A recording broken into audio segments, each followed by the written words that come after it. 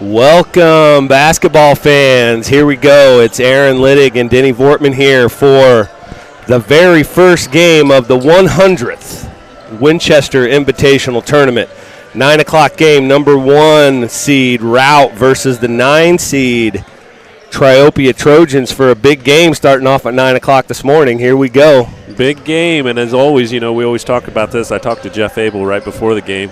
One of the toughest things about this tournament is you seed it in mid-December, and you're kind of figuring out where your team's at in mid-December. And now it's January, the first week in January, and you have some teams that probably would fall into different seeds. Not Rout. Rout's exactly where they should be, but you're going to be looking at a Triopia team that has played well at times. You're going to look at a Camp Point team that I don't think's a sleeper. Some people are calling them a sleeper, but they're a very good team in themselves, and they're ranked 5th in this tournament. So you're going to see a lot of good basketball, and you may see some upsets just based on, like we talked about, rankings and how they fall so early in the season. Yeah, for sure. Rout is 13-1. That one loss for them coming against New Berlin, I believe, in the very first New Berlin tournament of the year. Triopia right now sitting at 9-7, but like you said earlier, they've been playing pretty well. Competitive in a lot of games that could go either way, and this is going to be exciting today. Overall, so much going on in the Winchester tournament this year. It's the big one. A lot of people put a lot of work into recognizing folks throughout the day, so stay tuned. I think things will be we'll go to live feed whenever Kent's doing some recognition throughout the day, so you stay tuned. In between breaks, we're going to leave it live and switch our audio so you can hear the recognitions on here as well. So it's going to be awesome, and we're excited to bring it to you. About 11 minutes before this one kicks off, we're going to take a little break ourselves, get ourselves wrapped up into all the stuff that's going to be going on, and we'll be back.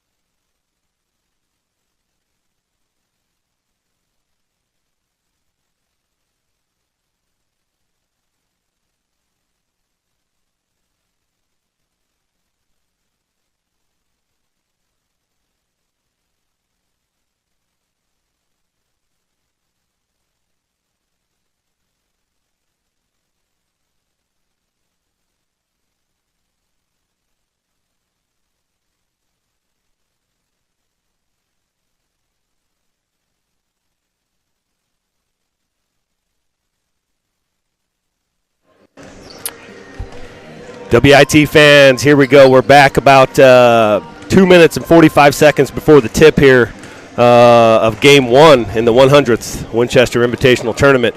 Today, on Saturday, because of the 100th, Mr. Kent Cultus, before each game today, each team is going to be recognized with a plaque and a little bit of a description of their history here at the Winchester Invitational Tournament, and there'll be somebody coming out to accept that plaque that the teams, I believe, have requested to come and get that plaque. So it could be the coach that's there now. It could be somebody that has history in their separate program or whatever. So we are going to, before each game today, we're going to flip the audio over and let Kent Cultus take over. So make sure you're staying tuned to hear all those different recognitions today.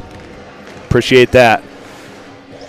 Other than that, man, holy cow, let's go. I'm so excited to just get this baby rolling. For people in Winchester, well, even the surrounding area, I think it's like Christmas Day, is it not? Yeah, for sure. It's a whole day of basketball, and we get to talk about it the whole time, so it's great.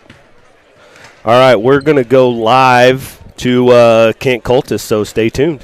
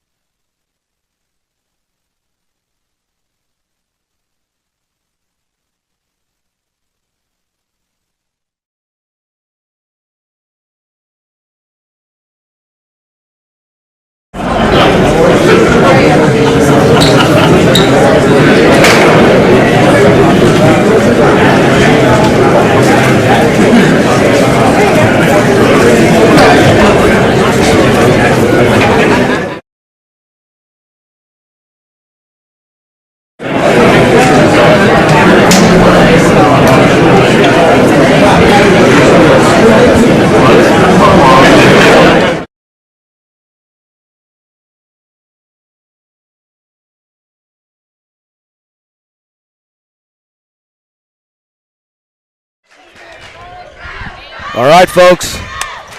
Here we go. We're about to tip the 100th Winchester Invitational Tournament. Number 1 in the state, I believe, right now, rankings Route Rockets, not just in this tournament, against Triopia. And here we go. The first tip is a rejump. Yeah, what do you know? We'll see if that's good history for Kent one of these days, right? That's right. And Route Rockets will take control of the first tip. That'll be number 11, Nolan Turner bringing it up. Looks like Triopia is in a man-to-man here. Route starting off in a 1-4 low set, getting that offense going. Up to Wilson. Back to Turner, he drives middle. Whalen over to Killian. Killian goes middle and throws it to a Route fan in the first third row. First turnover there. Looked like Route was a little bit confused about what they were going to start running there, but good defense by Triopia. Wow, luckily there, Snow just barely saved from doing the inbound violation. Route into man-to-man as well, so we'll see how both teams adjust as the game goes on. 9 o'clock game can do some funny things. Nice pass from Snow down to Beck. Beck misses a shot, but it's going to stay with Triopia.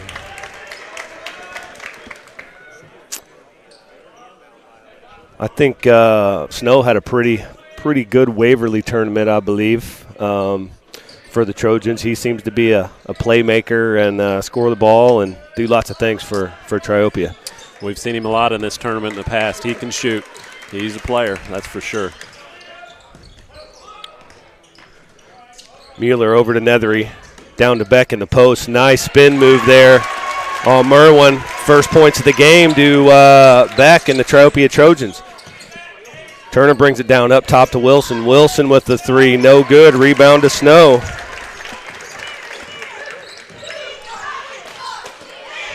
Snow stopped there by Merwin. Ball screen. They're going to look like they're going to take it right to Wilson with Beck. Well, you saw this happen with the West Central game too. You know, West Central got Wilson to get in foul trouble early, and kudos to Route. You know, they were able to weather that storm, and the freshman Mossman was the one that ended up killing us in that game. But I can see where they're going to go right at him, and he's doing a much better job defensively. Ball passed over the top to Beck as we were talking through that, and it's turnover number 1 for Triopia. Nice idea, just a little bit too much under it. Just a recap of who's out there. So we've for Triopia, we've got number 10, Mueller, Snow, Beck, Nethery, and Reynolds. And for the Rockets, we've got Turner, Whalen, Killian, Wilson, and who am I missing? Oh, Merwin, yeah, that's right. Shot by Killian there, missed, and rebounded by Triopia. Still early in this one, 2-0 Triopia. Just underway, just under 6 minutes. It's not just early in this one, it's early in the day, 9 o'clock. So it's always interesting, these 9 o'clock games, like how this gets started and who's ready to go. They're letting them play, as you can watch Wilson down there battle with Beck. And, Netherly, he traveled.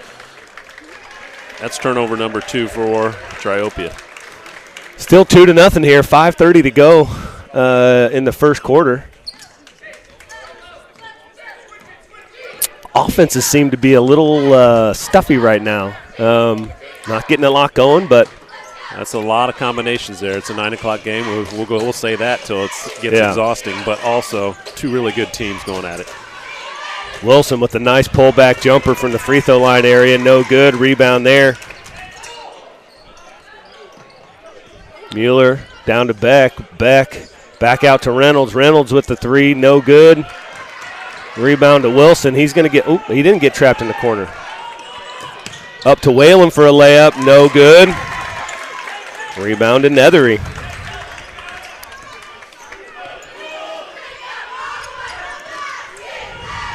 Mueller working against Turner. Down to Snow on the baseline against Merwin. Merwin finds Beck. No, knocked out of his hands. Nice hands by Killian there. That was going to be a nice open shot for Beck, and he didn't get it.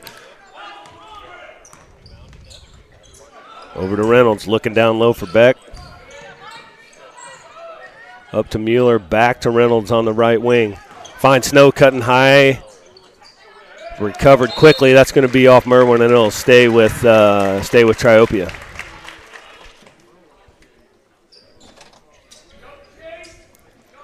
Snow to inbound. Triopia in a box set here. That was forced a little bit. Killian comes up with the steal. He finds Turner down the right-handed layup, and that goes. Game's tied.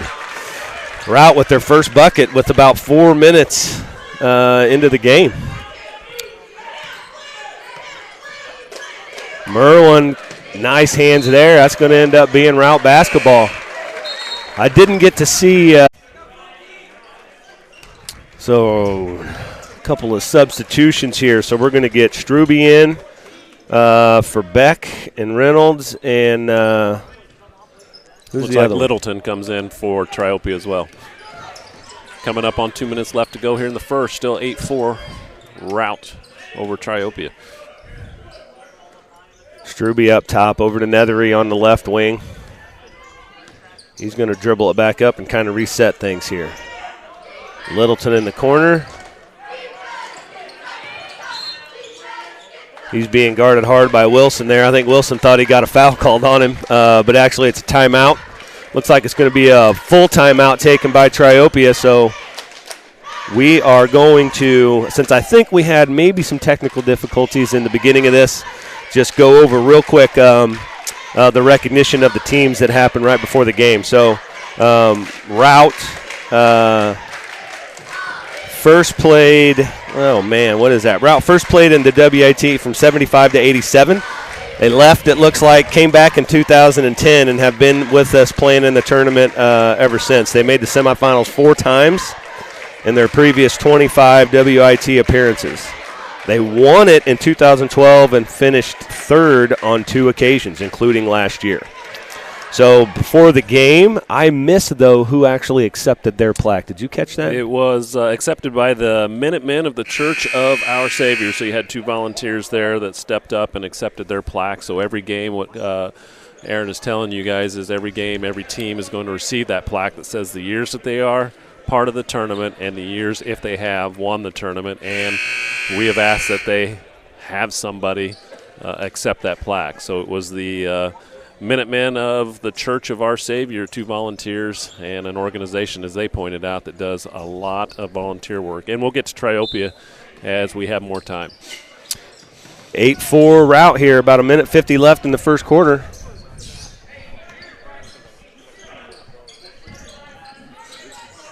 Littleton on the wing, guarded by Wilson. Back up to Nethery. Over to Struby. Mueller curls around. He gets stopped, tries to force one to Snow. He ends up with it. He gets it knocked away. He's under the basket, guarded by Merwin. No good. Rebound to Littleton. Struby moves it to Mueller. Mueller for 3. Gets it. 8-7. Big shot by Mueller. Nice job by Triopia keeping that ball alive. Turner to Wilson. Wilson ball screen for Mossman. Mossman over to Killian. Killian working against Mueller. He goes middle. Short baseline jumper from Wilson there. No good. Up to Snow. He's got Mossman on his hip, and he scores. That'll make it 9-8. A nice little run here by Triopia. Under a minute to go. Turner against Littleton. Ooh, looked like Killian was going to pull the trigger for that deep 3. Yeah, why not? Over to Merwin for 3. That's good. 11-9 in favor of Rout. 35 seconds left here. Nice little sporadic run here. I think they both finally kind of woke up in the last minute and 20 seconds of this game. Yeah. 9 o'clock's against the human element of any teenage kid, right? Oh, for sure. Littleton backdoor to Snow. Nice move there. Bucket. Nice look from Littleton to Snow. It's tied up 11-11. I'm sure Rout's going to take the last shot here. We got a high ball screen from Wilson on Killian. Over to Merwin. And they get him for traveling. Dave Bishop up there, I don't know. I didn't see it. I had my head down, but I saw the motion. That's turnover number 2 for Rout. I didn't see it either. I had no idea. I just happened to look up, and the clock has stopped, and I'm like, what?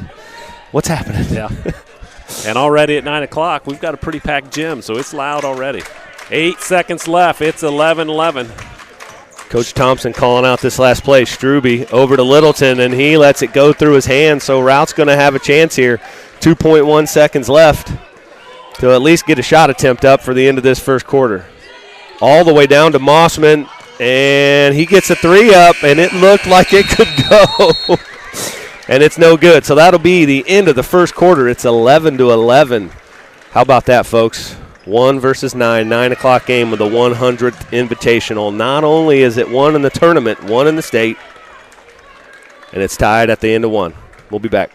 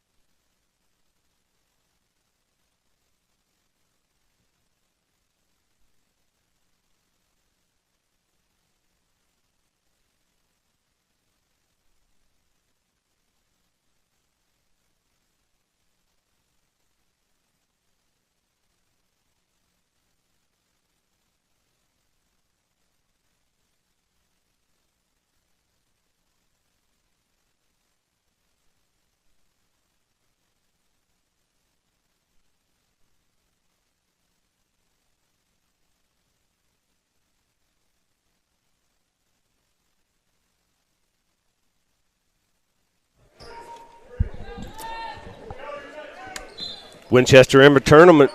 Tournament. What is that? Winchester Invitational You're just super Tournament. excited. I am super excited. Second quarter here. Triopia ball to start.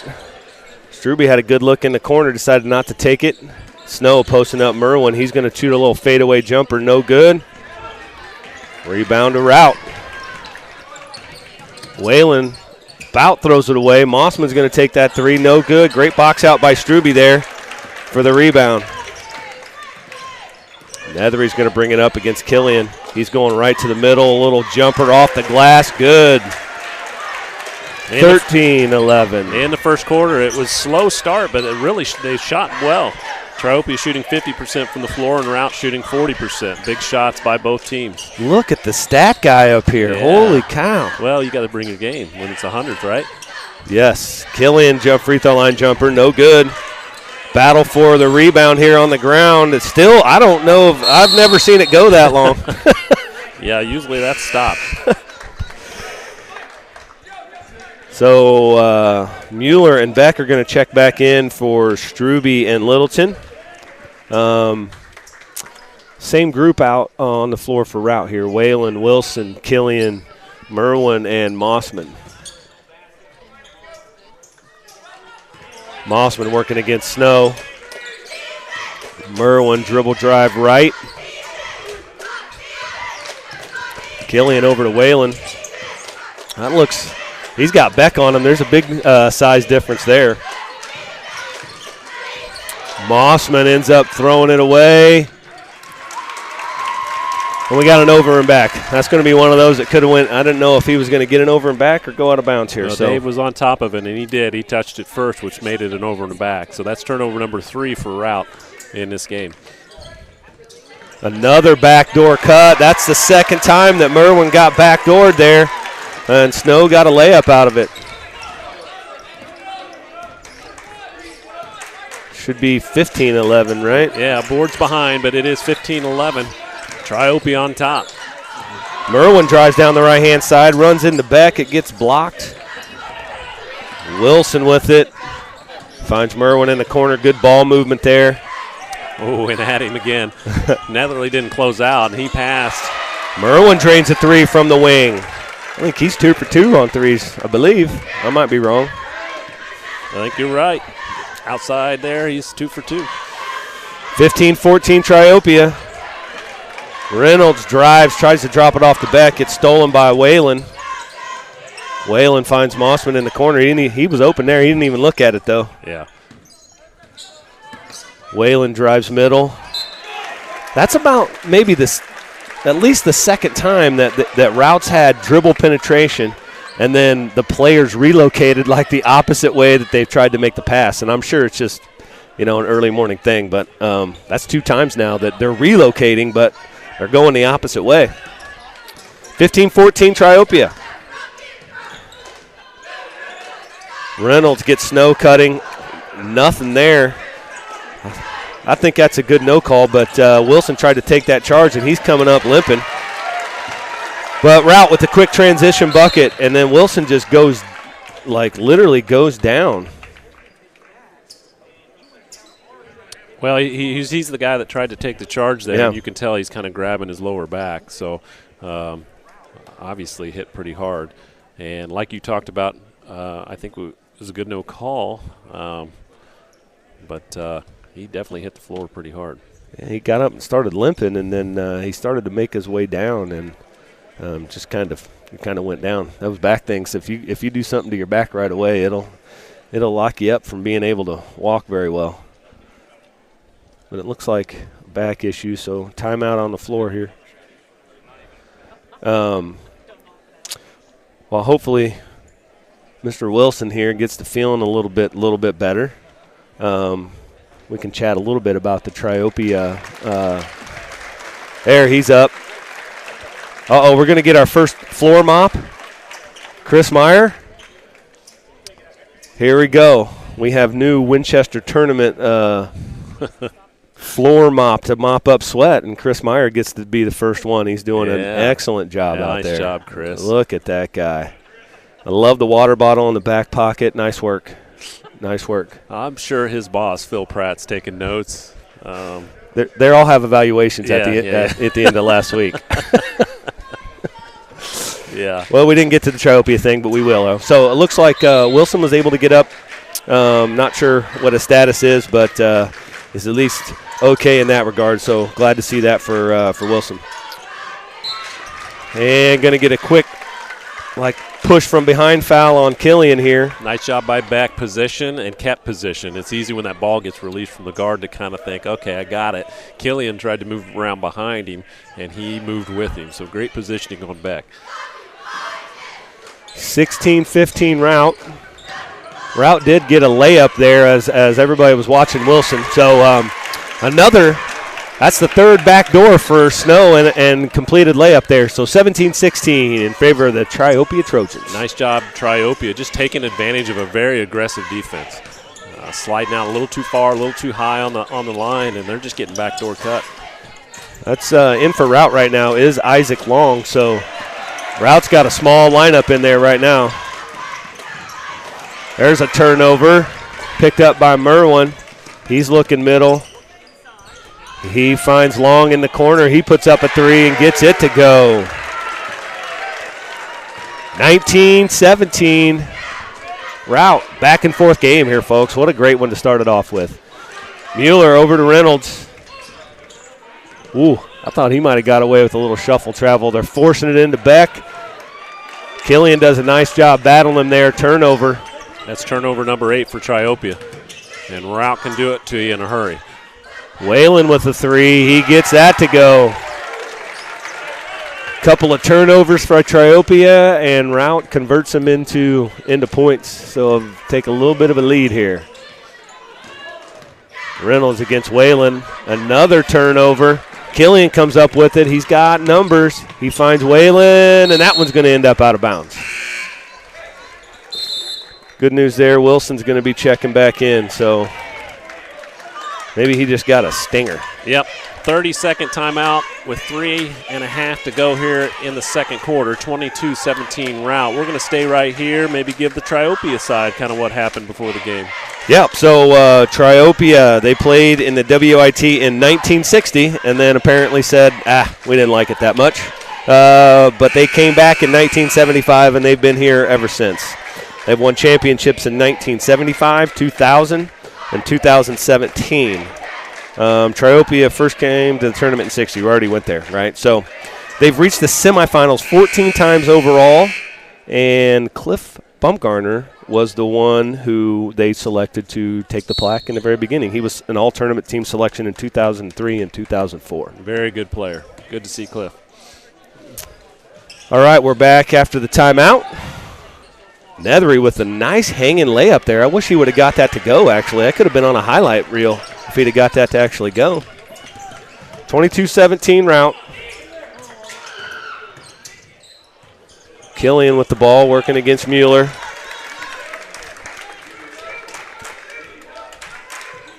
Coach Whalen calling out some plays. They go to Mossman in the corner against Beck. Whalen with the 15-footer. Gets it to go. Route has been hot these last 4 or 5 possessions. We've been hot, and Whalen's woke up. I think that's Dad, Coach Whalen. And I heard him at one point say, wake up, and since he has woke up, Route has kind of taken over. 24-17 Route. Mueller tries to force a jumper over Mossman and Wilson. No good, but it's going to be out on Route, it looks like. Going to stay Triopia ball.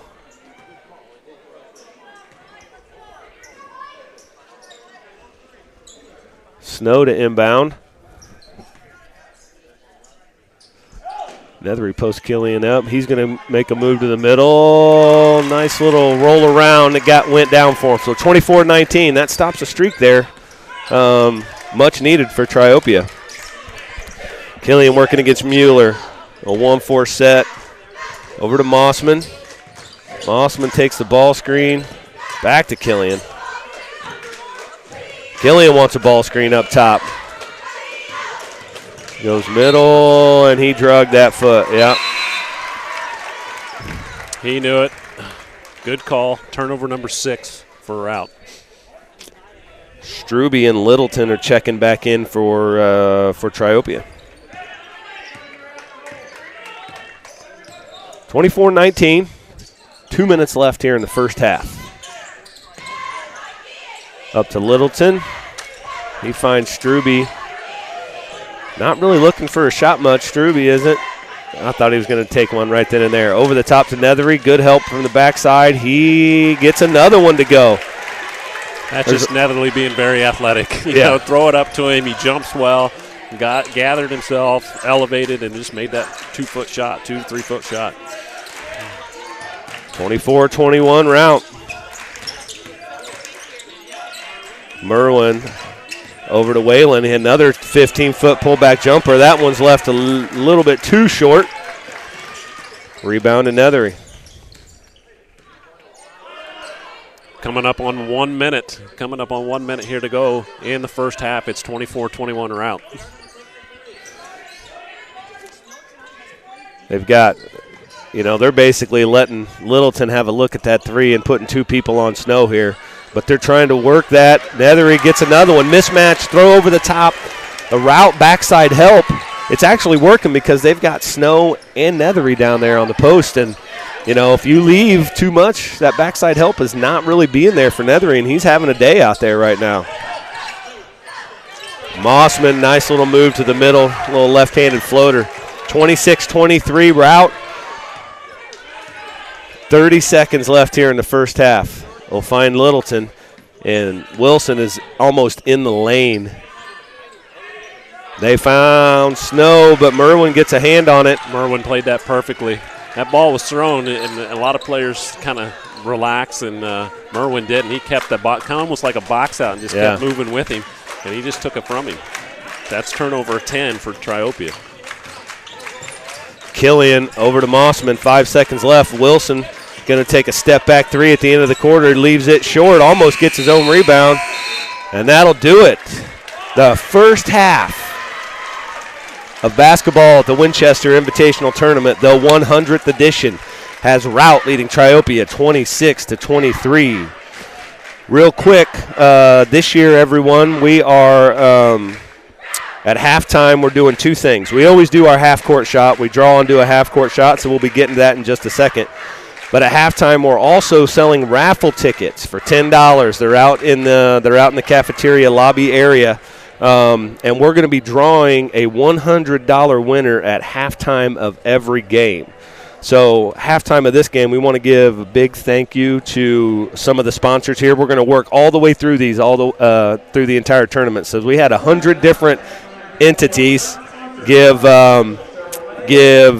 sponsorships for this $100 winning. So Scott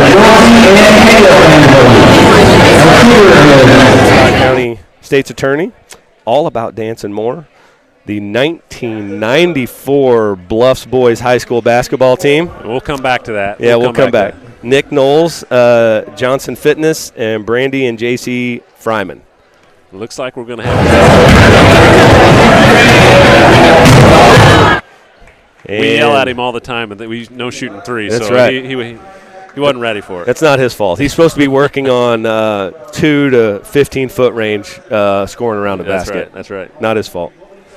So, yes, we have sponsors, a ton of sponsors, and we're going to get to every one of them in this 26-game tournament. So stick with us on that, but we want to thank those sponsors as well. And we're going to come back to those sponsors here a little bit. We got some, for sure. We got some plugs on all of them. Well, and we are going to get to all the sponsors and people who made this such a great year, and we'll get them throughout. But just in general, thank you to all these 100 different. I mean, it's not necessarily companies. Just like, for example, the 1994 Bluffs High School boys basketball team, which would be, I was on that team, so I reached out to a couple of my teammates, see if we wanted to get together and put $100 in, split that up and be a sponsor for this. So who were the individuals kind of involved in that? My buddy, longtime friend Keith Evans, and then our coach, our high school coach, Mr. Winchester.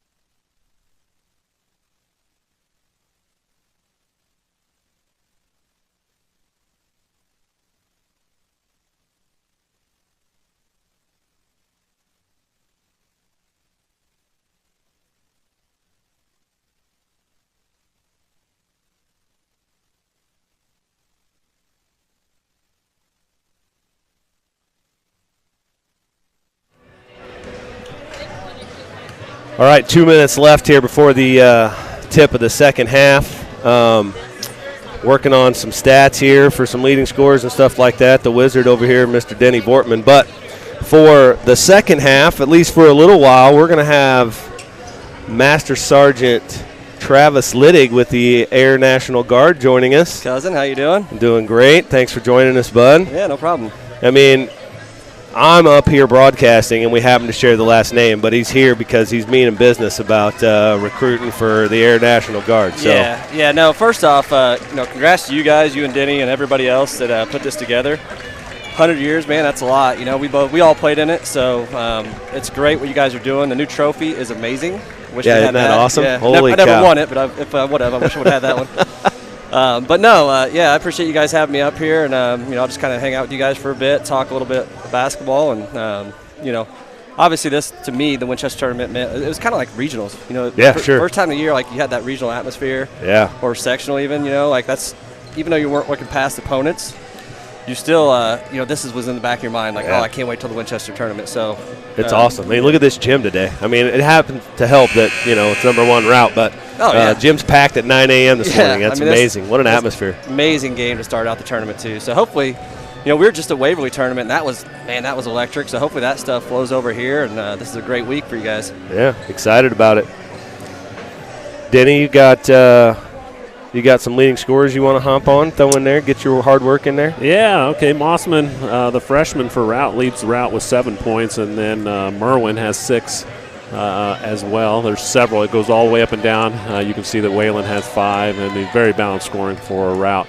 The big 2 for Triope right now, Nethery and Snow both have 8 points, and they're really looking to go big. You've seen them throw it into Beck. You've seen them throw it into Snow. They're not disguising that at all. They're going inside, and why not? 2 very big, athletic big guys, and Route's having some difficulties with them. Triope itself, 58% from the floor in the first half, 48% for Route. 26-23 Route here as we start the second half. Triope starts with the ball. We get Beck with a little jumper short. Rebound to Killian. Killian looking up ahead. He had Mossman in the corner, and Mossman even had his hands like, ooh, I was ready to get that one. Killian to Wilson. He looks like he's moving good, which is great. I was a little worried about him with the way he went down with that back, so glad to see that it's not affecting him too much here. Killian up to Wayland. See if he can continue that hot start. No good there. Rebound to Nethery. He's battling 2 route rockets down there and still ends up with it. Mueller into the corner to Beck. Really been impressed with Mueller as far as how he's handled this pressure. You're not going to see him in the stat line right now, but he's done a nice job facilitating the ball against a lot of pressure. Reynolds a 3 from the corner, rebound to Killian. Oh, I was thinking he was going to get his hand on that one. I was waiting for Nethery to take that one off the glass. Missed layup there. Snow over to Reynolds. I mean, really, Route is not guarding Reynolds or Littleton at all. That foul's going to go against Wayland there. And they probably could have got Wilson before that. Well, I'll tell you, he's sneaky. He's sneaky, but he does a great job when that ball's in the air to take that extra step and push him a little bit further out. Inbounds play to Snow, back over to Reynolds. Nethery on the wing against Killian. He rejects that ball screen. He's got Beck on the opposite block. Fadeaway jumper, good. Right. Wilson, nice defense there. Covered that ground, stayed straight up, made him shoot over the top. That brings Tropia within 1. Trav, you spent a lot of time over at the Waverly tournament, I think, and saw a lot of games over there. So you've probably seen Route play multiple times. I'll tell you what, they're very athletic. I think Wilson kid's one of the most athletic kids on the court every time he's out there. So, but all around, 1 through 5, great team. Oh, nice find there by Merwin to Wilson over the top. I love Merwin's pace to his game. Like he's able to explode and then get control again. Head up, really looking to create and make a play for everybody. He's never really forcing anything. I love his pace. There's a lot of good pieces here, too. You see the Mossman kid, and that's a freshman, too. So he didn't look, I didn't look like that as a freshman, and he sure as heck didn't shoot like that as a freshman. I was talking to somebody before the game about that. I'm like, that dude does not look like a freshman at all. Yeah. I remember me at that age. Good player, and as we talked about, we had a youth basketball game and watched him putting his work in on his own. Nice ball fake there by Snow. He's got a great pace to his game, too. He's got a little bit of an old man crafty game, Snow does. Wilson going to get, oh, wow. He's able to finish that. It's amazing. I thought he was going to get some lift off and get a dunk there. But I don't remember who it was, but I couldn't tell. But somebody got a hand on it and kind of slowed him down. 30-25 route. Elevator screen for Reynolds at the top of the key. That's going to be no good. And, oh, nice hustle there by Wilson. It was, whoa. Ooh, yeah. He just pointed the wrong way. Yeah. The route fans over there were even after he corrected it, they weren't going to have it. Yeah, no. He just pointed the wrong way. Yeah. We all make mistakes. You'll hear plenty in this broadcast. In fact, if you're keeping track, it's probably already been 12. Yeah. I think I said Winchester Invitational or something earlier. It's terrible. Merwin working against Struby, who's checked in. Over to Mossman against Snow. He goes left. He likes that left hand, that's for sure. Merwin going to take a corner jumper. No good. Rebound to Beck. 30-25 route. 4:20 left here in the first half. Nice move there by Snow. Over to Struby in the corner. Leaves that three short. Rebound to Long. Long finds Moss. Man, that's another play. I really wish there would have been a route player standing there because that would have been an incredible pass. Merwin with the steal. And so Merwin gets the steal, goes in for the layup, and Nethery on his way to block the shot. He smacked the backboard, and I believe they've called a technical foul on him for that. Huh. I don't know that I've ever seen that. I know it's a rule. Okay. I know it is a rule. I have issues with the rule right now. I'm trying to protect those new backboards you guys put up. That's a good point. I just Windexed those last night. You guys put a lot of effort into those, so I appreciate those guys doing that for you guys. Well, I would say that the rule is in there to prevent people from hitting the backboard to affect the shot. Like if it's within the play, I think it's probably fine. But it did kind of look like he didn't have much of a chance of blocking that shot, and he just went and hit the backboard pretty hard. Yeah, I think the ball was already in. Yeah. So Killian goes up and knocks down two of those. Figures, one defensive player, two offensive guys picking on the defensive guy. Hey, you can't be affecting it when we get up off the glass. So it'll be 34-25 route here. They've really jumped out in the second half. Merwin working against Struby. He goes middle. Nice retreat dribble there to Long on the side. That's some good butt defense by Beck. Over to Wilson. Rebound. No good. Rebound there. Snow's going to bring it down the floor. See if he can get old man crafty here. Rejects that ball screen. Finds Struby. Nice cut to Snow. No good on that one. Gets his own rebound and puts it right back up. Yeah. 34-27 route. 3:20 left here in the third. Merwin working against Struby. Killian going to get a hand check there on Mueller, it looks like. You know, this has been team foul. There weren't very many team fouls in the first. We've got 3 total now, unless Steve was super fast on that, and he may have been. So only 2 team fouls maybe. But, yeah, either way, been a very clean game. I don't know if they executed that inbounds play correctly. Ooh, good. Jump ball there. Nice job by Littleton to reach in on Wilson and get that jump ball. But it's going to stay with route. Over the top to Merwin. Killian's going to take a little bit of a deep three there. Rattles in and out. Rebound to Littleton. Snow looking ahead. He's got Strube in the corner, but he's going to set something up. 3 minutes to go here, 34-27 Route. Nice third quarter here by Route. Up top to Littleton, who are, again, they are choosing not to guard. Snow's going to take a top of the key three. No good.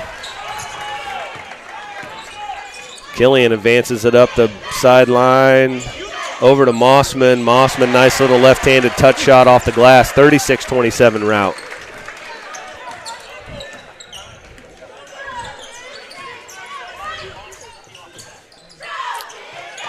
Down to Nethery. He's going to go to the basket. He's going to get a finish. He's been solid around the rim today. He's athletic. When he gets that ball by the rim, he usually scores. Athletic and looking for contact. Love it. I'd like to look for him a barber. Yeah. He's still hanging on to that mold. And as I'm doing that. That's long. That hits the long shot. 39-29. Look at that. You worked on that all week. Yeah, to get that ready. I'll be here all week, too. 39-29 Route. Ooh. Turnover there. Pass goes through Mueller's hands and into the stands here. So 1:44 left here in the third quarter. Route has pushed this lead to 10 here in the third quarter.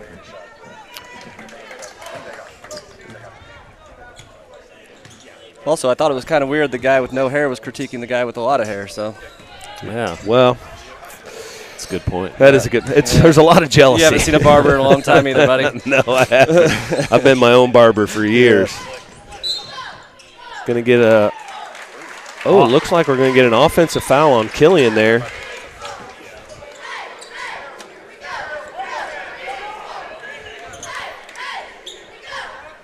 I'm going to get him a push off. So 39-29 is going to go to Triopia here. Mueller brings it up. High post entry there, looking for that back door that was pretty successful in the first half. They haven't got it at all here in the second half. We're going to reset. Snow's going to take that ball screen from Nethery. Got that switch that they want. Mismatch Nethery. Oh, he's moved all of his feet. He had 3 pivot feet there at one point. And he gets fouled and he's going to the line. Sorry. That was easy to point out. Yeah. And sometimes we all get caught watching the ball, I guess, yeah. You know? Yeah, for sure. But if he had 4 feet, he'd have moved all of them. Oh, my. A minute left here. Nethery gets the first one. Reynolds is going to check back in for Strube here. 39-30 Route.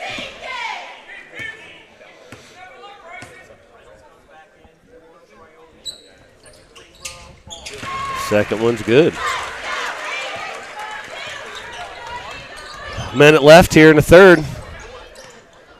Killian's taking his time bringing it up. Surveying the court. Over to Merwin against Reynolds. A little mishandle there, but he ends up keeping it. Killian going middle against Mueller. Finds Wilson against Nethery. Good defense there. And going to get him for the travel. Mr. Bishop doing a great job here today. that was a big stop by Triopia. If they can get a score here, that's a lot of momentum going in that fourth quarter. They get a score, they get the possession. Yes, I agree. Reynolds to Snow. Back up top to Littleton. Reynolds takes a look at it. I thought he was going to pull the trigger. He was going to pull the trigger, but the coach is 2 feet away from him, and I'm sure he said something to him. Like, good back door right there. They got it again. Nethery with it with 6 seconds left. Snow, volleyball line jumper at the buzzer, no good. Rebounds up. Mueller has a chance here, and they're waving it off. He got it to go, but they waved it off at the buzzer. We'll see what kind of momentum change that has going into the fourth. Imagine if he gets that to go, it's 39-33, what that momentum might be. So we're going to take a break here and be back for the fourth quarter. There's mistake number 13. Here we go.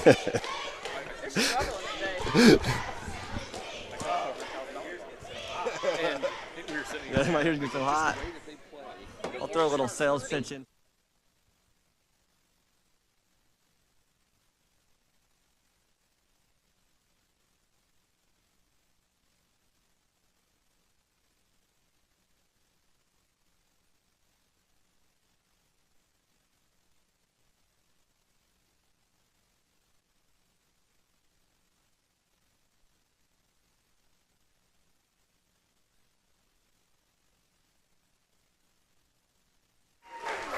Fourth quarter action. We'll be back here 39-31 in favor of Route. Before we get started into this game, I want to get Master Sergeant Trav. He does have a table set down in the booth there. Yes. So real quick, we just wanted to be here, obviously support you guys, but we also wanted to give a shout out to all the veterans who have ever played in the Winchester tournament. There's been a lot of great athletes that I played against, myself included, that played in this tournament. We had a kid that was actually in the guard that played in the tournament last year. So, obviously shout out to them and, to all the veterans, really. Yeah. So if you're interested in 100% college tuition, any of your kids are, come see us at the table, and we'll be here all week. So.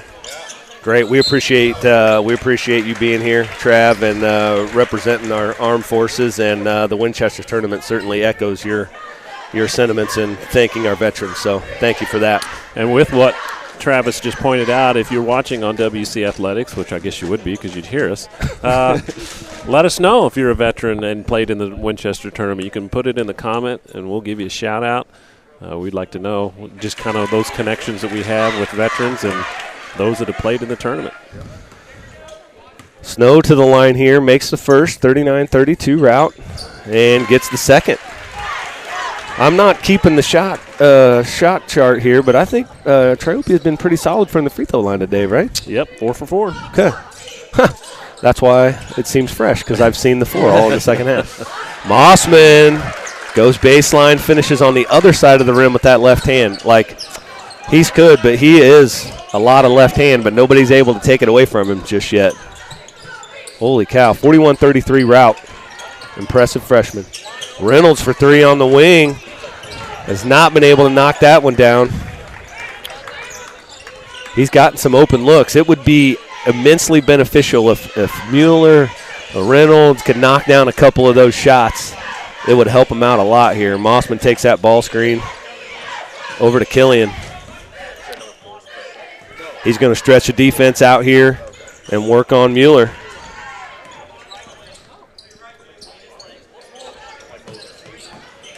Gamble on a steal there by Nethery. Mossman just pulls up and drains it. Another 3 there for Mossman.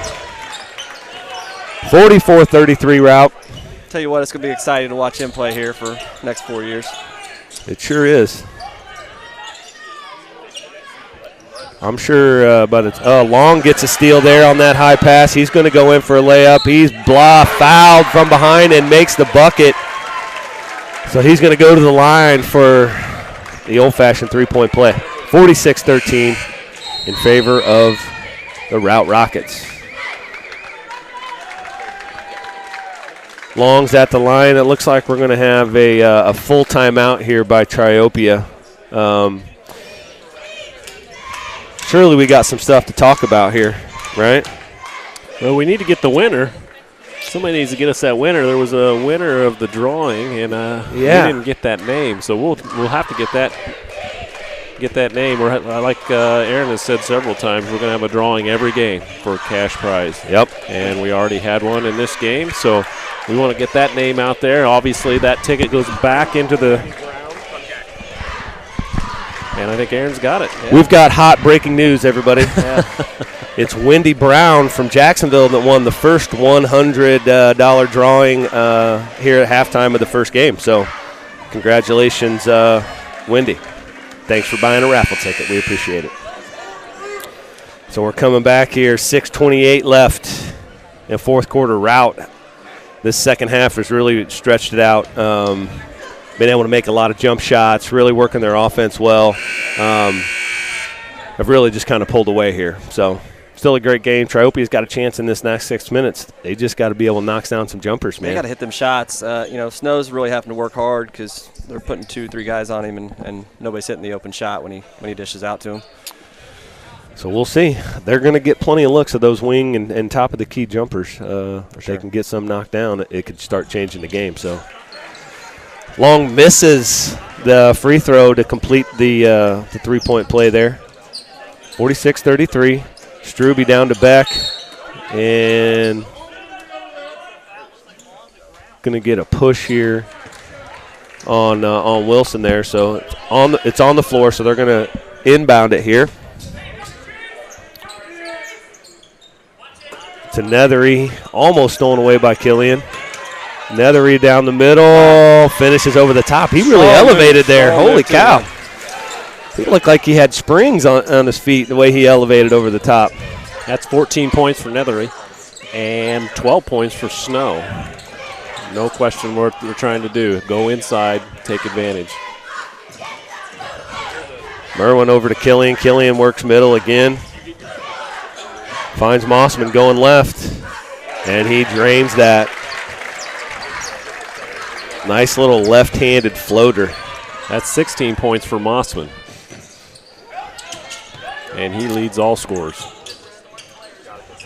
Struby in the corner for three. He gets one. Maybe that's the momentum they need to get moving. 48-38. He brings them within 10 there. But Route's really in control of this game. With that lead, they can run clock and then get a good look. Merwin's going to go down the middle. Over to Mossman again. Going left. Long against Beck. Backdoor Merwin. Steal there. Knocked away by Struby. Going to end up in Nethery's hands. And a turnover. There. Tried to kick that back out. Merwin, again, nice job. He's just having a great game defensively. Kind of making everything go on the offensive end as well.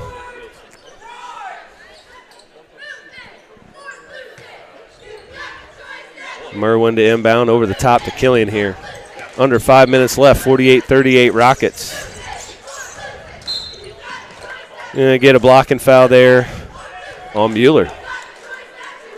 Since we talked about the foul situation, they've kind of gone up here in the last few minutes, but yeah, it's okay. I mean, I have a feeling Route's gonna need to start fouling here at some point, so getting them closer to that 7 to be able to stop the clock will be good. If Struby can get some confidence and start knocking down some of those shots, this might become interesting in the last 4 minutes. Long three, no good. Going to get a foul on Wilson. Wilson's been kept fairly in check this game. I think he looks like he's got 4 points. He has 4 points, you're right. It's hard to tell how much that back injury affected him after that, though, in terms of being able to move and be explosive. Struby gets another look at it, and he gets it. 48-41, that's all he needed. Struby's face doesn't change much. Not a lot of excitement. He's out there playing hard, but you can't tell that it's a big spot for him. Timeout on the floor with 4 minutes to go left in this one. 48-41 Route.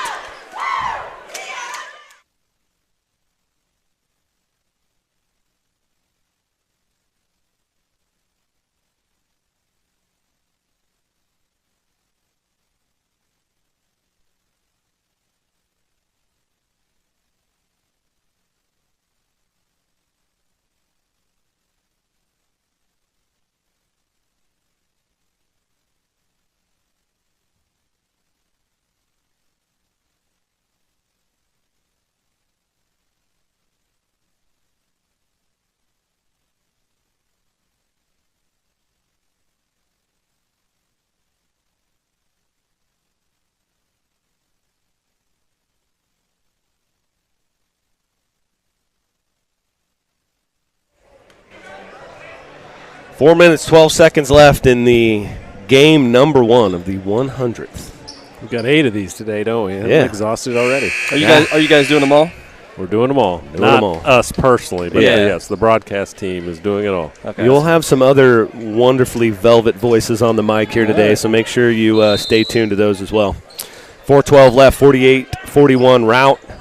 A little bit of a resurgence here for Triopia. Got Struby knocking down a couple of threes to cut into that lead a little bit. That's we've done a terrible job as commentators, but, you know, Turner started this game, and he hasn't played. He hasn't been in a whole lot, and he's back in here. And Mossman, I think, has a lot to do with that, the way he's playing. Sure, yeah. Coming off the bench, and you just kind of ride a hot hand. I'm talking about it mostly because Turner has my favorite shoes in the game right now. I knew it was only a matter of time before we started talking about shoes. Yeah, those are my favorite. Those are PG-13s, the newest PGs. And that colorway is fantastic. Look at that. Pink, purple, a little peach in there. Those are great shoes. Yeah, you lost me at pink. I do really like Wilson's LeBrons, though. Those are the LeBron 20s, I believe, and they're purple, and those are pretty sweet, too. Back to the line. He gets the first. 3:42 here. A little bit of a momentum shift happening here for Triopia. If Beck hits this one, they'll get him within 5. Look at the math skills. Yeah, and I think Wilson, he's got 3 fouls now, so if he picks up one more, I mean, that's obviously he might have to play a little softer on the inside. Yeah. Help out with the rebounding for Triopia. 48-43. Triopia's within 5 here. 3:40 left. You know, if I'm Route, I'm taking some air out of the ball. Yeah. You know, you're still looking to take advantage of good opportunities, but you don't have to force anything. You know, they played New Berlin twice already this year. And Mossman comes off and just drains a 3 off a ball screen, top of the key, smooth as silk, and drains it and just takes kind of some of that air out right there, the air out of that comeback. That's super confidence right there in that. For yourself. Sure. I mean, in the game, you know, a lot of times coaches would say, no. Ooh, that's 4. That's 4. Yeah, they'll get 4 on Wilson there. 3:08. I think you just ride with it, though, right? I mean, yeah, right? Yeah, you just ride with it. There it is. Sam Ford with the second. A veteran, I'd like to. Yeah, that is great. He is a veteran. By the way, Sam. No, what I was going to say earlier, though, is what kind of helps or benefits Route here is they played New Berlin twice, and you're talking about just kind of holding the ball. Yeah. I mean, that's what you do against New Berlin. It's a slow-down game, so that probably helps them out a little bit in this type of game. Snow misses a first rebound there to Nethery. Snow's going to get a chance at a 3. No good. Rebound to Struby. He finds – that was Mueller there. Nethery up top. Littleton's going to have to take his first shot. That looked good from up here. Struby, good hustle. Finds Littleton. That layup's good. Great hustle by Struby there to keep that alive. That's one thing you'll know about the Triopia kids, right, is they're going to fight. They're not just going to give it up. So 51-45. Turner working against they're going to do that ball screen. Finds Wilson. It goes through his hands. Back up top to Mossman. Triopia crowd's getting into it a little bit. If that ball doesn't go through his hands, that might have been a flush. Yeah. And he might have been thinking that too. I'd say he probably was. He's thinking this could be nasty. He was wide open. Killian drives Wilson for a short little jumper, and he gets it. 53-45, 2 minutes to go. Snow working against Merwin. Over to Struby. Littleton, again, left unguarded, and Wilson, I mean, they've had Wilson on. He hasn't had to work too hard defensively. Nice move there by Nethery, but just doesn't get it to fall.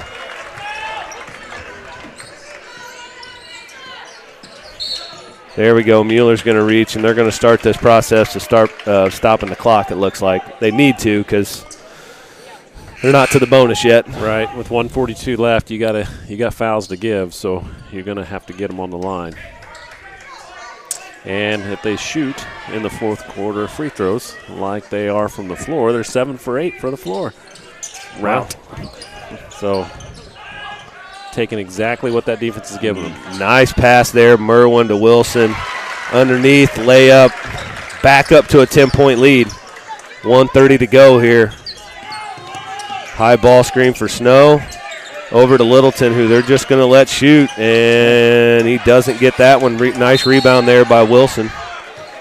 And going to get another foul. Stop the clock here. Nethery and Beck are going to check back in. I wish I knew what I don't have it on here. That speaks to my unprofessionalism in terms of broadcasting. But how old is Littleton? Freshman, sophomore, junior? We have to get it's hard to tell. Yeah, we'll have to get a program up here. Yeah, we should have one of those, shouldn't we? And again, he's able to knock down a couple of those, and then Wilson, who's guarding him when he's in the game, has to come out, and that opens up the middle for Nethery or Snow in terms of being able to penetrate and get there.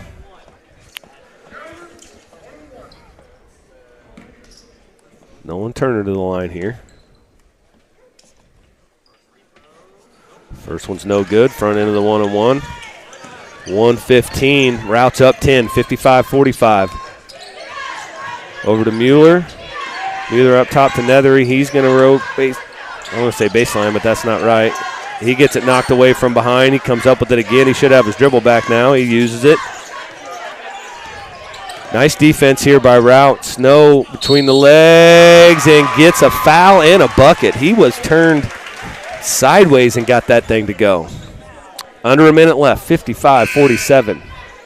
Just got a brochure or a program here. It looks like Littleton's a senior. Senior, okay. Yep. Committed to memory. Okay. While we got a quick break, speaking of veterans, I would not be I'd get in trouble if I didn't mention my old high school basketball coach who coached me here at the Winchester tournament, Jeff Abel, who's on the route bench right now. Yes. So he was in the Air National Guard along with me, and I actually served in the same squadron with him. So appreciate his service as well. His service there and service lots of places. Longtime coach here at West Central and Bluffs before that. And if you've ever met Jeff, you will never forget him. So there's a lot of things Jeff says that is committed to memory. Yeah, for sure. Snow to the line here. Gets that one to go. 55-48. So you're telling me there's a chance. Oh, turnover. Turnover. Mueller for three. No good.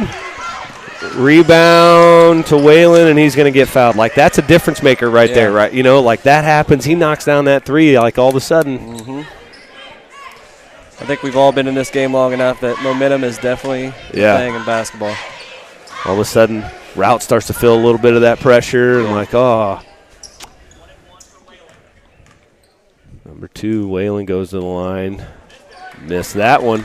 Opportunities there. You got to push it a little bit, Mr. Snow. Too much time. And they don't want to shoot it. Gets that one to go. Reynolds hits a big one here. 34 seconds left. That cuts it to within 4. They have got to. They just make a couple of these. It's going to switch it around.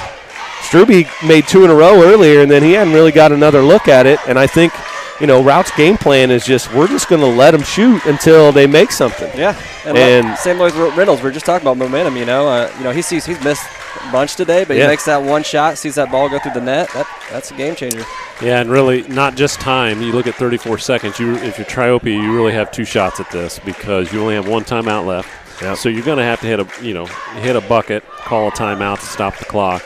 And then after that, make something happen again. So that's probably what they're talking about.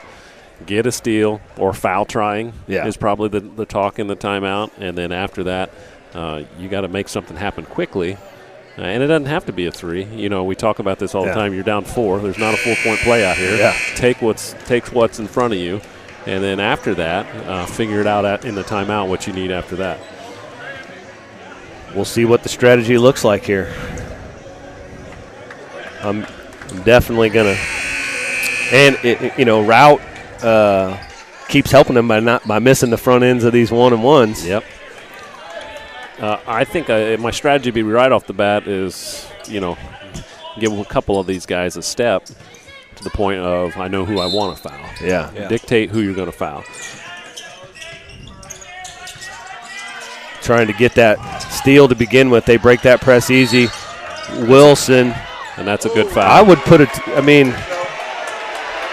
Yep, and you hear the fans clamoring. Yeah. Yep, and Dave does team up. Yeah. And this is huge, guys.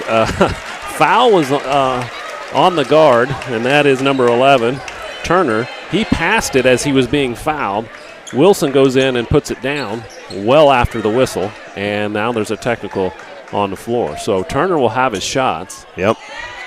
And then Triopia will have the shots and the ball, and that's huge. That's that's the timeout that they get to save. No clock moving, and it's interesting. Yeah. What a first game already, guys. And that also fouls Wilson out. That's big too. But they had to. It's the right call. I mean, I don't care what way you look at it. If you're going to call the slapping of the backboard technical, that is very much a technical in itself. And I know it was delayed, and we all had to think about it. Turner misses that free throw. We did have, I wanted to say that should be a tee, but I'm like, wait a second, should it? And it should be because it was way, way, way after the whistle. Yep. And that's where, and I know we talked about Jeff just a minute ago and Waylon and some of them. That's where mental toughness as a squad like that. That's where mental toughness has to come in. So Snow's going to go to the line here and misses that free throw. It's Triopia's first miss from the free throw line. 28.6 seconds left, 55-51 round. Huge turn of events here. Snow for the second one. He gets that one. So huge in the sense of exactly puts them right in a one-possession game with the basketball. So, again, I don't know that you need to look for the three. No, you don't have to. 28.6, 55-52. Triopia's cut to within three here. Wilson is out of the game for route. He fouled out. Snow with the ball. Over to Mueller. Mueller gets it knocked away by Turner. Over to Struby. Yep. Timeout by Rich Thompson there. Now you're going to have to draw your three-point play up, because it doesn't matter what happens here. You make a two-point basket, Route can take their sweet time walking to the basketball and taking it out. And in some cases, don't even have to take it out. And it's and Route's in double bonus now, too, so they get 2 free throws. Well, this next foul they will be. Yeah. So they'll get 2 free throws. Man, what a turn of events here. I wonder what kind of play Coach Thompson's got set up here, because you know that Route's going to focus on Nethery and Snow. Yep. And, not letting them get any type of three. And, like I said, they'll give up the 2. If they want to put them in and post them up and try and score 2, they'll let them have that. I can tell you Coach Abel's saying if they go inside the three-point line, let them go. Yeah. And that sounds dumb to say, but both of us, as I've worked under Jeff for many years, 11 years there, we've been in situations where, just in the heat of the moment, the kid's not thinking. He contests a 2-point shot, foul on the shot, and we've lost games doing that. So it's going to be interesting. 13 seconds. Struby to inbound here. Pressure by Turner on the inbound. He's having trouble getting it inbound. Inbounds it to Mueller. 10 seconds left. Mueller to Snow. Over to Reynolds. Up to Struby. 4 seconds. He's got to put that up. And it's soft off the rim. No good. I thought that was going in. I did too. That looked really, really, really good. So that's going to end it there. 55-52. The Route Rockets pull out that win. Great game to start us off for the 100th Winchester Invitational. I'm going to start saying WIT. I can't say that for nothing. Great game to start it off with. Both teams played really hard.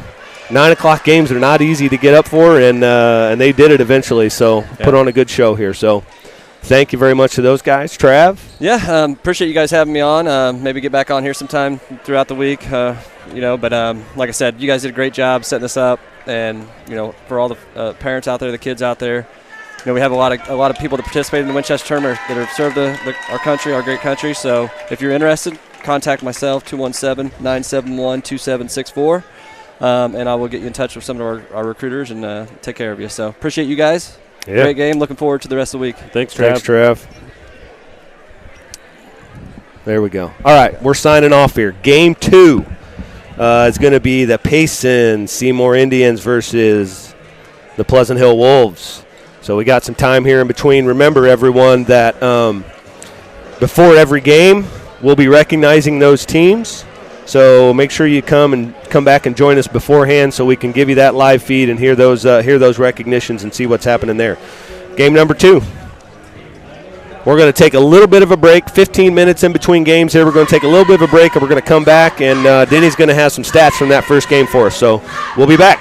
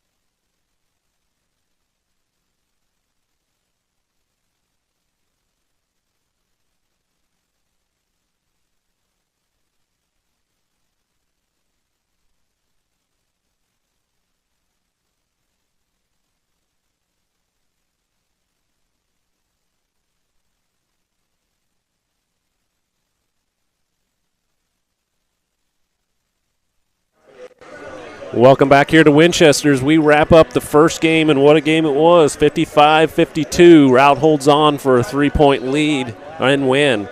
Mossman for Route, the freshman, scores 19 points to lead Route and all scores, and Snow has had 16 for the Triopia Trojans. The Trojans shot 46% from the field, and the Route Rockets shot 55% from the field for the entire game. Both teams shot well, both from the free throw line and from the floor. So, again, a close one. Came down to the last shot. 55-52. Route takes the first game.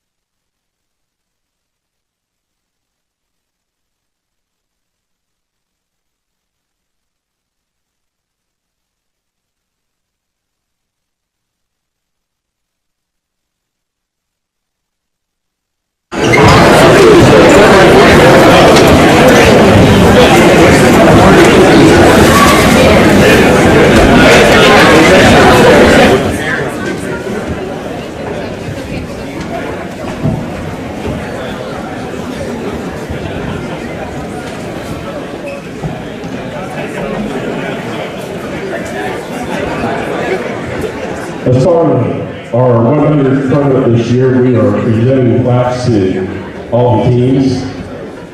And for Pleasant Hill, they've been in the tournament. This is their 54th year in the tournament. They've been in the semifinals twice and won the 1933 championship.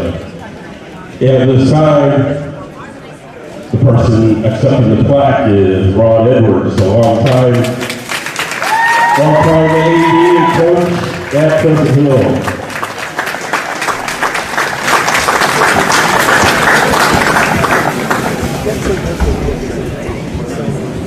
The Pacers has been in the tournament since 2008. They made their first appearance.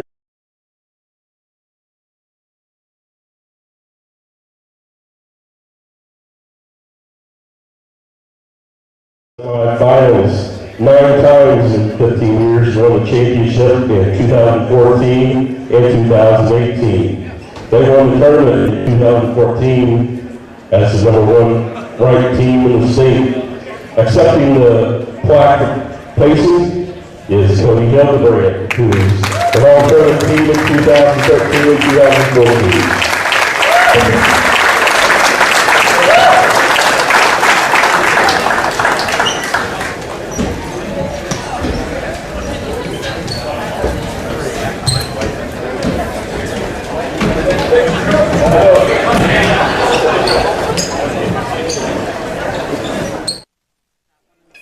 Okay, thanks to Kent there, and congrats to Cody and Ron Edwards there for receiving those awards.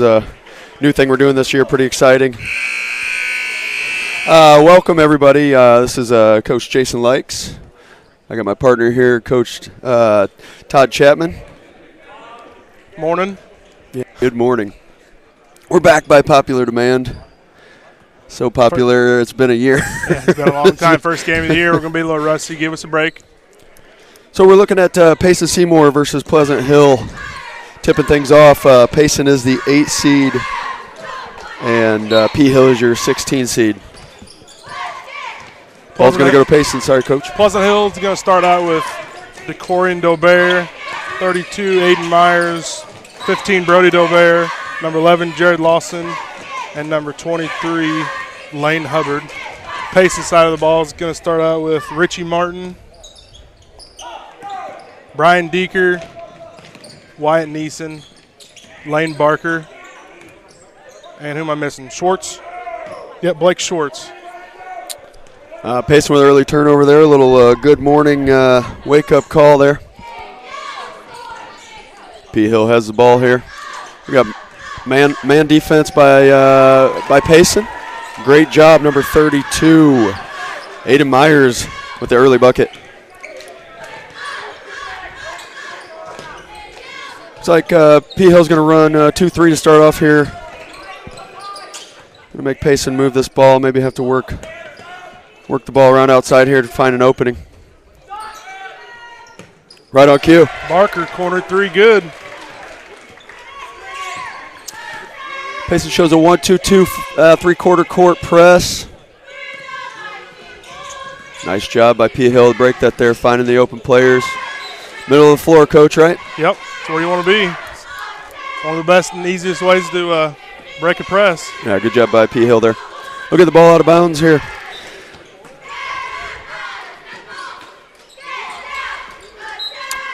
He was too open. It was so open they didn't realize it there. He's just standing on the backside wide open. Oh, they're going to call that out. Yeah, I think it was a good call. I think it just literally went off his hands and out of bounds.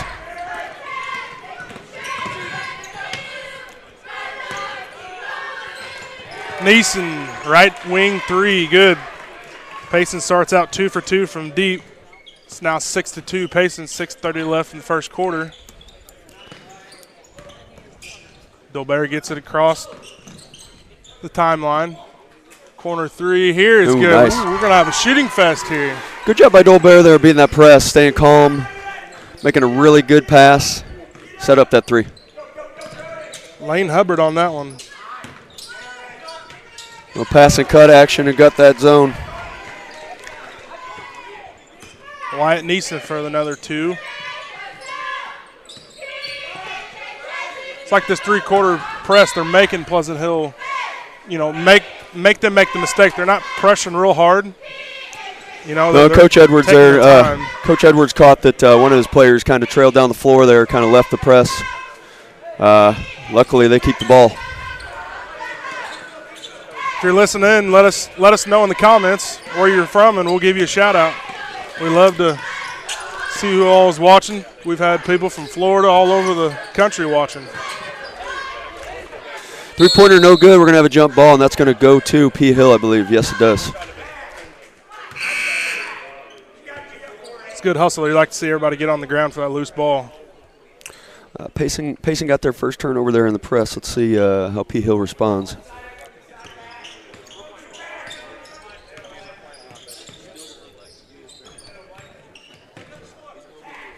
Ten seconds may not seem like a lot of time, but when you're trying to break a press, you got all the time in the world. Yeah, you rarely see a 10-second call. It's like we tell our young boys, I would rather get a 10-second call than a turnover and a layup for 2 points. Take your time, get it across, get to the middle, and you can break the press more times than you'll turn it over. There's your half-court offense turnover right there on the jump ball. It's like Deeker's going to bring it up for Payson, gives it off right wing to Schwartz, into the corner, tipped out of bounds off Dobert. We'll stay here with Payson.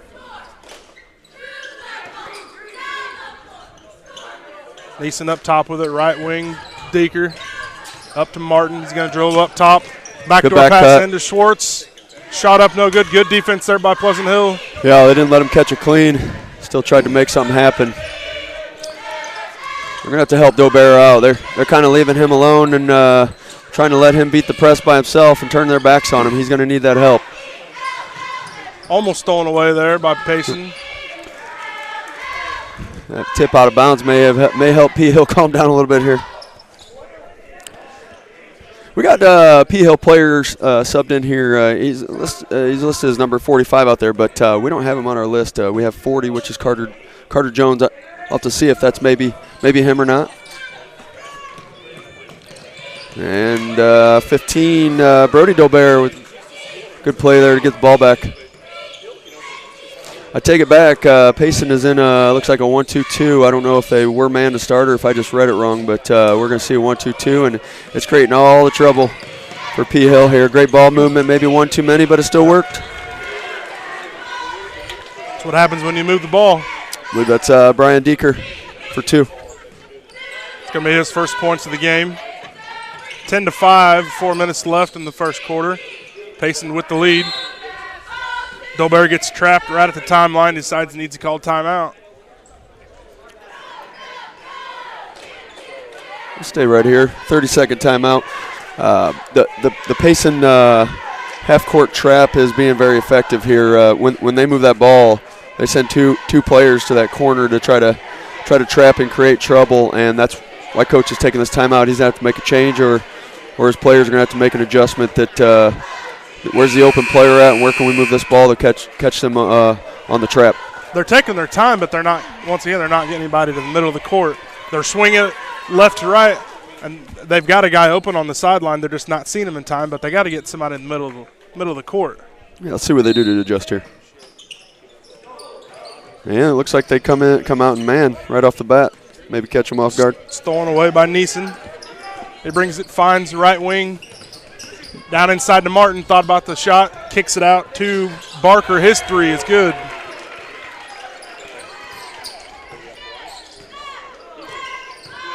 That's his second 3 of the day. 13-5 Payson, 3:30 left in the first quarter. Dobert trapped up top, looking for help. He finds number 11, Lawson, right wing, back to Dobert. Thought about the double, but they decided not to. Now he's doubled. Gives it off to Lawson. Left wing back up to Dobert. He's going to go ahead and shoot the 3, and it's good. Nice take. That's his first points of the game. Yeah, I thought this might happen. It looks like they're going to man up, giving away too many 3s in the zone. Barker thought he was heat check there. Yep. Misses Don't blame over him. But yeah, we'll see what happens here. P. Hill switched to man. Let's see what Payson does when they come back down here to adjust. Those are those passes you can't make in this 1-2-2. Those floaters aren't going to get there. Basket's good. Looks like Dobert Coach is upset, but it looks like Dolbear moved a little bit late there. He was waiting. Player made a good job to slide by, and so Dolbear, natural reaction was to slide over a little bit and take that away. So nice call by the referee there. It's going to be the first foul committed by both teams. It's going to be the first on Dolbear. Martin at the line for one, converts. 3-point play. 16-8, 2:39 left in the first quarter. Looks like they still got that three-quarter 1-2-2 press going on. See, there's that middleman. Yep. Good thing happens. We got our unknown player here at the free throw line. I don't think they have a 40. I don't think so either. Well, we'll try to find out for you guys, but we're thinking this is Carter Jones. He'll be at the line for two. That foul was on Richie Martin, pacing his first. I want to compliment Dolbear there again on that press. He went hard and had a seam down the side and was smart enough to know that that's set up to get trapped. Back dribbled, crossed it back over, and found the open entire side of the floor. So great job of him to stay under control and not just try to beat it by himself. Second free throw was good. Right. 16-9 now. Neeson up top three, no good. He's going to get his own rebound. Right side, Barker, three, no good. Rebound, Dolbear. If P. Hill's playing man, they're having trouble finding their man. They're not matched up. Dolbear brings it across the timeline. Left-hand layup, no good. Rebound, Deeker. Gives it up to Neeson. Up court to Barker. Good pass to Martin. Inside, shot up, good. Strong finish. Had the choice to go through the player. The player looked like he wanted to take a charge, and so Barker just pulled up. Or Martin, I believe. Here comes the double. He didn't quite see it in time, but he does find Lawson on the left side. Now left wing. Shot up, no good. Rebound. Comes down to Deeker. Pacing up the court to Barker. He goes all the way in. Shot up, no good. A lot of contact. Nothing called there. No, they're letting them play for sure. Only 2 fouls called in the first quarter, and we got 1:20 left. Probably tough as a referee when it's that muddy. A little bit out of control. Everybody's kind of there waiting. Shot up here by Dolbear, no good. Offensive rebound. Myers, his shot, no good. Rebound, Neeson. He's been all over the glass there on the defensive end for Payson. Barker, three, no good. Offensive rebound. Comes Payson. Neeson's going to try top of the key. Shot, no good. Rebound, Myers to Pleasant Hill. I'd like to see P. Hill box out a little bit better there. They're kind of watching that ball. Yep. Can't give them second, third opportunities. Dolbear all the way in. This time, shot no good, but he's going to go to the line for two. Pleasant Hill's attacking well. Yeah. Dolbear is not playing scared at all. He's keeping them in this game by doing so many good things. See if he can convert here. Foul is on Wyatt Neeson.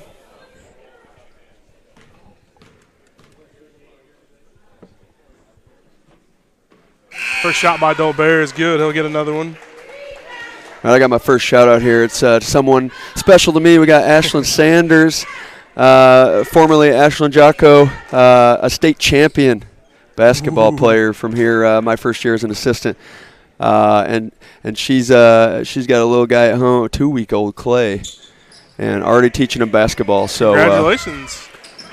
Yeah, they're watching good to hear all from the you, way Ashlyn. from Texas. Yeah, I believe it's Texas. Yeah, it is Texas. How's the weather down there, huh? Let's not talk about it. Dolbear misses the second one, but Pleasant Hill gets the offensive rebound with 30 seconds left. We'll see if they hold for one or if they're going to attack. Dolbear says, no, I'm going to attack.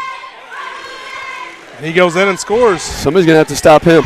Tell you what, they're not scared. 18-12, 20 seconds left. Let's see if Payson holds for one. All right, so nice play. That's 23. Lane Hubbard on the defense there. See if they can get a basket and close this thing up. Oh, great take, no good. Martin with it, 2 seconds.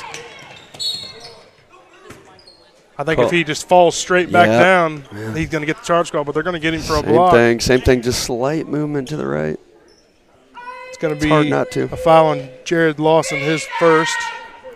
Only the team second. Kudos to Martin by pushing the issue, too, making them make a call. First free throw, no good. He'll get another. How about these rims and backboards? Need a little, then he broke in.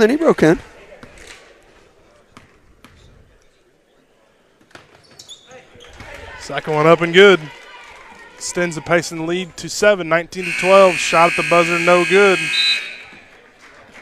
And after one, Payson Seymour leads Pleasant Hill Wolves 19-12. We'll be back.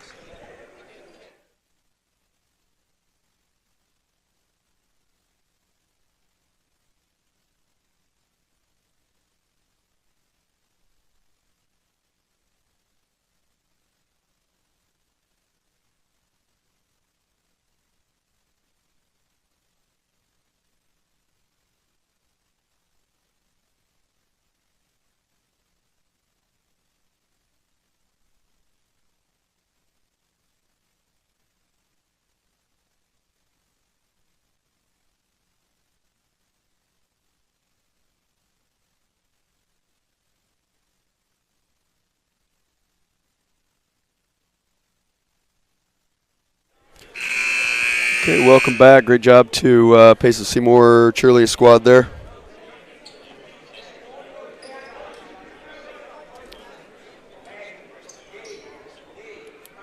Going to be Pleasant Hill ball. Gets the first possession of the second quarter.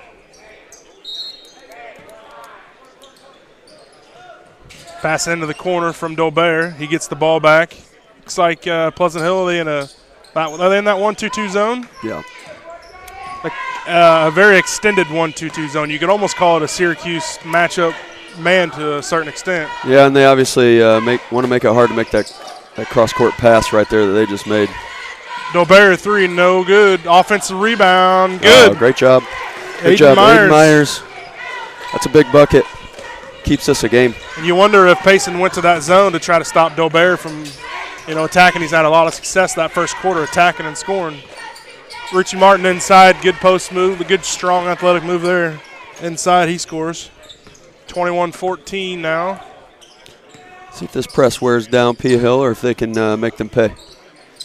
Still like to see players flash through instead of staying behind. Cross-court pass is good, and here it is, and one. Myers again. See, they took their time. They had the guy in the middle, so the weak side guard on Payson has to come cover that up, which allowed the cross-court pass to get on the left wing and then inside on the cut. It's all set up by that strong skip pass. Makes the defense have to recover too quickly. Basket was good, so we're going to have one free throw here. 6-point game. Number 45 coming in. Again, we think that's Carter Jones. We're thinking. For you P Hill fans, girls are playing right now also. North Green tournament's going on. They played at the same time as this game, 9 o'clock I think it started. We can get an update on that. We'll let you guys know. If anybody's listening and knows, let me know. Good offensive rebound then by Barker. Another 2 for Barker. He's got 8 on the day. Into the middle. Weak side down low. Thought about the shot. Yeah, good Decided look. not to. Good idea. They're going to set up an offense now. Delbert with it, right side. Being very patient. No hurry. Over left wing to Lawson. Back to Delbert. Right side. No, turnover. Stolen away. That's Sparks with it. He's going to go all the way in. Shot up. No good. Little contact. No call, though. But offensive rebound by Deeker is good. Yeah, those are the mistakes they can't afford to make. They're the 16 seed for a reason. They've struggled this year. But I see signs of life from these guys, but they got to tighten up if they want to stay with a team like Payson here. Take care of their passes. Stay aggressive.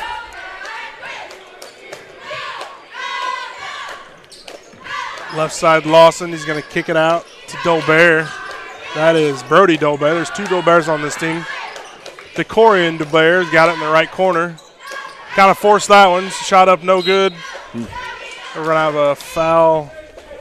Probably number 11. Yep, on Lawson. Yep. That's going to be his Lawson. second. Team third. Back to P Hill girls. Looks like they're playing South County. That should be a pretty good matchup. So I'm very interested in the results of that game. Barker with it right corner. Back up top to Sparks. Left-hand side, Deeker. Barker's going to put up another 3 right wing. This time it's good. He can shoot it. That's his third three on the night. He's got 11. Ooh. I believe the largest lead of the game now for the Payson Indians, 28-17. Yep, and there's another turnover. P Hill's kind of reeling here. There's your three. And there's your timeout. 30-second timeout. We'll take a break. See you in 30.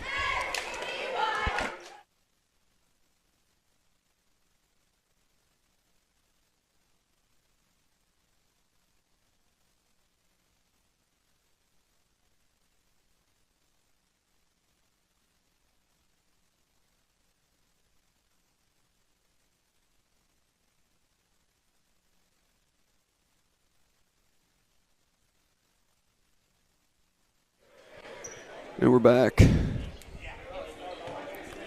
BP Hill ball coming out. Coach, it's not very often that you see a Payson team that doesn't shoot the three ball well, and here we are, 2023. Same old, same old. They've always got a sharpshooter, no question. Looks like we got Drew Workman in for Pleasant Hill for the first time. Good movement there. Much easier beating that press. They spread out, move the ball quickly. Now it's what can they do in this 1-2-2 to get good looks. Got to cut hard, got to move quickly, got to move that ball. There's a good look. Gilbert thought about the three. Yeah, I like the take regardless. Yep. Might have got away with a foul there. We both agree might have. Schwartz with it. Up top, Deeker. Corner, Barker again. This time he does not convert. Good box out, good rebound. Brody Dolbear. There's that trap. Pass up to Barker, layup good. Good ball movement there. Lane Barker having himself a game in this first half. He's got 15. Excuse me, 16. Still 3:30 left in the second quarter. Payson leads 33-17. We're going to have another steal here. That's Barker once again. Can he get 18? He can. Why not?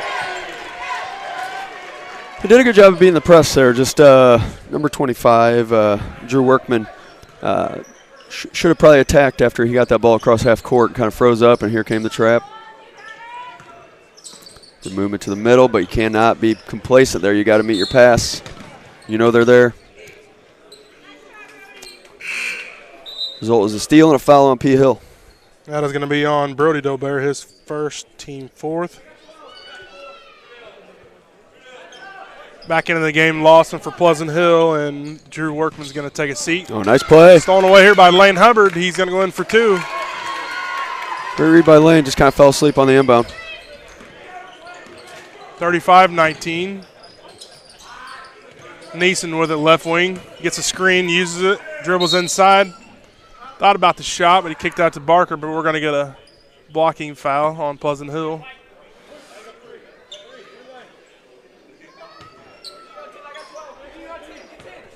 It's going to be team foul number 5, first on Lane Hubbard.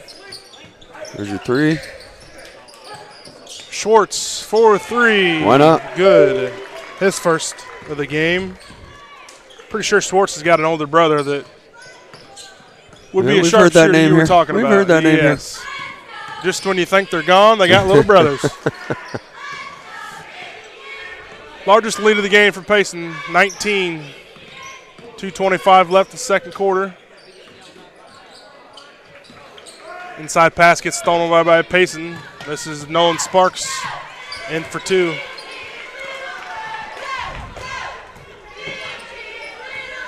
Credit to Payson's defense here. Easy buckets on their end, and just probably feels impossible right now to run a set against this 1-2-2.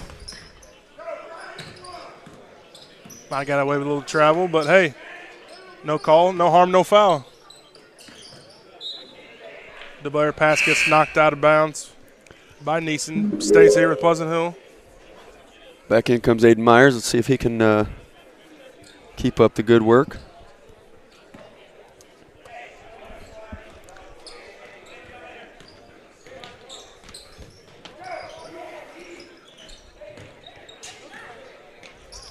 There's a good look for 3. Passes it up, takes a step in 2. No good for Dolbear. Good rebound, number 10. Deeker. That's Deeker, Brian Deeker. Up to Neeson. Here they Spin come. Move. Kick out back to Deeker for 3. Shot up, no good. Rebound lost in the Pleasant Hill. I know 3's not good, but that attack, make everybody collapse, is just giving so many good 3-point looks. Right corner, Lane Hubbard dribbles. Gets it stolen away by Schwartz. Up to Neeson. No number, so he's going to pull it out. Finds Deeker wide open for 3. Shot no good. Good offensive rebound by Neeson. 3-pointer by Neeson is good. Karma. Hard work paid off for Neeson there. He gets his 3 points as a reward for fighting for an offensive board. I didn't think he was going to get. That's Payson's 7th 3-pointer this half. Not too shabby. Not at all. Myers gets his own rebound. This time converts on the 2. 43-21, 35 seconds left here in the second quarter. Myers was 7 in this quarter. 7 of the team's 9. Looks like they're going to hold for 1 shot here. Unless they somehow get a look like that. Like that cut to the basket. Almost but caught Dolbear sleeping there. Yeah, it's one of those where, okay, they're just going to hold it.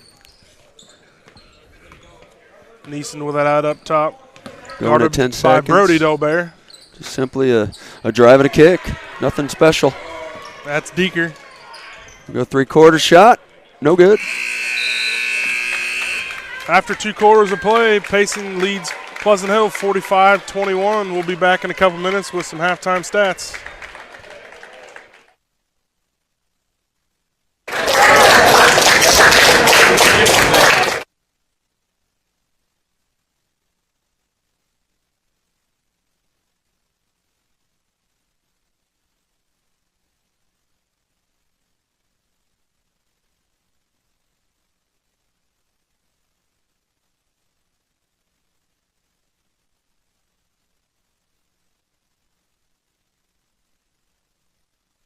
A halftime half-court shot sponsored by Marshall Chevrolet and Pete Insurance Agents. Pat Vanderbilt, Chris Dorsey, and Caleb Vanderbilt.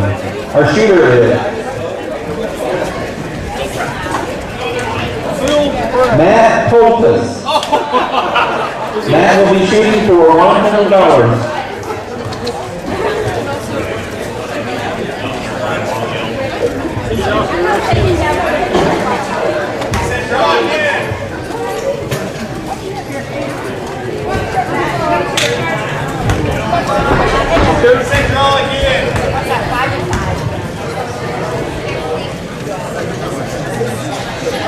Okay, the next shooter will be Trevor Albers.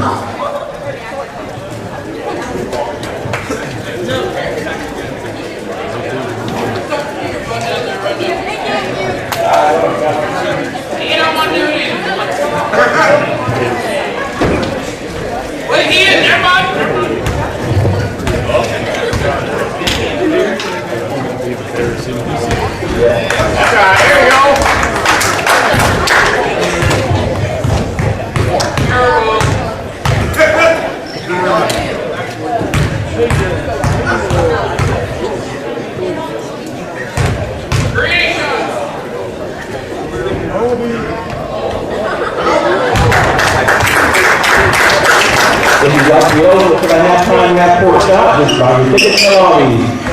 All entries will be thrown out after each session. Once again, we thank our sponsors of the halftime half-court shot, Marshall Chevrolet and Pete Insurance. Our second $100 giveaway is Laura Levy from Springfield.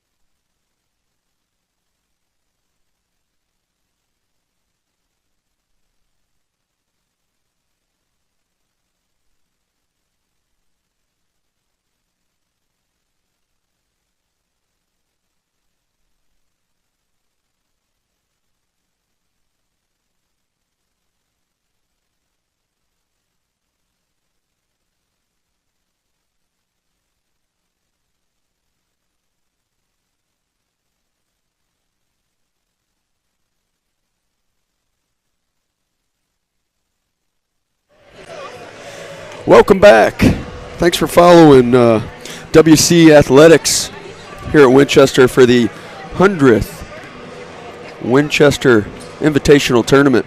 You know, I was thinking, I wish I had $1 for every time that's been said throughout the whole, how many times that's going to be said throughout the whole week by not only us up here, fans, coaches, players. Yeah, and I know we're joking, but in reality, incredible if you think back to the 1920s. 100 years. But anyway, a little bit of first half stats for you. Obviously, 45-21, Payson in command here in this halftime lead. Pleasant Hill was led in scoring with 9 by Aiden Myers, followed by Dobert. That's DeCorian Dobert with 6, Lane Hubbard with 5, and Carter Jones with 1. On the other side, for the Payson Indians, they were led in scoring. Lane Barker with 18, Richie Martin and Wyatt Neeson. Is it Nyson? We've been told it's we believe it's Nyson, yeah. So apologize to the Nyson family. If there's a Payson fan out there and you want to comment on, I don't know what's that's called, you know, they put parentheses and how do I phonetic spelling? Yeah, whatever. Yeah, whatever he said. If you want to do that, you know, by all means. We also had Brian Deeker with 6, Blaine Schwartz with 3, and Nolan Sparks with 2 to fall out for Payson. Also, just want to credit the play of both of these teams. Todd said it pretty well earlier. We were talking off camera or whatever you call this. He said, you know, P Hill isn't playing like your typical 16 seed. So credit to them and Coach Edwards for getting up for this game and giving a good fight. The 24-point lead feels much closer. I mean, it really does. And I think it's a product of Payson's defense wearing you down. I mean, that's the whole point. That's why they run this 1-2-2 is figure it out or you're going to suffer. And so they've really punished P Hill for their weaknesses. I mean, it was only a 7-point game at the end of the first quarter. Yeah, so good job by both teams. Before we get this game started, I want to, first of all, give credit for the half-court shot and make sure you pay your $1 for that chance for that half-court shot. And we're doing something new this year. We have a drawing for $100 cash. Every game this year. So we want to thank the sponsors that are involved in that. We've got the Heli team.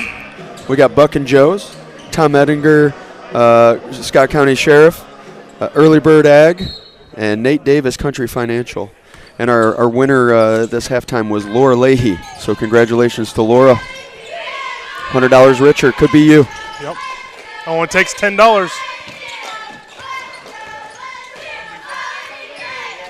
Payson starts the quarter with yet again another 3. Imagine that. That was the story of the first half. They had 7 threes in the first half. Looks like they're going to go just half-court defense here, and then looks like they manned up. Yep. So Peel will have to come out with a different look than their 1-2-2 offense.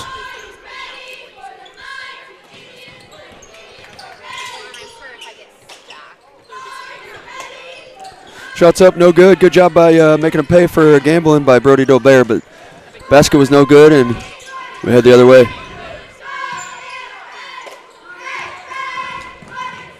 P Hill also playing man defense. Sets up that 3 again, attack to kick.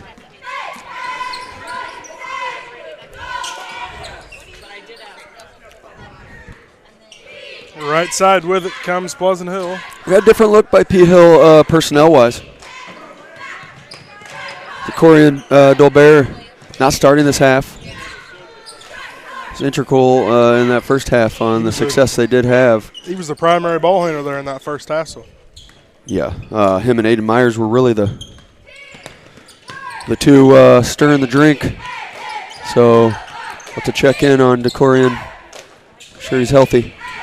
Lawson with it up top, guarded by Deeker right side. Looked back door to Dolbert, but he wasn't there. Up top with it now is Hubbard for Pleasant Hill, guarded by Barker. Pleasant Hill does look for that back door, but Pace is covering up really well. Yeah. It's going to be an over and back.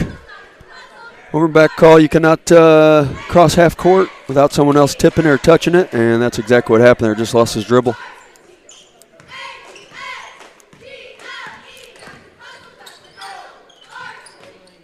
Deeker for 3, left-hand wing, no good. Comes down to Brody Dobert. Lawson's going to bring it up the court for the Wolves. Aiden Meyer at the high post here. I think he's trying to do a little rub screen and a roll. Looks like they're going to switch it out, though. Lawson with it up top. Maybe same look, just different player position. We got ISO on the post there. Just post entry was a little bit off, made it tough to catch. Good, strong take, well deserved.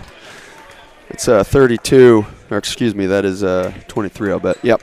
Lane Hubbard taking it strong. Love the take there by him. It's a learning possession by him there. He hasn't done that a lot today, and saw the opening, and he was either going to score or get fouled no matter what. Foul was on Schwartz, his first, team's first of the half. And that sends Lane Hubbard to the line for 2. Second one's good.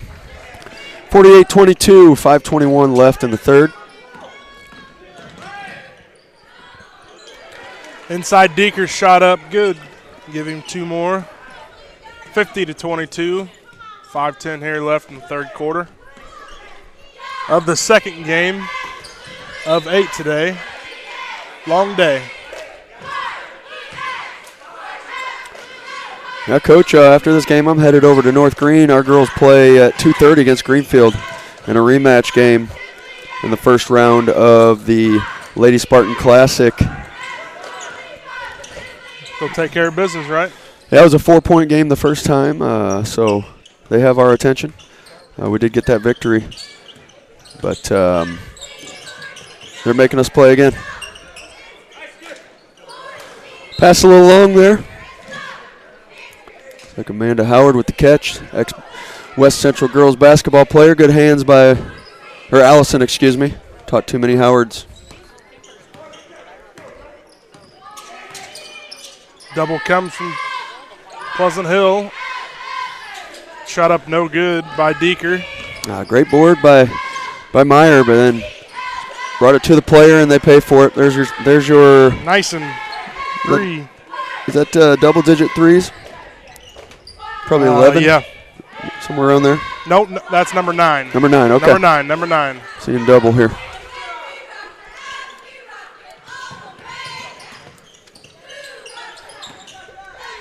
Hubbard kicks it out to Lawson. Pacing that man-to-man defense. Left side, Brody Dobert. Back up top to Lawson. Back in the corner to Hubbard. Back up to Lawson. Pacing playing good man-to-man defense. Not letting any of the back screens come. Covering it up nicely.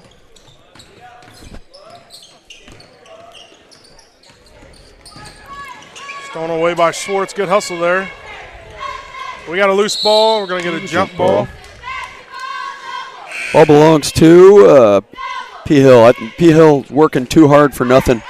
Payson's doing a great job on defense to make them work, and it just ends up being too much dribbling. It's almost too good of a chance for a turnover when you don't get those looks. We got a new sub in here, Connor Howell for Payson, number 32. I don't believe he's touched the floor yet, but I could be wrong. We got. I believe that is the first time he's come in. Payson with a little dribble weave here. Fresh into the game, thought about the 3. Oh, yeah. He decided he better not take it. Why not? High with a back up top, almost stolen away there by Hubbard. Just a 5-out look for Payson here. This time it is stolen away. That's Lawson with it for Pleasant Hill. He brings it up with 2:53 left in the third quarter. And Coach Edwards wants to push that ball. It's just so hard to get a look in a half-court set here. He wants to create off transition right now. Looking frustrated. Another strong take. Love when they get rewarded for that. They haven't done that enough. Fouls on 14. Coach Brody Deeker. Going to be his first, team's second of the half. At the line for 2 is Brody Dobert. First one up, no good. Maybe another new player here. Have we seen Braden Simmons for Payson? That's number 30. Stepping in, looking fresh. Coach. Mr. Dobert back into the game. There he is. Orion. Yeah, kind of keep an eye on him. Not sure what was going on there, but he's going to give it a shot. Second one up, no good. Fresh into the game, rebound by Braden Simmons. Welcome to the game. Brody Deeker with it. There's your 5 out, spread the floor, There's your out and 3, shot up, no good. Rebound by Simmons. His shot up is no good either. both new players getting involved in the offensive end. Why Coach, not? I wanted to talk to you. Looks like junior high boys took care of business the other night, am I right? They did. Big wins. Yep, they played Central Thursday night. But I had been to a couple of games before that. Looked like you guys were on a little bit of a slide. Can you tell me the difference? I didn't see you at those games. Yeah, I had strep. And then were you back for these good wins? I was back for Thursdays. Okay. I'm not saying, I'm just saying. I mean, yeah, maybe you need to talk to Coach Little about that. 8th grade had 2 losses while I was gone. You know, I don't know what that means. Don't know if he needed some extra help or if we just, you know, you might just have to talk to him about that one. I can't say much on that. Yeah, the kids were in tears most of the games. I watched them. They just look lost without you. They were worried happy about to your see well-being. me. They were happy Yeah, to see me. hugs across the board.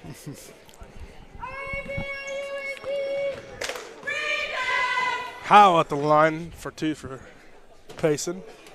You know you want to get in that scorebook at the Winchester tournament, the 100th. Am I right? It's a special year. You are very 100% correct. So our friend Connor Howell here can say something we can't. He scored in the 100th WIT.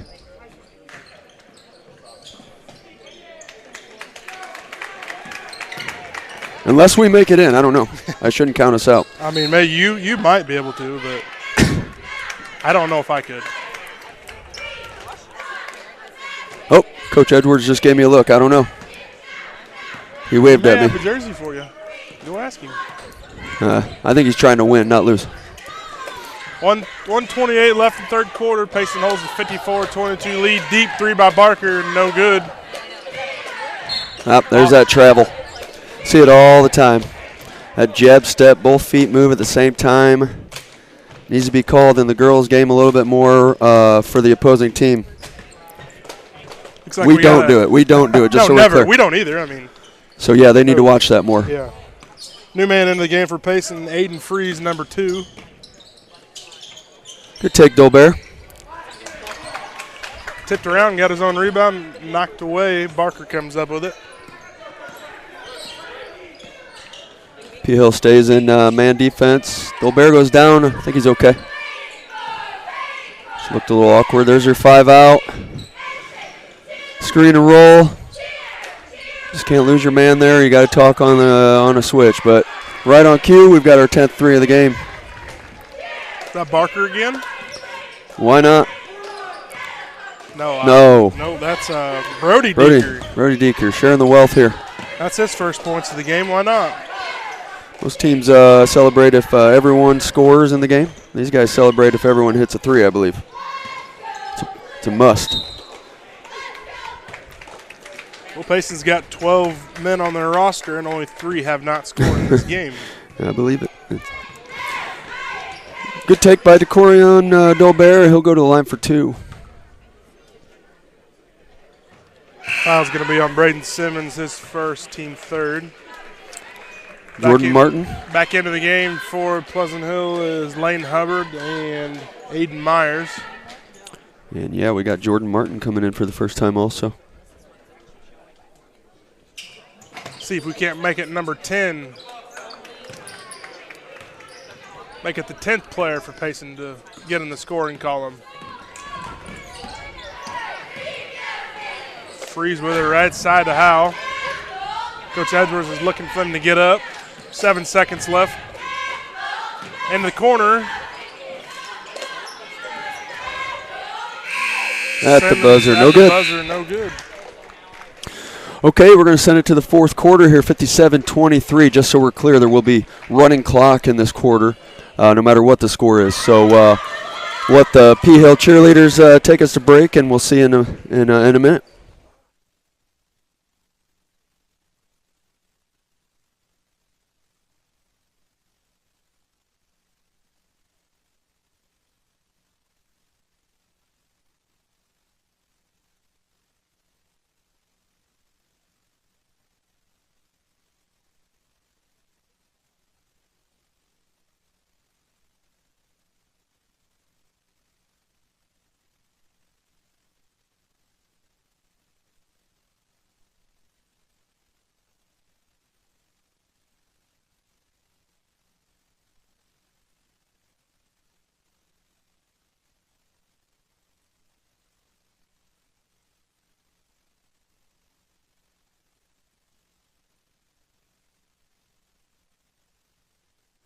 And we're back to the start of the fourth quarter, game number 2 of the 100th.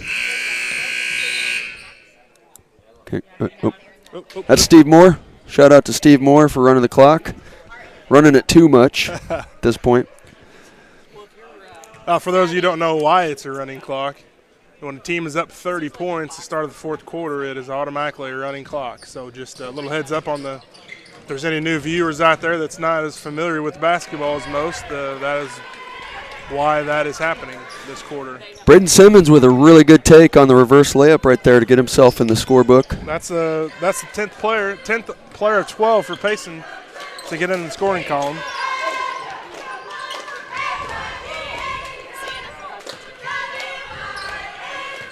P Hill, five out look here.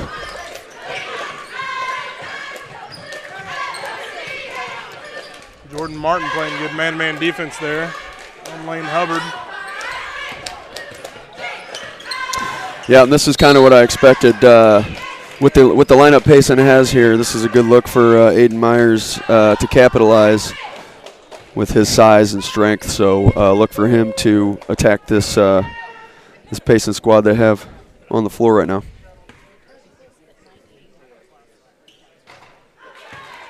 First shot is up and good.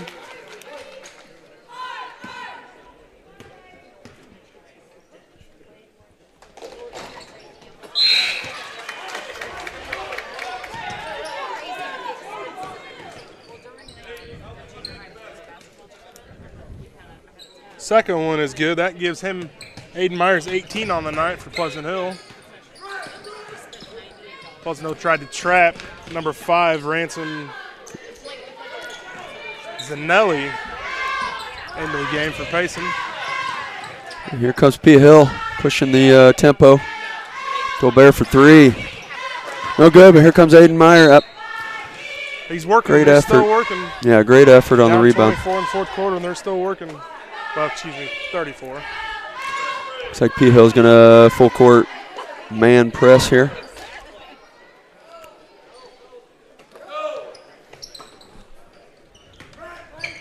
Looks like they're going to send a trap. And it pays off and should get a layup here. That's Jaron Lawson with the basket. Dolbear with the steal. Nice job. There's a steal. Basket's good. Dolbear.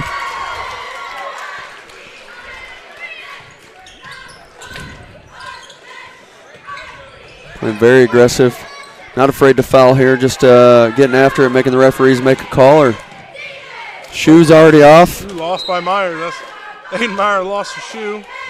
You know you're playing hard when you lose a shoe.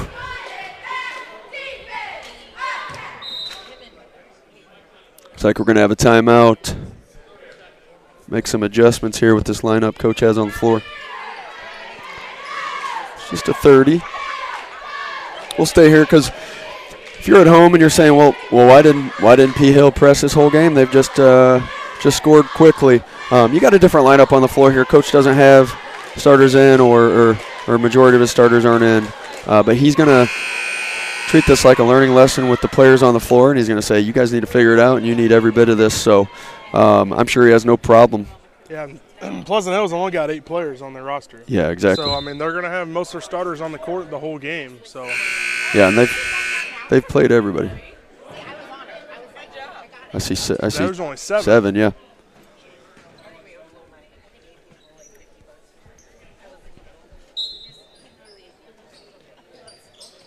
And there's your turnover. P. Hill ball. I don't believe it was tipped, but they said it was. I'm only 100 feet away. 20/20 vision. Something like that. I'm not good with numbers. There's our 5-out look. We're going to down screen and pop. Loose ball, fight jump on ball. the ground. That's going to belong to Payson. Job by them to cover it up, get on the floor. Every coach likes that. Every player doesn't like it when they get up limping like Braden Simmons is right now. Well, not. Oh no, never mind. I was gonna say not when you look over and there's only 2 players on the bench for Pleasant Hill, but that was Simmons from Payson. Yeah. They've got plenty of guys on the bench. Howell, deep 3, no good. Good Rebound look by Dolbear. Good look by Howell, I'm sure. Coach has no problem with that take. Lawson with it, gives it right side to Hubbard. His 3, no good. Rebound, Jordan Martin. Looking to push. Howell with it. Shot up, no good. Rebound, big man, Aiden Myers. He gives it off to Lawson. 3:45 left in the 4th quarter. Lawson brings it up the court, dribbles in the lane. He's going to kick it out. Right side, Hubbard. Dribbles into the lane. Shot up, good. Count the bucket and 1. Foul's going to be on number 2, Aiden Freeze. Sends the Lane Hubbard for 1. Back into the game for the Wolves is Brody Dolbear. Sitting down is DeCorian Dolbear. You can just tell these P. Hill Wolves are getting tired. They've worked really, really hard. Only 7 players. So they're fighting hard still down the finish here. Great effort. Oh, there it is. Zanelli, I hope I'm pronouncing that right. Sorry if I'm not. That's Ransom for 3. His first points of the game. And number 11 for 3-pointers in the game. And the 11th player. The 11th player to score. All around great team effort. There he is. Player of the game for P. Hill here. Aiden Myers still going strong. Give him 20. Having a great start to the tournament personally here. Good hustle there by Lawson. Almost comes up with the steal, but he tips it out of bounds. Payson regains possession.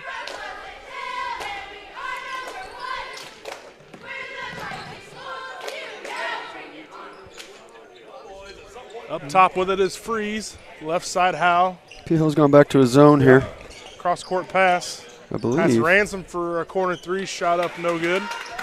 Rebound Pleasant Hill. 2 minutes left here in the 4th quarter. Left side comes Workman. Tries to find Hubbard down low, but it's stolen away. He kind of forced it there. There was a double.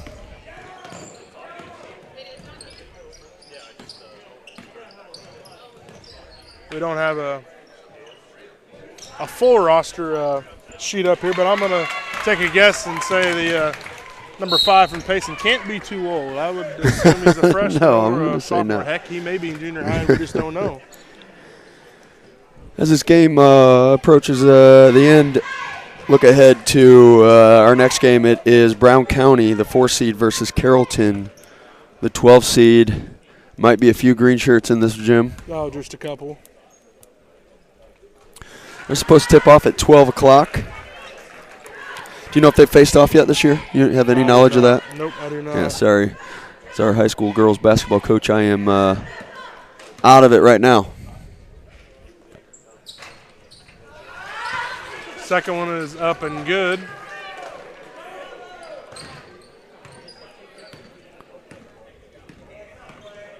(62-35). Payson with the lead and the ball. 30 seconds left. We know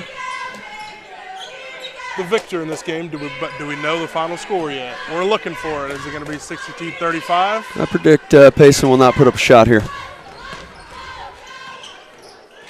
But still putting every coach knows they have that one kid who did not hear you say, don't shoot. Coach, I thought you said shoot it. Then you have to go apologize, write a letter, send a card. The right decision was made. Payson is your victor here in game number 2. We'll take a break, and somebody will be back. We'll be back. He'll be back. Somebody's going to be back. Thanks for listening. We'll see you again.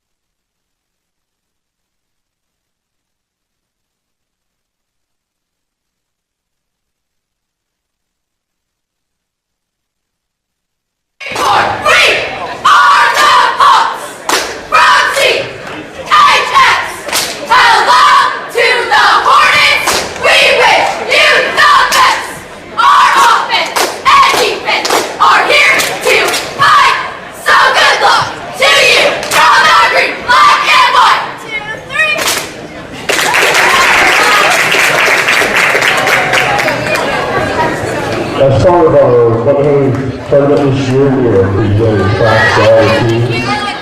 Right now, Carroll year that they've been in the tournament, and they've been in every one since 1937. They've been in 35, they've reached the semifinals 35 times, and won a championship 9 times. At this time, accepting the Carrollton flag is Jeff Brumley, who coached Carrollton from 1995 till 2017.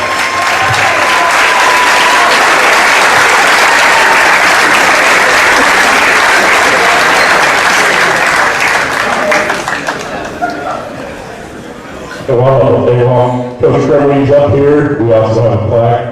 He is one of only 3 coaches to win 6 Winchester Tournament championships, and he also has the most coaching wins of any coach. Present Coach Brumley with a plaque for his accomplishments here.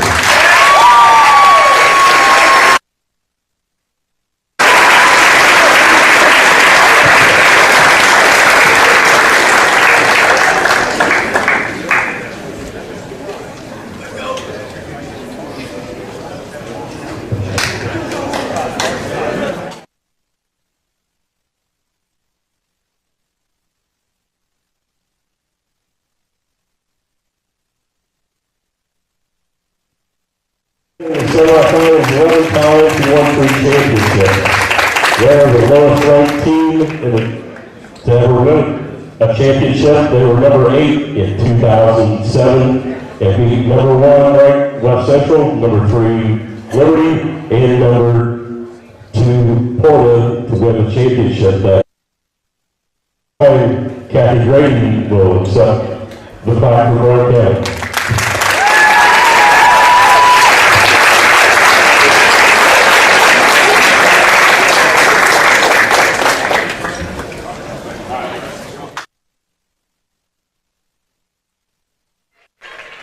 Hey, basketball fans, welcome back. Game number 3 of the Winchester tournament. We'll be watching the Carrollton Hawks, the 12 seed, versus the number 4 seed, Brown County Hornets.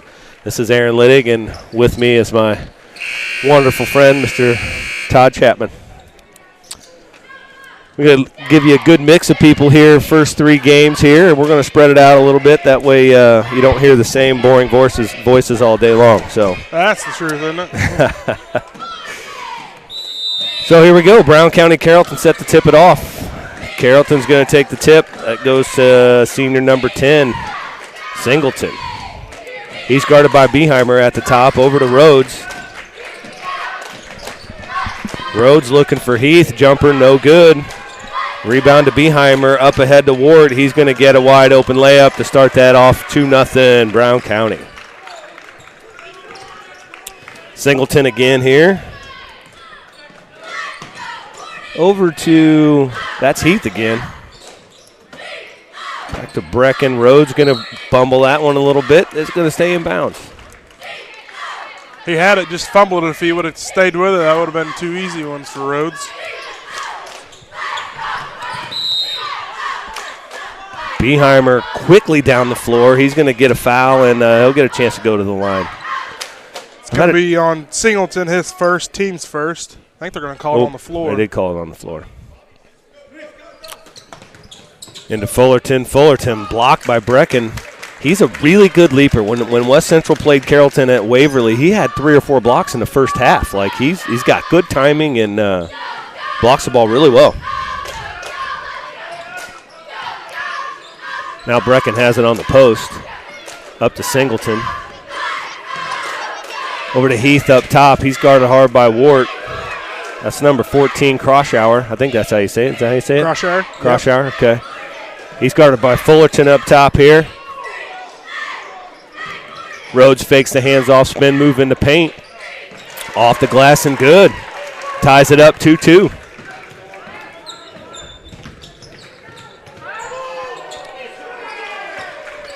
Beheimer gets that one to go. Coach Rhodes wants to travel on that one. Didn't quite get it. Singleton over the right side. He sees Brecken in the paint, off the glass, rattles out. Wart with it. Up ahead to Beheimer. Beheimer's got Singleton. He takes that angle off the glass, no good. Beheimer's got, one, he's really quick. He's also left-handed, but he sees angles really well. He's able to kind of take his line and own it and get to the basket really well. He's got one of the quickest first steps in the conference, I can promise you that. Yeah. A little bit of a kick there. 4-2 Brown County. 2 minutes into this first quarter. Heath looking for somebody to inbound it to. Gets it to Singleton. He's going out of bounds. He had to save it. Fullerton comes up with it. He's one-on-one. Oh. So the refs missed that one. Looked like Wart went up and grabbed the rim. I think it was going to go. I think it was on its way in, but it probably should have been a goaltending there. But nice hops there by Wart. Holy cow. Beheimer, a little one-legged runner from the baseline. No good. Croshour here is going to bring it up. Brown County's in man-to-man. Carrollton's in a like a 1-2-2 box set here offensively. Heath working against Wart. Double Larry Birds going after each other right there.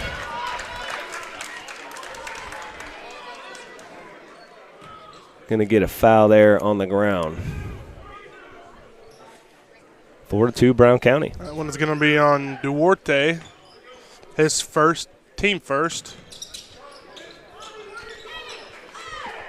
Heath working against Wart here. It looks like a bunch of tripped accidental feet there, but everybody goes down a little bit. Heath maintained his balance and somehow got that jumper to go.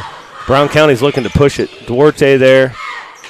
Over to Carr. Carr's jumper rattles around, no good. Wart's crashing the boards there out to Beheimer. Beheimer looks at it, and he gets it to go. That right there is second chance points. Colby Wart will be all over the rebounds today. That's a kid that never takes the possession off. He works hard on the offense and defensive rebound. So Carrollton's going to have to put a body on him, box him out, or else he's going to have a huge night on the boards. Brecken there with the turnaround jumper, no good. What a pass from Colby Wart. Brown County is out here really looking to push the pace and transition here, and that was a beautiful no-look. He looked at the corner and had Fullerton streaking and got that bucket. So we're going to go full time out here, 9-4. We're going to take a little break too.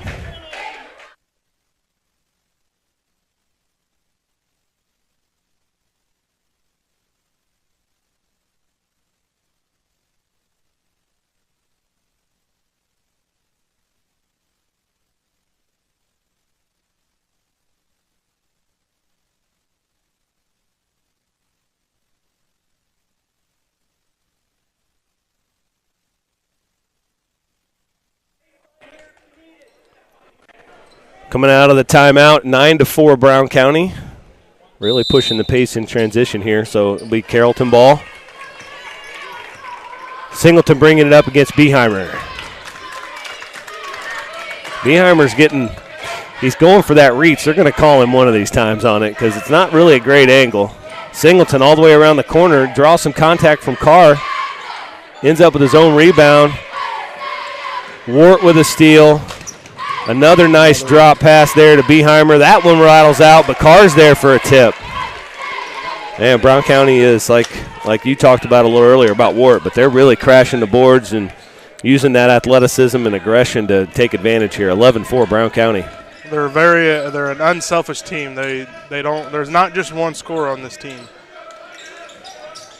Rhodes with it there, kind of mid-post spin move. He finds Brecken at the top. He gets that to go. That's where most of Brecken's points come from is three. He's always looking to spot up. Duarte hits that's a 2 for Brown County. Again, we barely have time to add in some extra ad-libs to make this sound more interesting without them passing it ahead and scoring. No longer had Brecken's 3 written down and look up, and Brown County's already scored. So Brecken posting up in there against I'd go down there to him right now. He's got a little bit of a height advantage over Duarte here. Finally, they get it to him, but it's going to end up being out of bounds, and it's going to stay with Carrollton. That's one thing Carrollton's going to have to do. I mean, Brown County's done it all game. They're looking to push. So somebody's going to have to step up, stop ball, and take a little time off, get your defense down there set up before they're already scoring if not. So checking out of the game for the Hawks is Kroshauer and Heath. And there must have been – and Singleton too. So I'm not even sure what happened there, but it's Howard. Two Howards, right? Lucas Howard and Caleb Howard's in.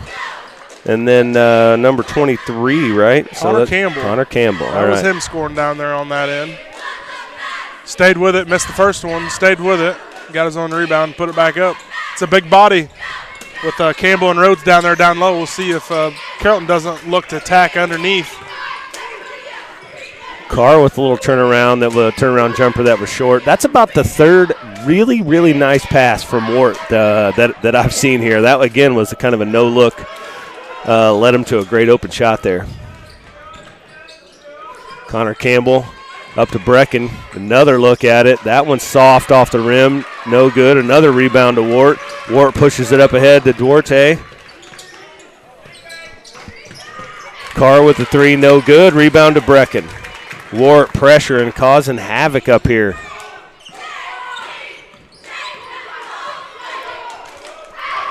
So this will be number one, Caleb Howard, over to Brecken, down to Rhodes, working against Carr. Wart slams down on a double team. No good there from Campbell.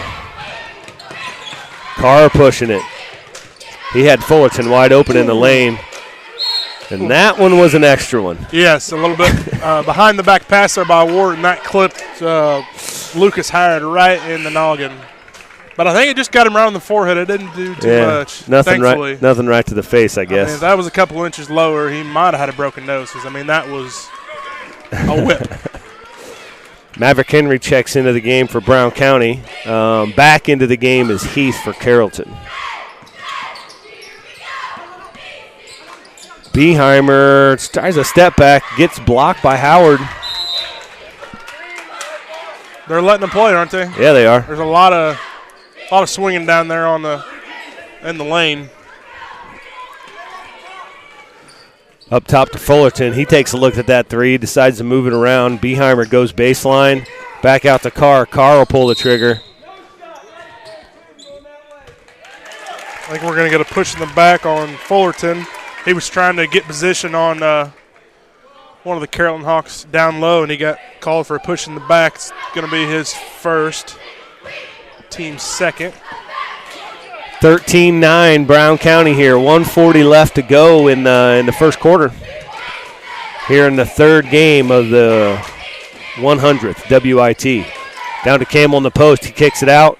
Heath will take that three. He gets that one to rattle in. 13-12. Give 5 points on the afternoon for Heath. Cuts into that Hornet lead. Carrollton in a 2-3 zone here. They made an adjustment. See how it's going to go. Beheimer jabs to the middle, goes baseline. And, man, that was a steal by Heath, but he went down really weird, almost like he slipped on something. Yep. And he's also looking hurt. I watched him come down. He's been holding a little sideways, wasn't it? Well, even before that, blocked there by Howard, and a lot of body contact for Beheimer there, but nothing called. Wart with another nice bullet pass. He really sees the floor that one was not good. A little bit too much. Yeah, it's kind of like the behind the pass. A little bit too much. You get a couple nice passes in, and you're feeling like you're on top of the world. But he is seeing the floor, like you say. Yeah, he's definitely. He's seeing the floor before he catches the pass even. So he's making up his mind even sometimes a little too early maybe. Holy cow. They are letting them play out here. This has turned into a bit of a football game at times. A very too successful football program. That's so right. I don't think they'll mind it. No, not at all. 29 seconds left to go here in the first quarter. Phil Pratt, for my time, his first time out on the floor with those wonderful mops that he spent wiping up that sweat, doing a great job. The floor manager here for the Winchester Invitational Tournament. Phil Pratt, I believe he's even got a shirt today that says floor manager. It's all about the squeak. Phil says no boots on the court, please. No boots. Carr battles for that one. No good there. Rebound to Heath. Yeah, back to the football conversation. I don't know as much Carrollton, but I'm pretty sure they've got some football players on the court. But I can tell you all 5 of the players on the court for Bryan County play on the football team. Wart with a steal, behind the back pass to Beheimer right at the buzzer. That's going to make it 15-12 to end that first quarter. Great first quarter, lots of action, physical, fast-paced basketball game. Come back and join us. We'll be back.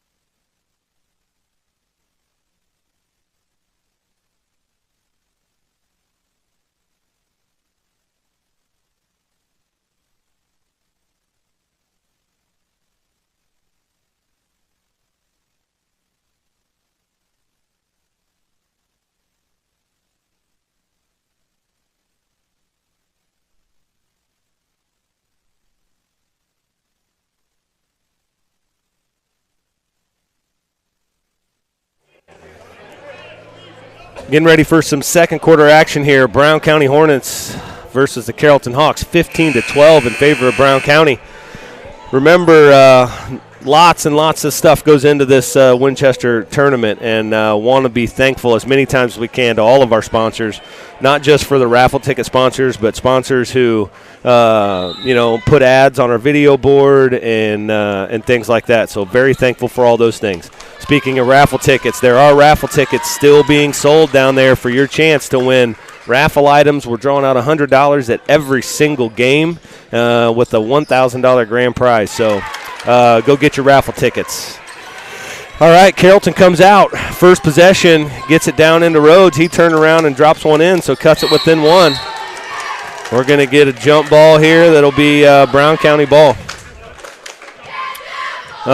Carrollton went to this zone, and it changed things up a little bit in terms of, well, one, it changed them up in their half-court set, but Brown County's really been successful in transition, and Carrollton started to make some shots, so it's kind of changing the game a little. Well, Wart's also not getting those passes inside like he was before the zone, so it's definitely making fits for the Hornets right now. Very true. In the game for Brown County here is number 11. That's Jagger McGath. That's a good name right there. Beheimer with a sweet crossover and a left-handed kiss off the glass there. That is a sweet name, right? Jagger. I always have name Hall of Fames. In fact, one of my name Hall of Fames is in junior high in Brown County, and his name is Royal Wolf. Royal Wolf. Right? That's a great name. Yeah, that's a name Hall of Fame right there. So his first name's Royal. Royal, yeah. Royal. Solid name. And I got talking, don't know what happened. Anyway, it's Carrollton ball on that end. 17-14 Brown County. Over the top to Brecken. Brecken to Singleton over on the other side. Singleton's going to set it up to Croshower. Rhodes posting up high post-wise. Heath gets it. I'd like to see Rhodes post up a little lower on the block. I think he's got a little bit of a size advantage on Wart, but Wart will bang with him. Yeah, he will. He's definitely a strong kid. Won't back down from anything. Singleton around that high screen, gets one off the glass, and it sits there on the rim and just kind of drops in. 17-16 Brown County. Beheimer pushes it. Back up top to Beheimer. He sees a seam into traffic. We're going to get a two-shot foul here on, looks like Rhodes, 54. It's going to be his first, team fourth. At the line for two is Cole Beheimer. Beheimer already has 9 in this game. Gets the first. Beheimer, a 65% free throw shooter on the year. And Fullerton's going to check back in for I forgot. Somebody. There you go. McGath, there you go. Sorry. 18-16 Brown County. Heath with it, working against Carr. At some point, I'll probably call Sam Scott and not mean to. So, looks like we're going to get a timeout here by Carrollton. I don't know if it's going to be a full or a 30. 30 looks like. All right. Well, I'm going to keep talking a little bit about so the raffle tickets downstairs in the lobby. I know you're watching us from home, but you're going to be here at some point. You obviously love basketball, so when you're here, go get a raffle ticket. Also, we have T-shirts for sale down there. We have Winchester Invitational seat cushions. We also have some coins left. Really cool commemorative 100th coins down there. None of it's expensive. All of it's cool. Go check it out. Coming out of this timeout, little 30-second, 18-16 Brown County. Heath getting close. Ooh. That might have been really close to going off of him standing out of bounds. Brockhouse with the right call there. And they did it again. Same thing, and it almost looked like it almost hit him again. Mr. Heath, I'll give you a real quick tip. Fake one to make one. Ball fake. There he goes. There, gets that one inbounded. That's over to Croshower. Singleton working against Fullerton up here. 6 minutes left to go in this first half. 18-16 Brown County. Rhodes at the high post elbow. Gets a backdoor to Heath. Heath, that wasn't a bad look. Land, yeah, he got caught in no man's land. Beheimer again. Nice transition from Brown County. Fullerton look ahead. Beheimer with a great catch and move to the basket in traffic and transition. 20-16. Singleton using that high ball screen again. A lot of dribbling right now.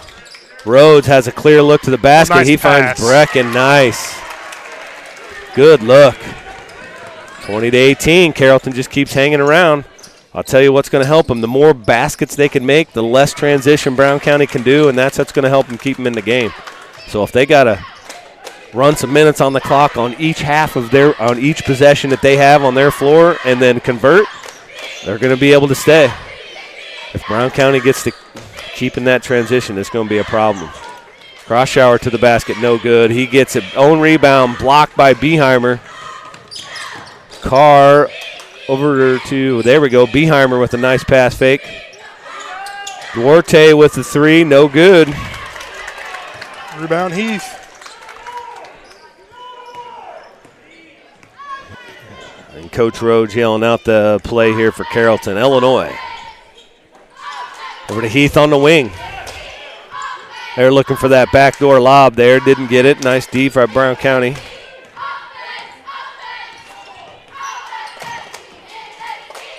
Singleton now at the top. He's going to go off that high ball screen where he's working towards.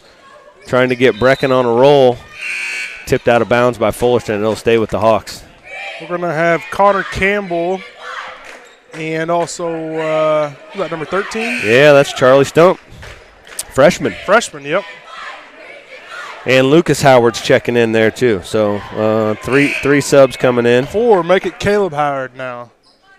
He's going to come in for Heath. That's like a hockey line change right there. 4 new guys in. Brown County stays the same. Coach Rhodes trying to get some fresh legs in there with 4:10 left in the second quarter. Brown County in a zone coming out of this sidelines out of bounds anyway. Stump stolen away by Beheimer. He's out to the races, and he'll score that layup.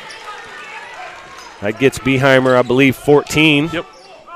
14 of the 22. He's come from all different ways. Layups, some jump shots, some threes, some free throws. I would say 8 of them are fast break. Yeah. Now it looks like Brown County has went fully to zone here. And it's got the Hawks a little stumped about what they want to do here.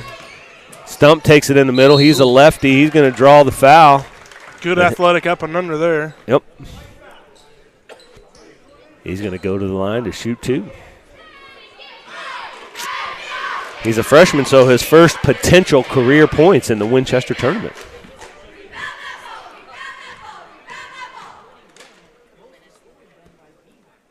First shot up and good.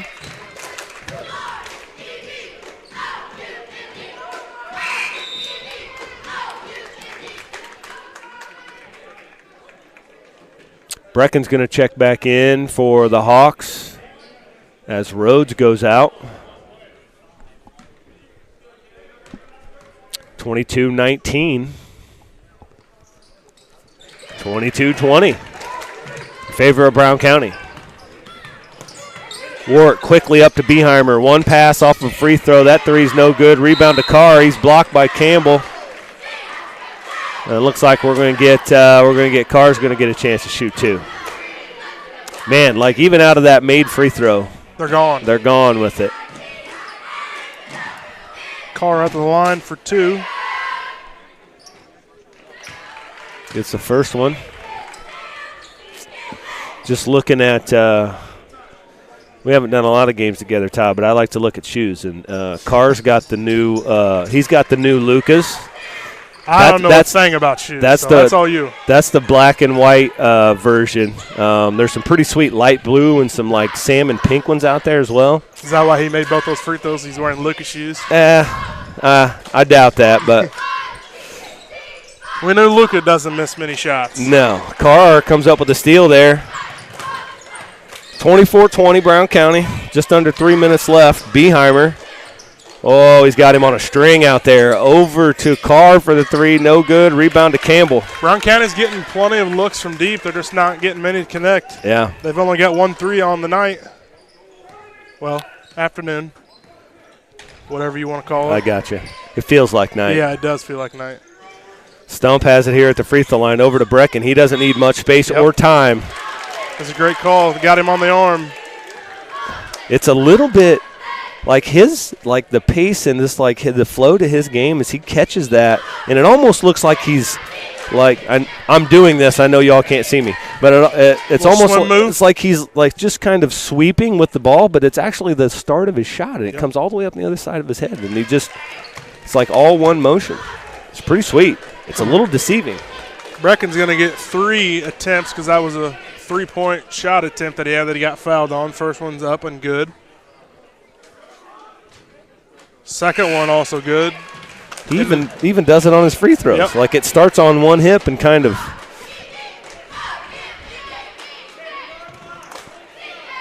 get a chance to make all 3 here and get him within 1. And he does. Gets them all. Nice touch there by Brecken. Brecken with 8 on the night. Beheimer again, this like smooth. He's smooth. His angles, his footwork, excellent. 16 of the team's 26. That's Howard working against Carr up top. Backdoor by Brecken, fine there by Howard, no good. Kept his dribble, he fell to the ground. No travel call because he kept his dribble, and Carrollton turns their back, and just like that, Wart flies in for 2. They're looking for seams and transition, and he got there quick. So Carrollton gets within 1, and then 2 quick possessions, it's back up to 5. Howard looking for Campbell in the post, nothing there. Over to Brecken. Brecken up top to Stump. He's looking for it. Well, we're going to get an offensive foul on Campbell here, battling in there in the post. It's going to be his second, team 6th.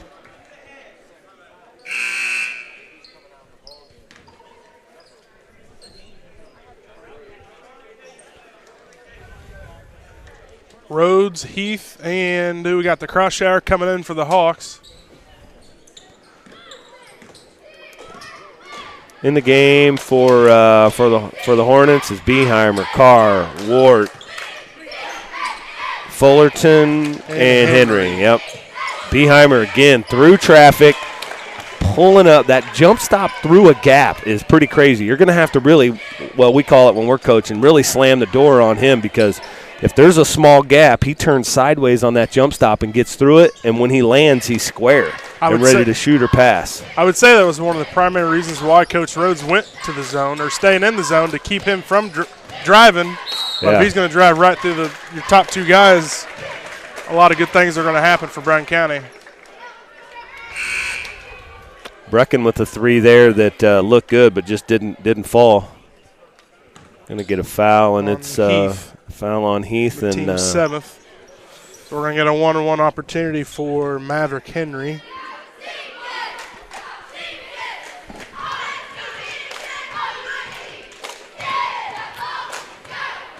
This might be his first. I don't think he's shot yet. I don't believe so. Henry's first one's up and good.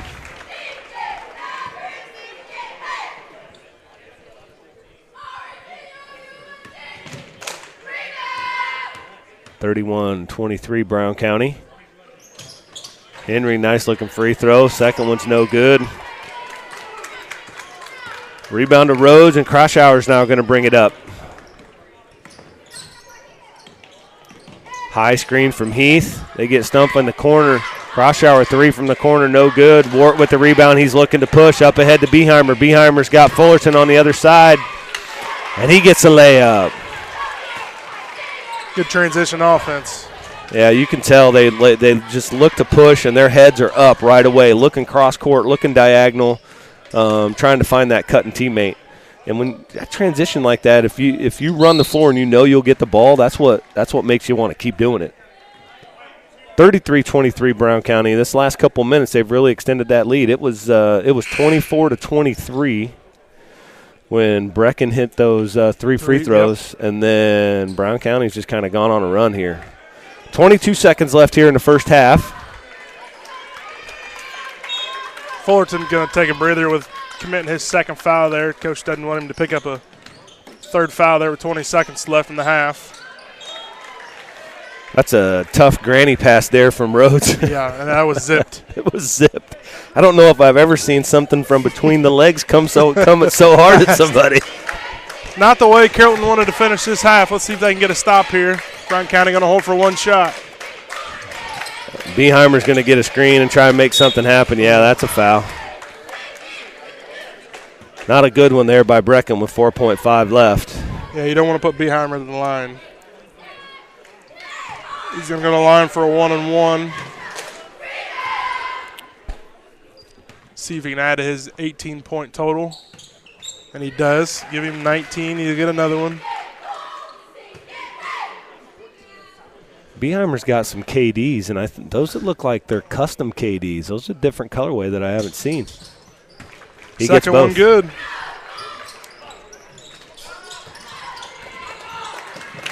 Kroschauer from half court, tipped. It's going to be no good. That'll be the end of the first half. I'm sorry. 35-23, Brown County leads the Hawks. We're going to stay here real quick. I'm going to talk a little bit about, of course, we'll have our half-court shot, see who's going to get pulled out of the hat to shoot that half-court shot. But, again, every single game, if you buy a $10 raffle ticket, you are in the running to win $100 of every single game. So we'll stick around, see if I can actually pay attention this time and find out who the winner actually is. But regardless, we want to thank these sponsors for helping us with this $100 cash drawing. We want to thank the Doghouse and Dwayne Crockett, Dawes Family Funeral Home, Chris Fletcher at Marshall Chevrolet, Fox Lawn Care, and then Rex and Carol McIntyre. Thank you all for your donation to help with these $100 drawings. Thank you all. We are going to take a little bit of a break. Hopefully we'll come back with the winner. Come join us for the second half.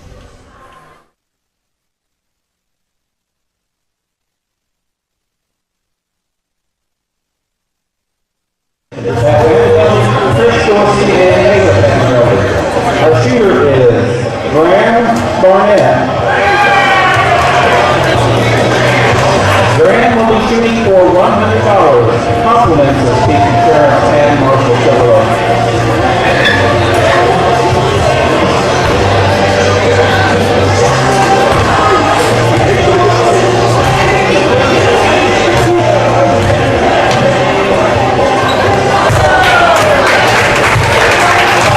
If you would like to be eligible for the halftime half-court shot, just buy your tickets in the lobby. Tickets are just $1 each, and all proceeds goes to the Central Basketball Program. All entries will be thrown out after your session.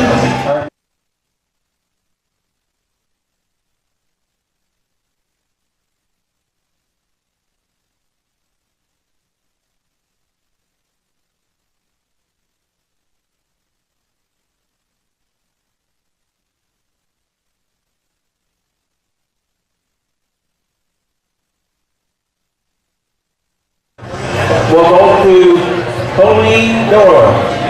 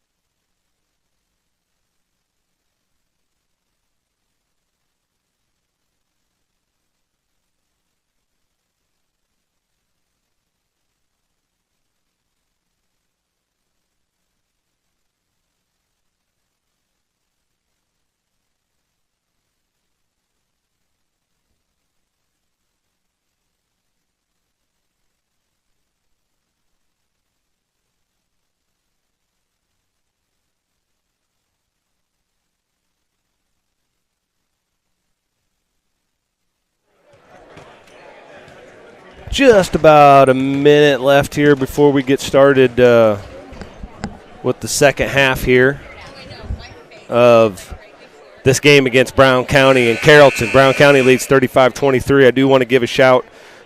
We do have the winner of the $100 for the halftime drawing there is Colleen Doyle.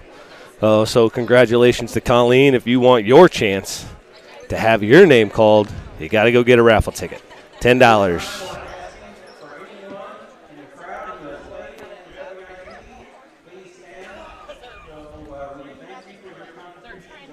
And right now on the PA of the gym system, they've asked that anybody who's ever played in the Winchester tournament to stand up and be recognized. And we're going to do those things throughout the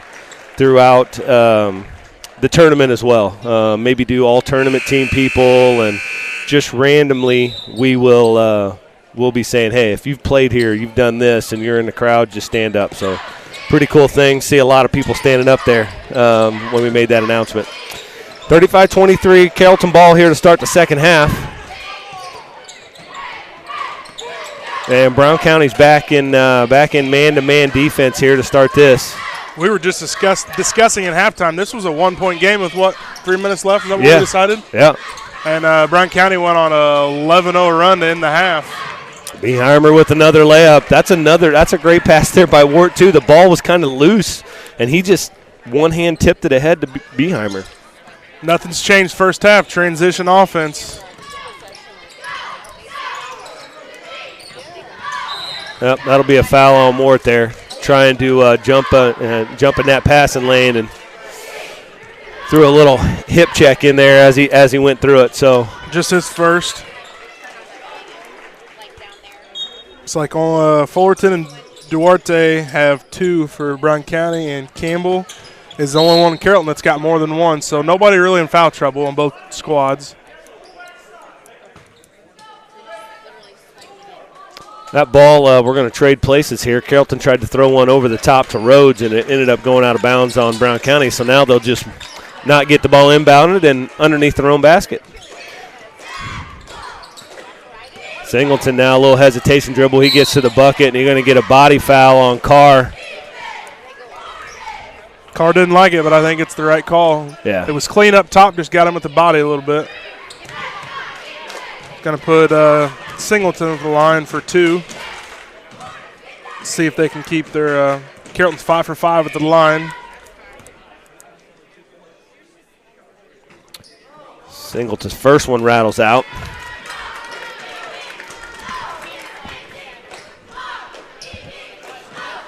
(37-23) Brown County. It's 7:05 here. Not quite a minute played in this first rebound to Wart. One pass, and they're up the wing to Beheimer. Beheimer guarded by Croshour, and we're going to get a hand check foul on Croshour there. I'm not sure. I just think Croshour, he's way too close to Beheimer. Beheimer's too quick, got too many tricks in his bag to play that close and not think you're going to get beat off the dribble. Wart, 2-3 zone for Carrollton. Wart drives to the free throw line. Back to Beheimer. He finds that angle again. It's blocked. It's going to be tipped, and it's going to stay with Brown County.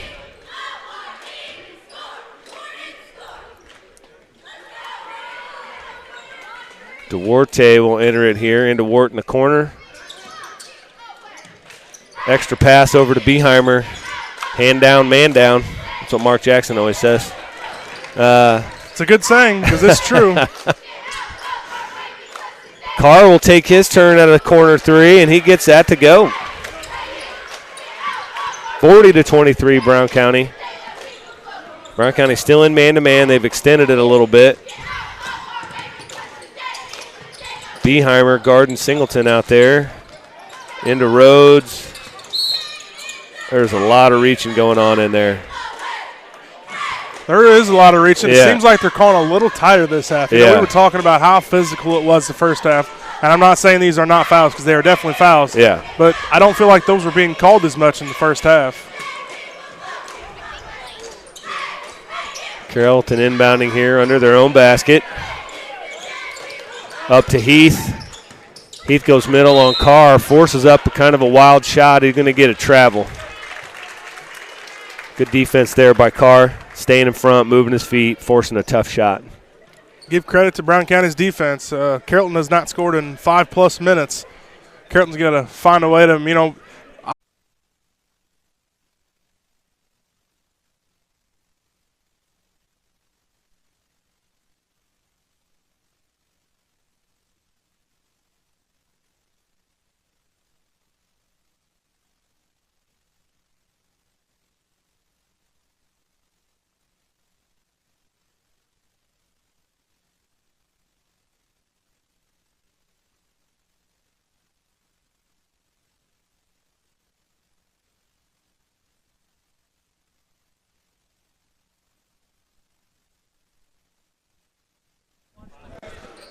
Well, I think, folks, that you might have missed the best broadcasting that we've had in a while. Apparently, we had some technical difficulties, and you weren't seeing or hearing anything. But we should be back and ready for action now. Catch you up real quick. Brown County has gone on a long run, 51-23. 27-0 run. Carrollton's offense has stalled. Brown County come out in the second half and picked up full court pressure, man, and it's been a struggle. Carrollton up top to Howard here. We've got, let's see, who's that? Number 2 for Carrollton. That's Bryson Bumgarner. Rebound, Stump with the rebound. He's going to get fouled. He's going to get to go to the line and shoot a couple. He's going to get fouled by Jagger McGath. Jagger McGath.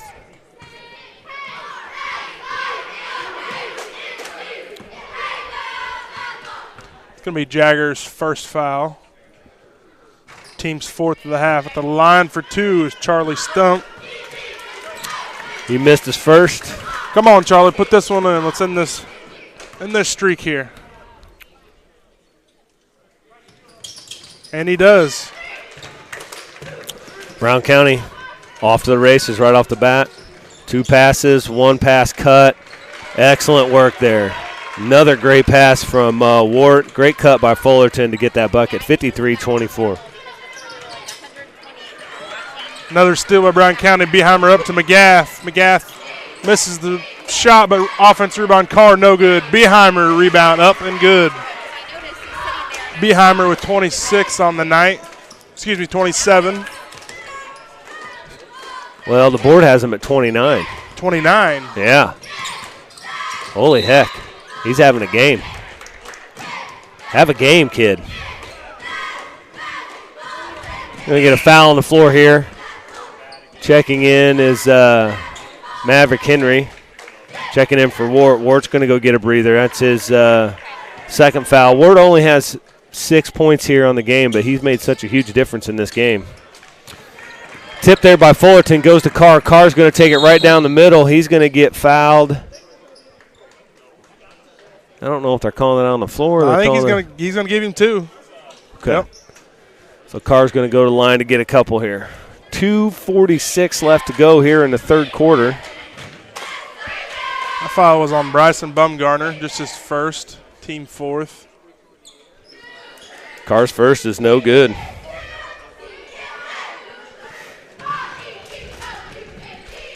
He left his teammate Jagger hanging on that high five he tried to give him in the lane. That's a no-no. Yeah, man. He gave him his second. He got a second one, though. 56-24.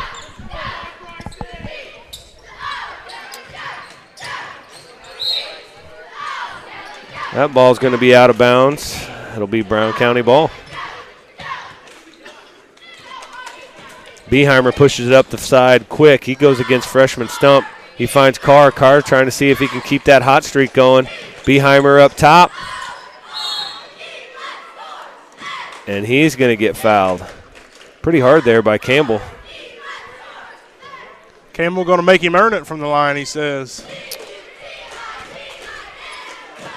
And I'm telling you, the key to Beheimer's game is that little, it's a jump stop, but it's not like a 2-foot same-time jump stop. So it's kind of feet land almost simultaneously, and then he's able to change directions, turn his body, and be ready to do something with it when he lands on the other side.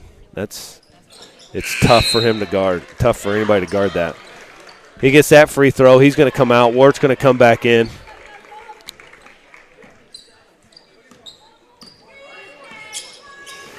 (57-24) Hornets. Howard all the way to the baseline. Finds Campbell. He puts it down on the floor. He's going to get a look at it. No good there. Rebound to Stump. He's going to put the left-handed shot up and in. Stump coming in. Again, Carrollton pushing Wart middle. Finds Fullerton. They just pass the ball so well. Yeah. Eyes up. That's what happens when you're dribbling. You got your eyes up. And also just a cutting. That's like maybe the third or fourth time that it's been a Wart to Fullerton type deal because Fullerton knows, Colby's looking. And if I make the right hard cut, I'll get the ball. 59-26, minute 35 left here in the third. Howard goes around that high ball screen from Campbell. That ball hits the side of the backboard into Wart. Wart's going to push it. He goes behind the back to Carr. He's going to get fouled and get the bucket. Nice pass there from Wart. Nice job by Carr finishing. Carr comes up limping, though. Looks like maybe I think he took a knee in the thigh, the old Charlie horse type thing. It's going to be fourth foul on Campbell. Carr gets the old-fashioned. He completes the three-point play there. That's 13 in the game for Carr.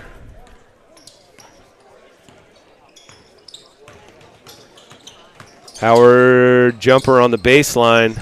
No good. Long rebound out to Carr. Over to Fullerton. Fullerton finds Carr. Henry over on the left wing for three. Just a little short. Under a minute to go here. 62-26. Brown County leads this one in commanding fashion going into the fourth quarter here. Campbell with it on the block. He's working hard against Carr. He gets that one to go. Outlet pass to Carr.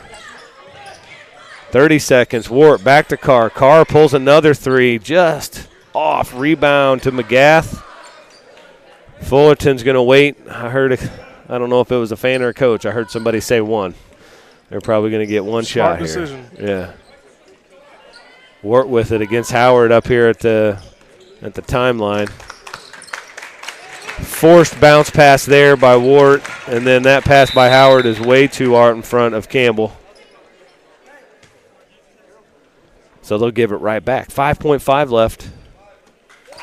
Wart to Fullerton. Fullerton, no good there. So it'll be no shot here at the end of the third quarter. Big third quarter by the Hornets there. 62-28 at the end of three. We will be back.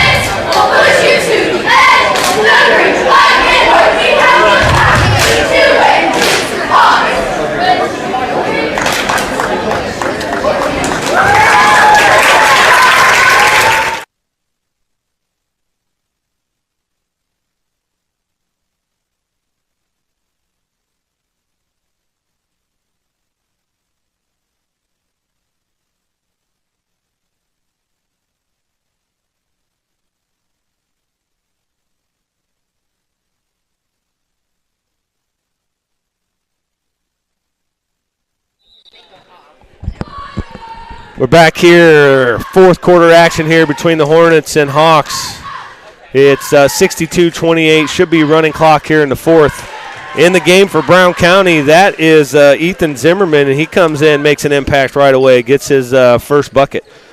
Brown County, let's go through here. We've got Layden Volk in the game. We've got number 34 who just gets that steal right there, and I don't have him on my list for Brown County, so I'm not sure what that young man's name is. And we got number 4 here, Joe Miller up top. And then number 40, which is Noah Ingram. So Zimmerman, Ingram, and then number 3 as well. That's Layden Volk. Welcome to the game, fellas. 64-28. Number 4, Joe Miller's going to go to the line here for Brown County.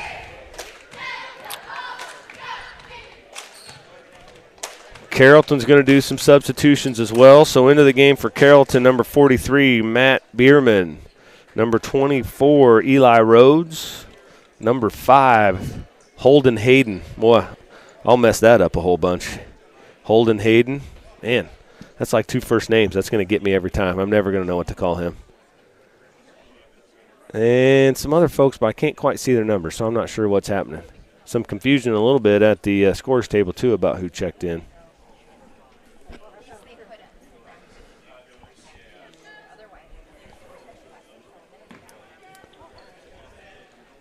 I don't know if there was a problem with the jersey number or something. But Joe Miller gets his first free throw, puts himself on the board. Number 4, Joe Miller, his second attempt. Good, he gets both. So we got Stump bringing it up here. It's like we got a whole new team. Yeah, it is. I'm going to struggle with names now for a while. There's also Grafford in for Carrollton. Stump goes baseline, puts a shot up, no good. Rebound by Settles. Nope, by Joe Miller of Brown County. Miller over to Zimmerman. Off of him and out of bounds.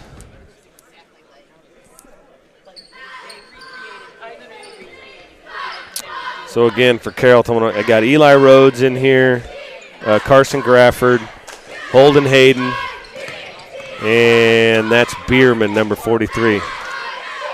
So Grafford up top, working against Zimmerman, over to Stump. Stump down to Bierman, back to Stump. He'll pull the 3. Gets nothing. That rebound goes down to Layden Volk. He turns it over. Number 5, Holden Hayden, no layup, no good. Number 34 for Brown County. I'm sorry, bud, but I don't have you in here, so I'm not sure what your name is, buddy. Carrollton gets it right back on a steal from Stump. Stump goes off that high ball screen, a little hesitation dribble. Back up top to Grafford. Going to be a foul on 34 for Brown County. The foul, team number 6 on Brown County. So any foul by either team's going to put them at the line for a bonus from here on out. Grafford finds Stump. He works against Joe Miller. We're going to get a foul. It's going to put Stump to the line for a 1-on-1. Foul on Joe Miller, his first.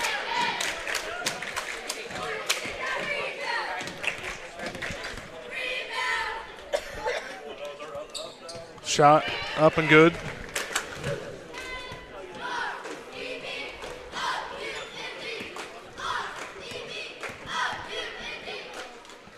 Second one on the way, no good. That's going to be out off of Ingram, it looks like.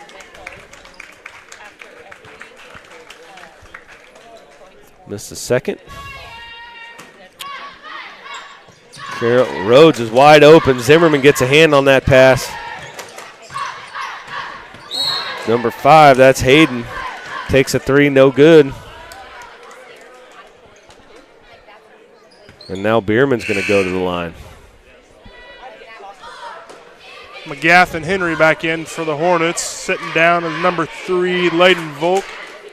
And 34 is who we don't know. Name. Maybe I should give him a name. He looks like a Jake. Jake's going to take a breather. Yeah. Shot up there by Bierman, no good. Henry finds Zimmerman up top. He takes a nice looking 3, no good. Rebound to Bierman. Grafford's going to bring it up, start the offense for the Hawks. Grafford crossover, over to Rhodes. No movement here in this offense. Looks like they're trying. There's that high ball screen they've been running. Stump with it. Had a back door here for Holden. Or Hayden. Dang it. See, I knew I was going to do that. Dude's got two noticed first that, names, yep. man. There's a little bit too much of a lob for Stump. It was a little bit not as high. He might have got it. Grafford inbound for the Hawks. Tried that roundabout lob at the rim, stolen by Henry.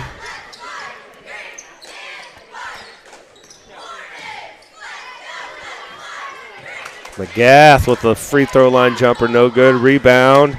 Loose ball on the floor picked up by McGath. He's going to get another shot at it, no good. Zimmerman finds it.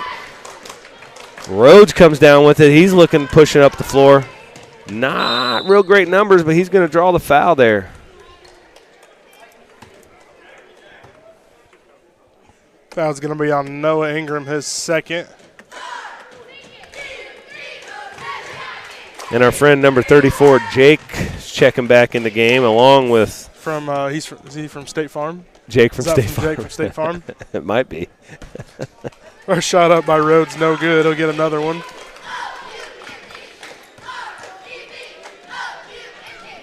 Second one is good. 66-30, Bryan County with a minute left. Joe Miller around the top over to Zimmerman. Zimmerman looked like he was going to pull that trigger. Ingram, nice move there, and he gets a little floater to drop. As Denny always says, we know who the winner is. We're just looking for the final score. That's right. Stump against Miller.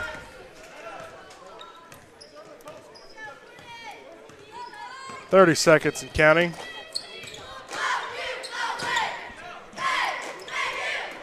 Over to Rhodes. Rhodes checking the clock. Stutter step, bounces it back out to the corner. Bad spot to pick up his dribble. My man Jake pressuring him on the corner there.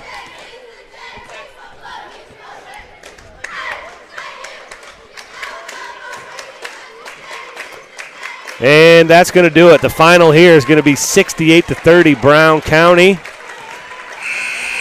Huge third quarter by the Hornets there that really broke this thing open. Pressure defense, transition offense. Nice job there by that group. So that's going to do it here. Going to be a little bit of a break before we head into the next game, Game 4, which will be the last one of this session. It'll be Camp Point versus Western. And once that game's over, there'll be a break here, and we'll come back and have a 4 o'clock game. But number 5, Camp Point versus 13, Western, coming right up. Thanks for joining us.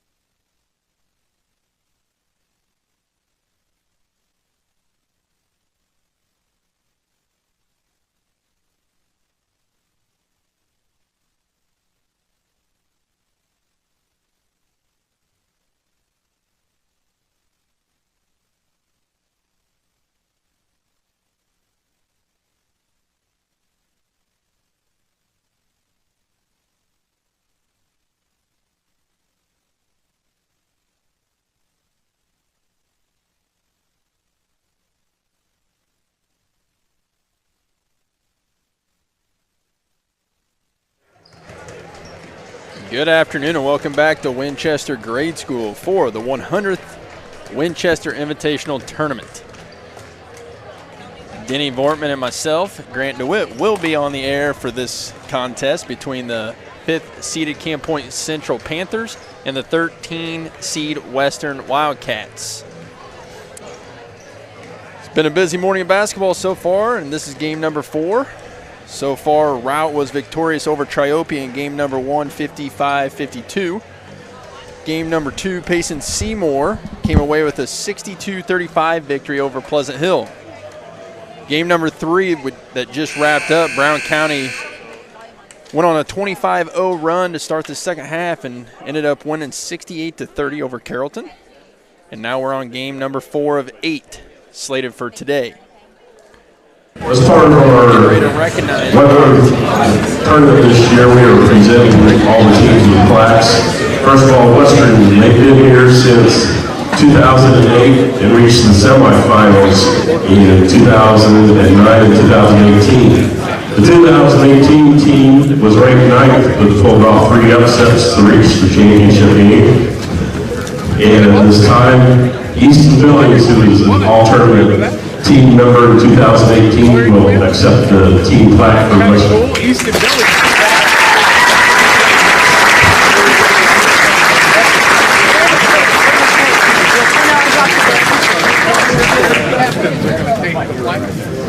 And Camp Point has been in the tournament since 2011, and overall this is their 24th year of the tournament. The Panthers played in the championship game in 2011 and have been in the semifinals 4 times. Accepting the team plaque for Camp Point Central will be the team captains.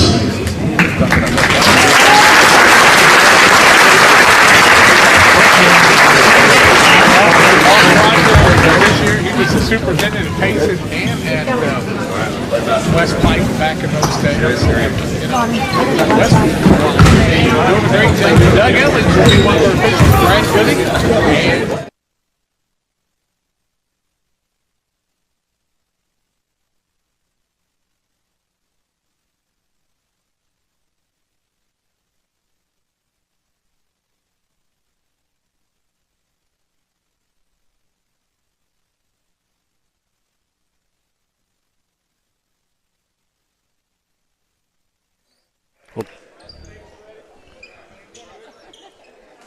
we're back.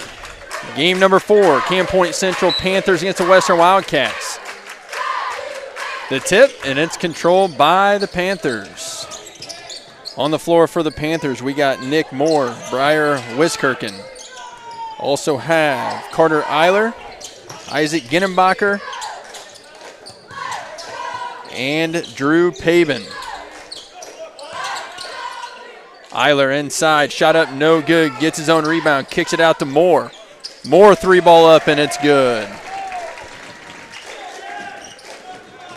Offensive rebounds on the first possession give Camp Point second chance opportunity, and Nick Moore capitalizes. For the Wildcats, we have Mason Smith, 3-ball up, no good. We also have Andrew Wilson. Kaysen Tobias, Zach Rucker, and Blaine Miller. Camp Point basketball. Ginnenbacher trapped in the corner, tipped away, and Western comes away with the loose ball. Wilson brings the ball up the floor, picks up his dribble, gets it to Smith on the wing, guarded closely by Moore. Skipped across. Miller with it. To the wing with Wilson.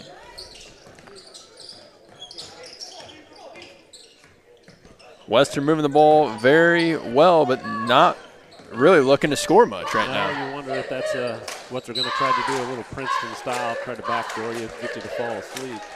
As we know, Camp Point Central coming in here with a 12-3 record.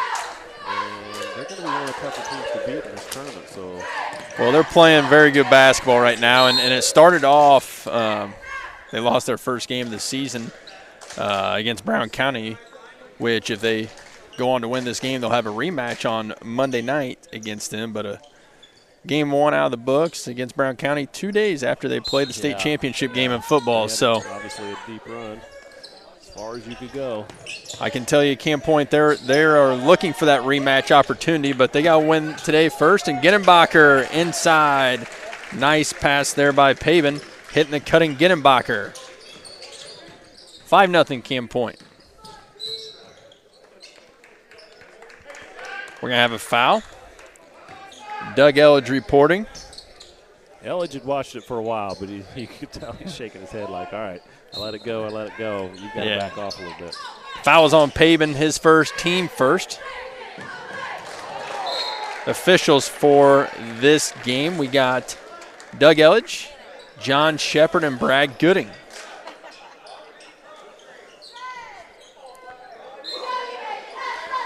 Western basketball out of bounds. Tobias passes it in. Nice cut. Shot up by Miller, and it's blocked. Out of bounds. It will remain Wildcat basketball.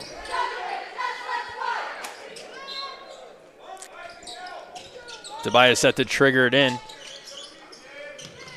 Passed in, got it to Wilson. Nice steal there by Moore up ahead, and Moore for two. Early 7-0 lead for the Panthers, and just like that, Coach Curtis Stout and the Western Wildcats are going to take a 30-second timeout. 7-0 lead. 5:54 remaining in the first quarter. We're going to take a quick break, and we'll be right back for the remaining part of the first quarter.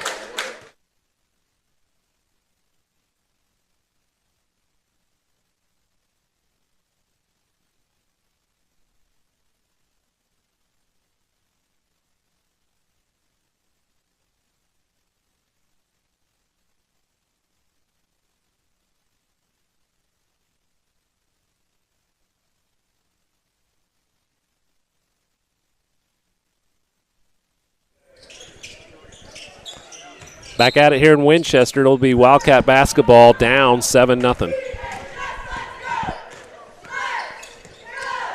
Tobias to Smith. Up to Wilson, and they're really going to have to work for these shots. Again, nice backdoor cut. Shot up, no good. It's going to be rebounded by Camp Point. Ginenbacher going coast to coast, kicks it out to Wiskirchen. Wiskirchen tries to turn the corner, and he's going to be fouled by Tobias. It's going to be Tobias's first personal, team second. And Paven will take it out of bounds for the Panthers.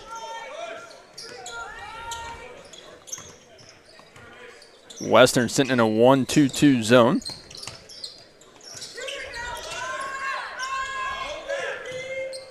Eiler with the ball up top to Moore.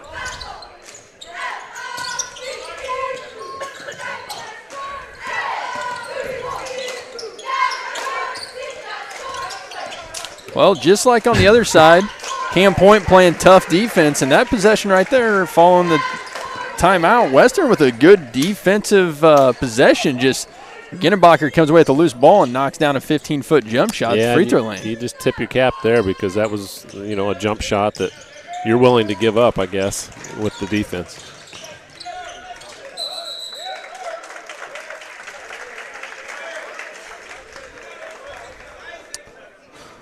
Ball on the floor, knocked around. It eventually goes off a Western basketball player, and it'll be Camp Point Central's basketball. 4.5 here to go here in the first quarter. It's still 9-0 Camp Point Central. Camp Point working against his zone. Moore goes high-low in to number 44. That's Eiler, and Eiler scores easy. Nice pass by Moore.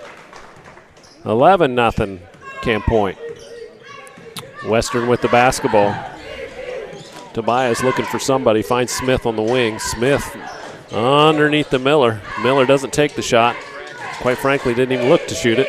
And it's a turnover, Western. Western's second turnover. Moore in a hurry. Up the floor, they pass it around. It comes back to Moore. Moore hits a shot. Some extra passing from Camp Point Central makes it 13-0 here with 3.5 to go here in the first. Tobias with a little runner. He's fouled on the way to the basket. And he'll go to the line for two.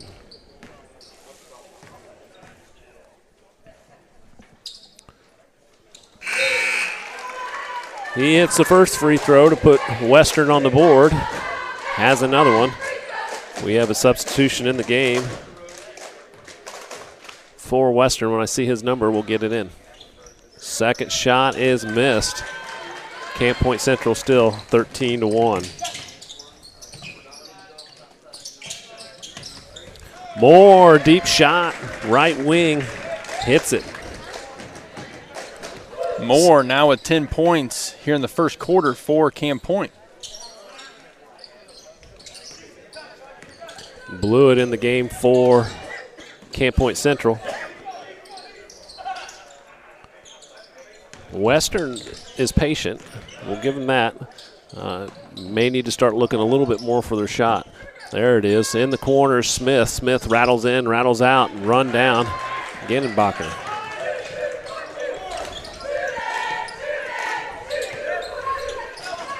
Moore with another shot. He misses that one. Ball gets knocked all the way to half court and saved. Wiskirk into the corner to Pavin. Pavin's 3-ball up, and it's good.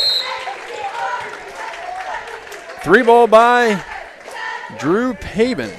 Gives the Camp Point Central Panthers a 19-1 lead here with 2:39 to go in the first quarter. Full timeout taken by Western. We're going to stay here. We'll stay here and talk a little bit about, I know we've been having some mic troubles with our cameras, but before every game we've been recognizing each team in the tournament. And so we'll talk a little bit about Camp Point. Camp Point Central has been in the tournament since 11, and overall this is their 24th year the school has been in the tournament. The Panthers played in the championship game in 2011 and have been to the semifinals 4 times. They have played between 1954 to 56, 98, 2006, 2011 to present moment of 2023. Their championships are 98, and he has 2011. Not sure on that one, Kent. I'm not going to argue with Kent Coltis when it comes to WIT records. I'm going to argue a little bit because the 11 team would have been the West Central Cougars, so he's wrong. Well, you were coaching then. So. Yeah. But a big thanks to Camp Point for being in our tournament for many, many years, and look forward to watching them for this tournament as well, as they're a well-coached team, and like we said, off to a pretty good start, 12-3. After the timeout, ball movement by Western, and just like that, they knocked down a 3. Mason Smith. Smith makes it a 19-4 basketball game with 2 minutes left to go here in the first quarter. Ball taken away. Rucker tries to go coast to coast, and he was going to draw a pump fake, try to get Camp Point Panthers to go flying by, and they stood their ground. Yeah, they stayed on the ground, and Rucker traveled. Sometimes you just can't be afraid to have your shot blocked. Go ahead and take it in there and see what happens. Nice pass underneath. Blewett comes away with it, and his shot is good. 21-4 Camp Point Central. Tobias with the basketball, high screen by Smith. It was looking for the roll. There was nobody rolling. That's turnover number 4. Genenbacher quickly into the front court. Kicks it out to Blewett. Blewett's nobody's guarding him. And if you're not being guarded, that's the play, right? Yeah. Shots missed, and Western comes away with it. A little over a minute to play here in the first quarter. Kohler with the basketball, guarded by Blewett.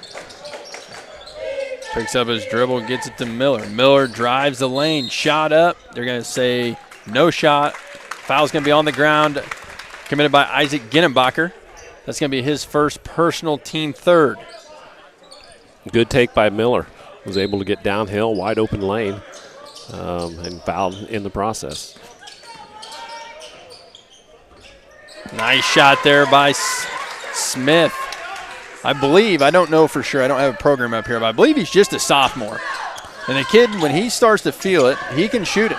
I've had the opportunity to officiate them once this year, and he can fill it up. Well, he's definitely a kid out there, you can tell already, knows what he's doing with the basketball, and really Western needs a kid like that to to hit those kind of shots, as they've struggled a little bit early here offensively. Luke Weir entering the game for the Wildcats.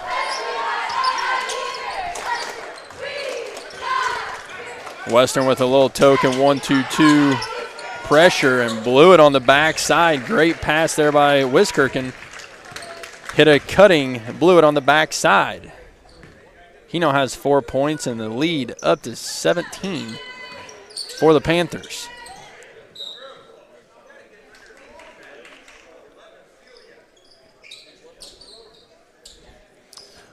Western trying to set up the pick and roll there. Where they've had success is a little bit on the pick and roll, but also on the backdoor cuts, taking advantage of sometimes some over-aggressive Camp Point Central defenders. 10 seconds left to go in this quarter. Smith with the basketball, and if I'm Smith, just give me a pick. And that Camp Point was looking for it. Kick to Tobias, 3 is no good at the quarter, and that's how it'll end. 23-6 after 1, Camp Point Central.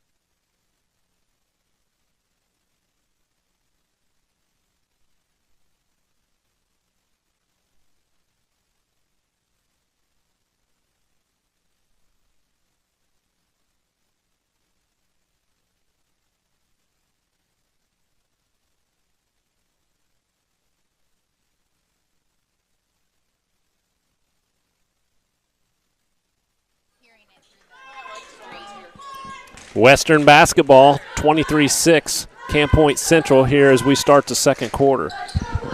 Camp Point's shooting a whopping 77% from the field, 40% for Western, and really the difference is Western's not getting near the shots that Camp Point's getting. 13 field goal attempts compared to 5. I would say that 77%'s really impressive, with the aspect you usually think it'd be inside game, and they've knocked down 3 triples. You're right. Moore has 2 of them, and Pabin has the other one. Still a lot of scoring in the paint, but yes, being able to extend that zone, and that's really what you're trying to do. In the flow of this game, you want to be able to get this zone to stretch themselves a little bit. Skip pass all the way over. We're going to have to get the name on him. Who is that, Coach? That's Caden Lohmeyer, I believe. Lohmeyer in the game for the first time for the Panthers. He hits the shot. Smith with the basketball. Must be nice when you can pull a shooter off the floor and another shooter comes in, doesn't hesitate, and knocks it down. Just like he drew it up, right, Coach? I guess. They're now 4 of 5 from deep. Smith with the basketball. Dribbled on Blewett, shot up. Looked like he was fouled, no call. I think he was fouled. Or is a really good flop. Can't tell from here, though. Lohmeyer with the ball to Blewett. Blewett inside turnaround jumper, no good, but rebound by Elijah Ginnenbacher. Now another offensive rebound by Eiler. Eiler's going to be fouled by Smith as he was trying to get the ball back out to Pavin. That's going to be Smith's first personal, team 4th. Blaine Miller re-entering the game, going to give Smith a breather.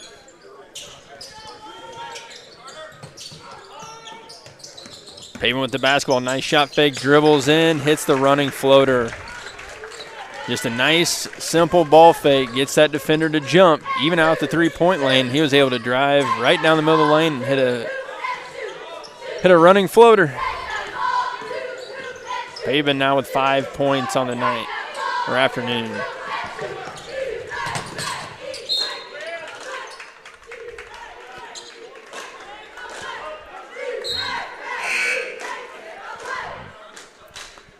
Ball is tipped away there by Ginnenbacher. Went out of bounds. It will be Western basketball.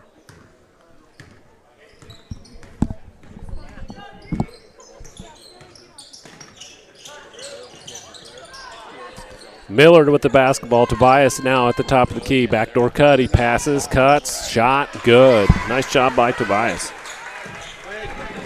Good ball movement by Western. Makes it 28-8. Almost a steal. Blewett comes away with it. Nice pass underneath, and he scores.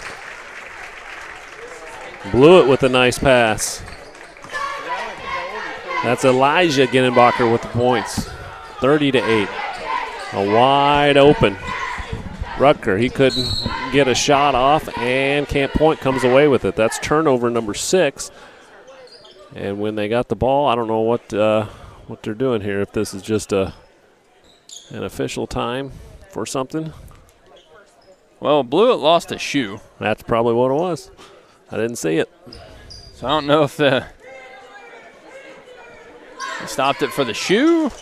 I'm assuming so. Paving with the basketball to Blewett. Blewett thinks about it, doesn't take it. Nice ball reversal. Ginnenbacher drives. Pat kicks to Pavin. Pavin shot up, no good. Rebound by Smith. Smith dribbling down, trying to get it going for the Wildcats. And he's going to pick up an offensive foul. Just great positioning by Pavin. I mean, I know Smith's frustrated right now, but he is just right in his pocket. And doing it the right way. You know, he's aggressive, but he's not pushing, shoving, hand checking. He's doing it well. Eiler kicks out to Lohmeyer. Lohmeyer, bad pass, turnover. Smith on the other end, 3 ball, and he knocks it down. Smith now with 8 points here for Western. 4:20 to go in the first half, 30-11 Panther lead. Blewett in trouble there, and you could hear the coach call it. He wants a 30-second timeout. We'll keep it right here with 4:19 left to go in the second quarter. It's 30-11. Talked a little bit about Camp Point. We also recognized the Western Wildcats before this game started, and they played since 2008. Semifinalist in 2009 and 2018, and we're talking as the consolidation aspect of it. Western has pulled off 3 upsets to reach the championship game in the 2008 Winchester tournament. The Wildcats have reached the semifinals 2 times since the consolidation of Berry and West Pike. So we want to thank Western for being a part of this tournament. They've been a part of it for a long, long time, obviously as Berry, and then now as Berry has consolidated with West Pike, being Western.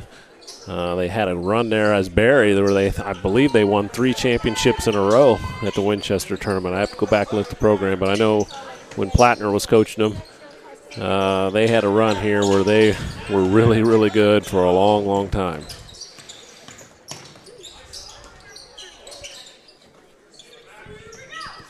Good ball movement here following the timeout by Cam Point. 3 ball up by Pavin. It's missed. Rebound by Mason Smith. He's going to push it up the floor. Doesn't take the shot, and they're going to set up an offense. Like we talked about earlier, Camp Point Central playing a hounding man-to-man defense, just in the pockets of every single one of these defenders. They're making life difficult. And if you've ever played basketball, you can attest that it does get frustrating when you can't seem to get loose at all. Nice job by Western on the backdoor cut. Smith finds a cutting Miller, who finds another Western ball player. So that's the one thing that Western has done really well. You know, if you've got an aggressive defense like that, handle the pressure and catch them overplaying. And they've done that probably 3 or 4 times already.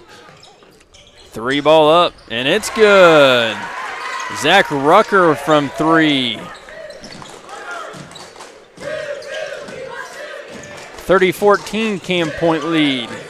Moore with the basketball to Wiskirchen. Nice ball movement there, but it's knocked out of bounds by Wilson. It will remain Panther basketball.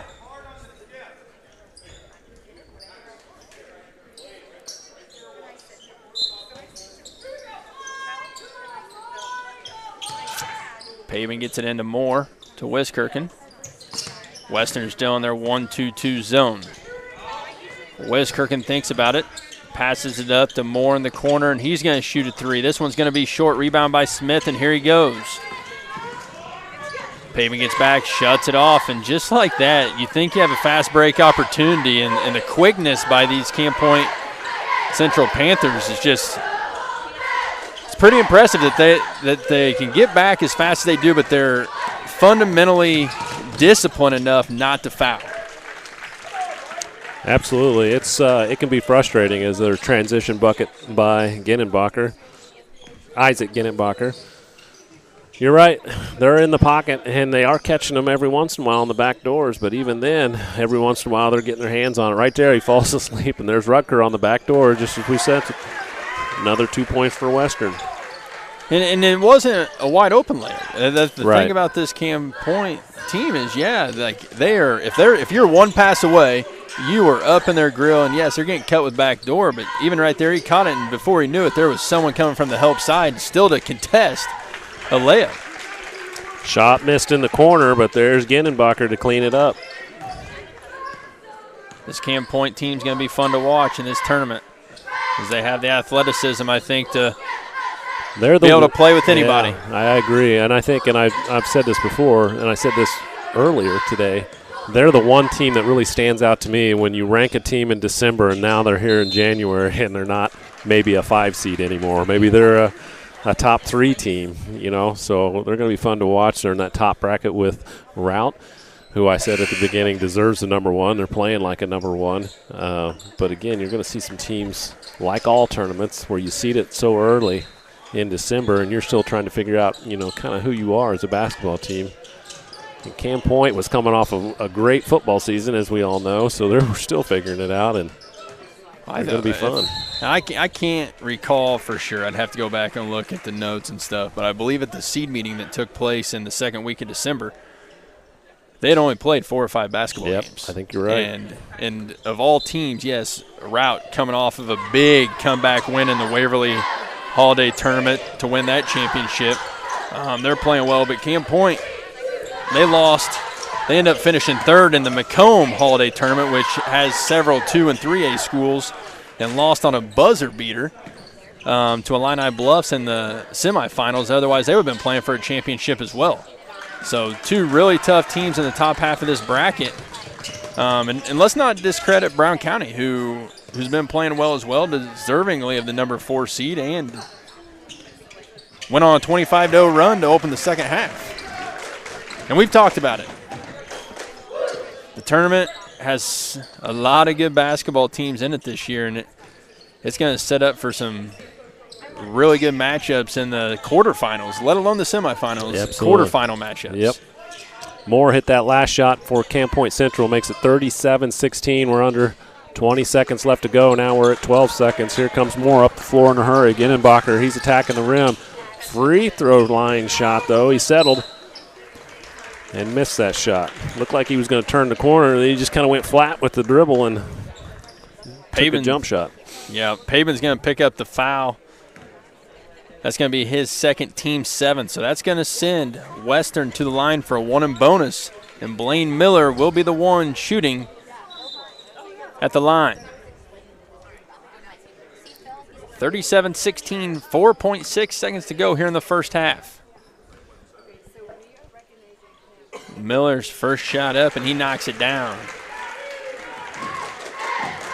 Miller gets himself on the board as that's his first point of the night or the afternoon. Not used to calling games in the middle of the afternoon. Miller knocks them both down, 37-17. Moore with the basketball. 3, 2, 1. Shot from half court, no good. So that's the way the first half is going to end. Camp Point Central, the number 5 seed, playing like a 5th seeded team right now with a 37-18 lead over the Western Wildcats. We're going to take a breather, get something to drink, and we'll be back for the second half action shortly.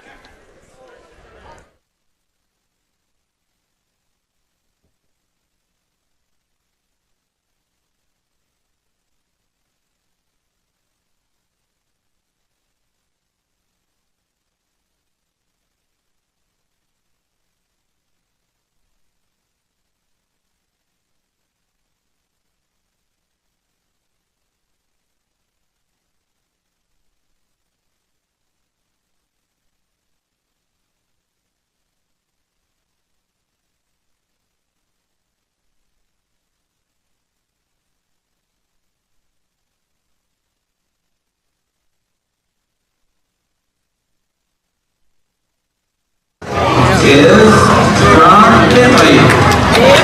Ron will be shooting for $200, complimenting the insurance and nurse control.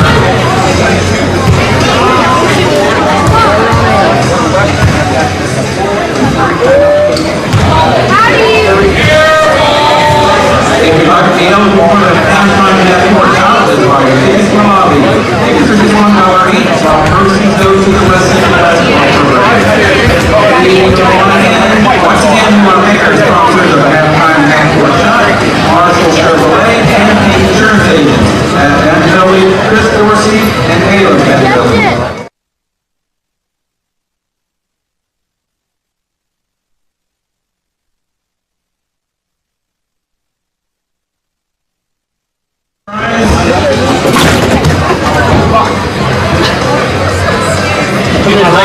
Goes to Chaz Walker of Winchester.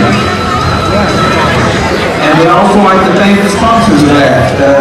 CSL, Levi and Wayne Clayton, the Ford family, John and Marcus Eastman, Lashman Buck Lance, Wesley and Wesley, the Heater brothers, Terry, Ryan, Kyle, and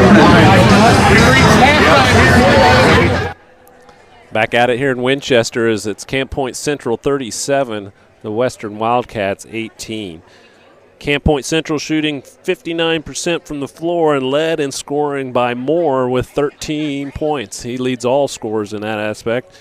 The Western Wildcats shooting 55%, and they are led by Mr. Smith with 8 points. The big difference really is that, Western has 11 shots on basket compared to 27 of the Camp Point Central Panthers. So, again, it is a 37-18 halftime lead. If you watched it on YouTube here, you saw Ron Bentley shoot for the half-court shot. He missed that one. But we also had a $100 drawing that we've been doing a drawing every game. We give away a cash prize, and that $100 went to Chaz Walker. So congratulations to Chaz Walker, but also a big thank you to our sponsors, CSL, Levi, and Lane Clayton, the Ford family, John and Marky Seasting, the Lashment Club Lambs, Wes and Tim Lashment, the Dieter brothers, Terrad, Ryan, and Kyle and Clinton. So we appreciate all of our sponsors. Again, we have a ton of sponsors. We're going to be just breaking them up over many games. We've mentioned every game, a $100 winner, and we've rattled off some sponsors there. So stay tuned. We plan to recognize everyone today and then, of course, through the other rest of the week and the games that are going on. So, again, we have about 6 minutes left to go before this halftime is over. It's 37-18 Camp Point.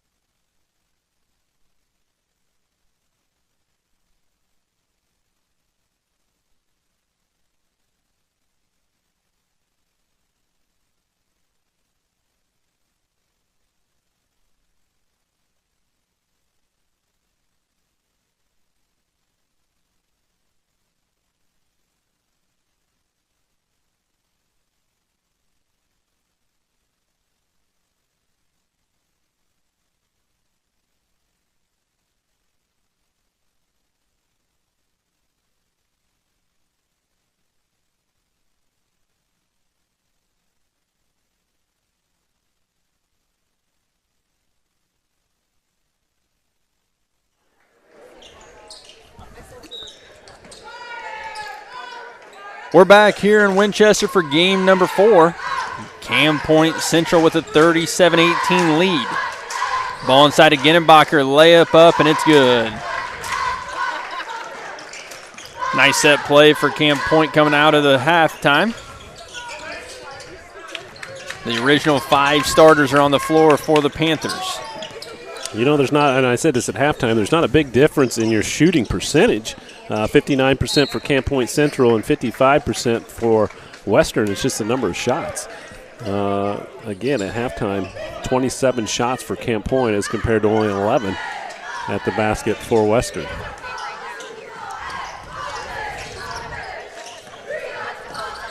That was number 9 as far as turnovers are concerned for the Wildcats. 9 compared to 3 for Camp Point Central.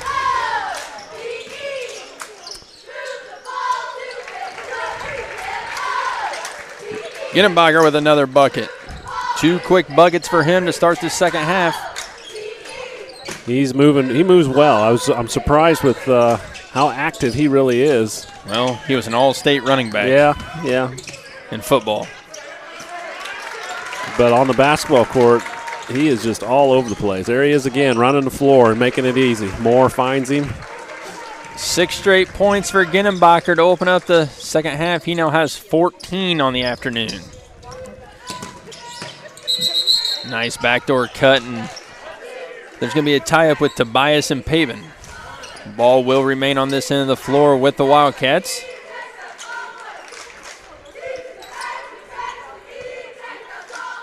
So before we start the second half, there was an announcement for anyone who had ever played in the Winchester Invitational Tournament to please stand. And it's pretty cool to see the amount of people that stand up, not only for certain teams, but for everyone who's, they're just here watching basketball. And it's pretty neat to see what 100 years has done and the amount of people who are here that may not even have a team planned to just come to support the tournament. And we appreciate everyone. And if you're not able to attend and you're listening on WC Athletics and on the YouTube channel, give us a shout out. Let us know who you are, where you're from, and what years you played in the tournament.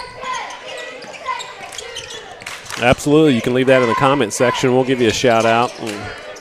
We've had some comments on Facebook about, especially Winchester people that are in Texas and other places, and they're watching the game or they wish they could be here and still thinking about the tournament miles away from home.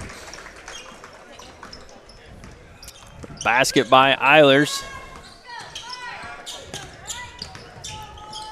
Wilson with the basketball for Western. Picks up his dribble, gets it over to the wing to Tobias.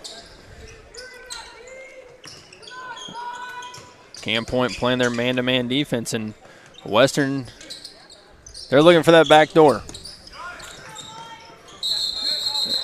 Ball on the ground. We're going to have a loose ball tie-up. It's going to be Cam Point basketball. Turnover number 10 committed by the Wildcats. 5:16 to go in the third quarter. Cam Point 45, Western 18. Wiskirchen with the ball in the corner, up top to Pavin. Back to Wiskirchen. Western now in a 2-3 zone.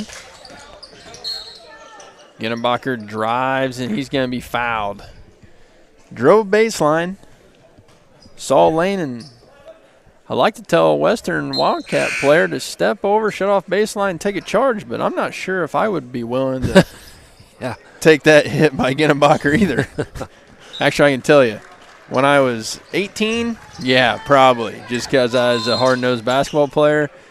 Like, let's take charges, but at the age of 30, yeah, it hurts not just a chance. Thinking about it, right? Not a chance I'm standing in the way of that train coming through there.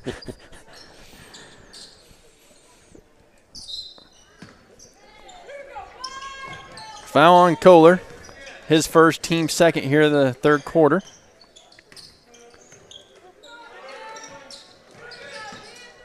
Cam Point moving the basketball side to side. In the corner to Ginenbacher. Nice high-low. Ginenbacher hit Moore, flashing the high post. Moore with the lob pass down to Eilers, and he knocks down another bucket.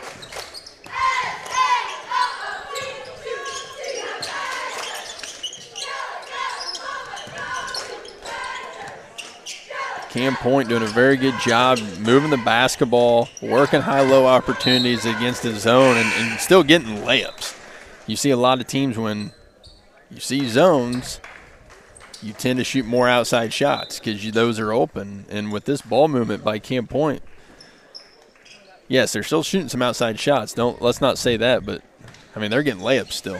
Yeah, well, and I think that's just a combination of how the flow of the game's gone, because if you remember early in the game, Cam Point was bearing some shots from outside, and what that typically does to a defense is bring them out and stretch them out a little bit more. Now you find out it's a tale of two halves. Once you have them out here on the perimeter, as you see them right now, they are way stretched out, which means there are a lot of lanes just like that and layups that could be had. So, again, I think it's just sticking to your game plan, and it's not like you come out shooting threes, but when you're open, that's the play. There's a turnover on Elijah Ginnebacher. He travels underneath. Turnover number 4. Wilson with the basketball, skips it across. Good ball movement by Western. Tobias had an open look, ended up trying to dump it down, and it's going to be a turnover. Going the other way. Yeah, right idea. Just nice job by the other Ginnebacher to cover down and take that away. It was open for a split second, but again, like you talked about earlier, the way they cover the ground is pretty impressive. Nice pass there by Wiskirk and hitting Elijah Ginnebacher. Is that the next running back? Well, I don't know if he plays running back. If I had to guess, yes. But I know he's one heck of a linebacker. Yeah. He started linebacker for that team that got runner-up at state for Cam Point this past fall. And he's built pretty well for a sophomore. Yep. And, of course, the big hats off to Dixon. He does a nice job with the weight program and the football program. Oh, for sure. And, I mean, this is a testament to Cam Point Central Athletics. I talked to Coach Barnett. I have a pretty good relationship with him, and went back and forth as basketball season was getting started. And I asked him how many players that he was able to have at practice/open gyms because of just the number of players. And he said he had 4 kids. So of their roster, and it looks like they have 12, 13 kids, only 4 of them don't play football. Yep. And, I mean, it showed. It was just the quickness, the athleticism. And if you can get your athletes to play, whether it's football, basketball, baseball, track, if you can get them to play as many sports as possible, you're going to be competitive in all those sports because you got your athletes playing. Yeah, and not only just playing, but getting them to buy into the weight room. We talk about that even here at West Central, and the nice facility that we have here too. We're very fortunate to have the facility and to be able to use it. And we've got a lot of people that are buying into the fitness programs now. So we're gaining numbers. That's a plus. We are. Started off light numbers, but we are gaining. So 2:13 to go here in the third quarter. Cam Point with a commanding 52-18 lead over Western. Coach Stout and the Wildcats are going to take a full timeout. We're going to take one as well.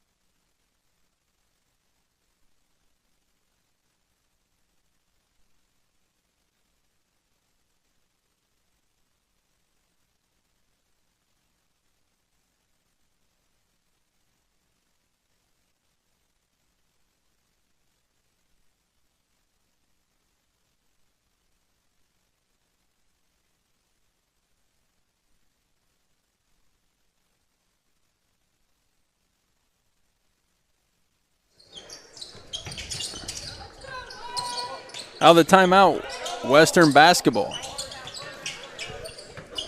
Tobias has it in the corner, gets it to Smith in the short corner, kicks it back out. Ball reversal. Tobias with the basketball over to Rucker. Rucker to Smith. Smith had 8 points all in the first half, and we were talking off air. Western really hasn't had a lot of shots here in the second half, and all we got down is 1. And that is a testament to Cam Point's defense, but if I'm Mason Smith, I'm looking to get some shots up. Yeah, he's going to have to be the guy to kind of lead that charge as we've watched him here for 3 quarters. He's definitely the guy that has put some points on the board for Western, and they're going to have to lean on him a little bit. Even being a young kid, as we believe he's a sophomore, we're going to have to look at the program, but definitely going to need him to take some shots. Blew it with the basketball. He takes a shot. He leaves it short, goes for the rebound, but he's going to foul on the rebound. Nice move by Blewett. He just left it short. Western basketball, 1:31 left to go in the third quarter. It's all Camp Point, 52-18. Again, if you're just joining us and if you want to leave comments, we've been honoring people, having them stand up in the game if you played in the Winchester tournament, recognizing them, but obviously you're not here. And if you want to leave us a comment of who you played for and what year, give you a shout out. Leave it in the comment section. We'd like to know. Smith with the basketball, guarded by Blewett. Nice take, unable to convert on the contested layup. Blewett pushing up the other end. We're under a minute to go in the third quarter, Camp Point basketball. Blewett underneath, spin move, and it's going to be ripped away, and now they're going to call jump ball instead. Nice hands there by Tobias as Blewett spun right into him. Tied him up, be Western basketball.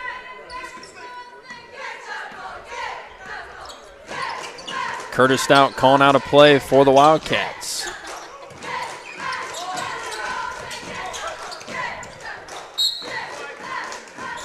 Ball is knocked out of bounds. It will remain Wildcat basketball. 37.7 seconds to go. Tobias taking the ball out underneath. Up top to Smith. Shot fake. Doesn't take it. 3-ball by Rucker on the wing. No good, but nice offensive rebound there by Blaine Miller, keeping the possession alive. Foul was on number 21, Gavin Blewett, for the Panthers. His second personal, team second in the second half. Smith with the basketball. Tries to hit a cutting Kohler. It's going to be a turnover, and Eiler goes the other way, and he knocks it down. Layup for Carter Eilers. He now has 8 points in the game, and we're under 10 seconds to play in the third quarter. Smith with the basketball. 3-ball by Tobias. No good. Gets his own rebound. Shot up. No good. And that's going to be the way the third quarter ends. Camp Point Central leading 54-18 after 3 quarters of play. We're going to take a breather, and we'll be back for the fourth quarter.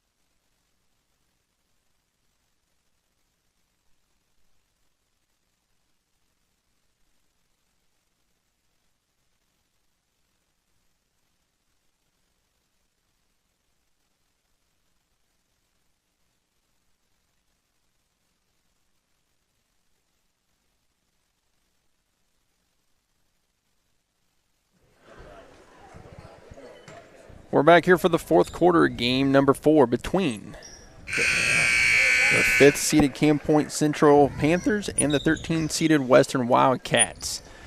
54-18 is our score, so we will have a running clock during the fourth quarter. We will remind everyone again, but we want to give you a short heads up. Following this game, we will be shutting down this link on YouTube.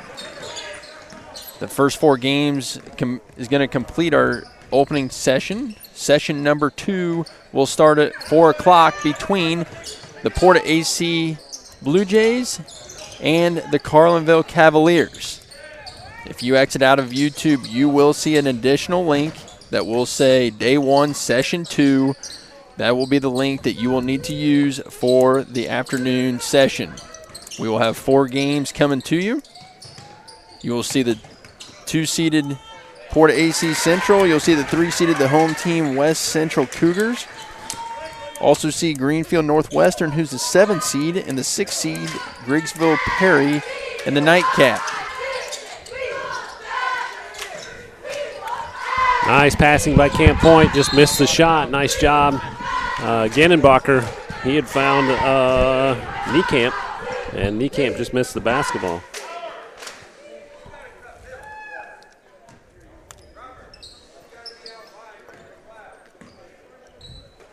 As he mentioned, as Coach mentioned, it's going to be a running clock here, so it's going to be a quick quarter.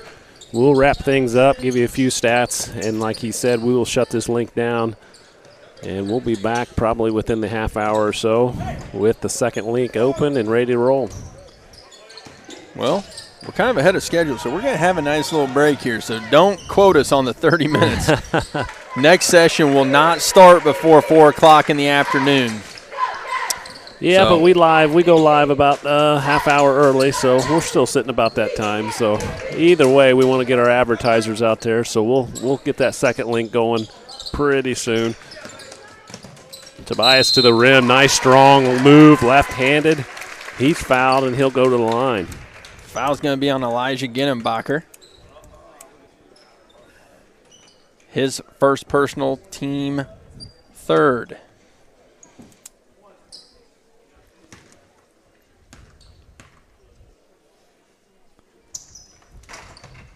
Tobias knocks down the free throw, completes the old-fashioned three-point play. Smith with the steal. Going coast to coast, unable to convert, but an offensive rebound by Rucker keeps it alive for the Wildcats. Nice take there by Tobias, and he's going to go back to the line for 2. Well, Coach, I knew we were moving ahead of schedule, and I just now looked at my clock, so you're right. We're way ahead. I was telling you, we're going to have a nice little break. So it'll be about an hour before that other link goes live. That's why I said don't quote us on the time, but well, it's okay, people. We argue quite a bit. We have offices right next to each other. He may be the principal, but I don't refer to my boss very often. We will take a break, though. That's going to be time for us to kind of redo the floor, get it swept up, get it ready for the afternoon session, take out some trash, and give all of our Cougar Booster members who are volunteering so much of their time over the next week a little breather, get everyone some food in them, and rest up, because it will be a late night, as the last game's not slated to tip off till 8:30 tonight. And then what makes this tournament so much different from holiday tournaments, and I had a good conversation with a coach this morning about it, is you guys have to make sure you tear everything down, because we have to have this school ready for kids to come back in the building on Monday morning. Absolutely. So it takes a village. It really does. When we say community tournament, we really mean that. You want to stick around after the 8:30 game, you'll see what we're talking about. We got people up in the bleachers blowing them out. We got people mopping the floor again, mopping the cafeteria, picking up tables. You're right. It has to be school ready by Monday morning. I mean, everything, the kitchen area, all the prizes that we're raffling off, the hospitality rooms, all these have to be ready for kids in the learning process on Monday morning, and that's what comes first. All these kids are student athletes, and it's what we got to be ready for, and that's the basketball aspect of things. I mean, if you're into athletics, you can get by just because you're a sports fanatic, but the grind takes place when you have to set up and tear down every single night of the week. And I will give a shout-out to all of our booster members and everyone who helps put this tournament on, because without them, we wouldn't be able to make it possible. Absolutely. We'll try to give them a shout-out. We have people doing certain different things, We'll try to give a shout-out throughout the week on all of our Cougar Boosters. If you paid attention to any of the social media posts, that's Kent Coltis, Amanda Vortman, all those people doing big-time things for the tournament. So you'll see those pop up on social media, a lot of it being my wife, Amanda, who doesn't sleep, I don't think, ever at night. Well, if I think I heard her right, she has all of them already typed out and ready to post on Facebook. It's set on a timer. She schedules them and then doesn't sleep at night. I don't know what she's doing. She's probably typing another one. When I look over and see her cell phone all lit up over there. She's been working on this with Kent and with Phil Pratt and Katie Meyer. For that group has been working on this for over a year. So we want to thank them for all the time and effort that they put in. And it's even better on our end because we don't have to do it. You know, everybody says, "What do you think about this?" I'm like, that's your area. Our area is to run the tournament as far as the ball is concerned. You worry about taking care of the media posts, and we are extremely grateful that we have people that we can turn that over to and not have to worry about it. Yeah, because if we didn't, we wouldn't make it to next Saturday without having to knock down, drag out. It'd be happening the first Saturday. Yeah. Actually, it happened about 3 months ago. Well, and if you look at the prizes, and if you haven't got a ticket yet for the raffle, you need to get in. We don't have a whole lot of tickets left. I think there's like 2,500 sold already, and we may only have about 4,000. We're hoping and we anticipate to sell out. Ginnenbacher there with the score, make it 60-27. But again, another group that has done a great job, Phil Pratt and Katie Meyer on the raffle. Getting sponsors and getting some pretty cool prizes. And if you aren't able to make the tournament, I believe there is a way to purchase tickets through Venmo. Yep. Then we just send you a picture of your ticket number. And you do not have to be present to win. I mean, the number one prize is $1,000 cash. We got weekend stay at the Ozarks. We got St. Louis Cardinal tickets, a signed Yadier Molina jersey. We have a fire pit. We have 2 different half hogs that are being processed, a quarter of a beef. We got the Xbox X Series, motorized cooler, a pellet grill, a lot of different options. And on top of all that, we are offering a $100 prize. That's simply, if you buy a ticket, you will be in the drawing that we are raffling a $100 prize for every single game. So you don't have to be present to win, and that's just another bonus and another chance for you to win if you buy a raffle ticket. They are $10 a piece. If you are interested, shoot us a message on YouTube. We'll see it. We may not see it right away, but you can purchase tickets through Venmo. So if you are interested, make sure you reach out, and we'll do everything we can to get your name in the drawing. Well, this one's going to end with Camp Point winning this one 60-29. I do want to give a shout-out. That was a great turnaround post move by Jackson White, who had come into the game. He knew what he was doing with that basketball, and a nice shot out of that young man. So nice turnaround shot for him. But again, 60-29, Camp Point Central wins this game. We'll take a short break, maybe have a few stats for you. We'll wrap this thing up and get ready for the second session.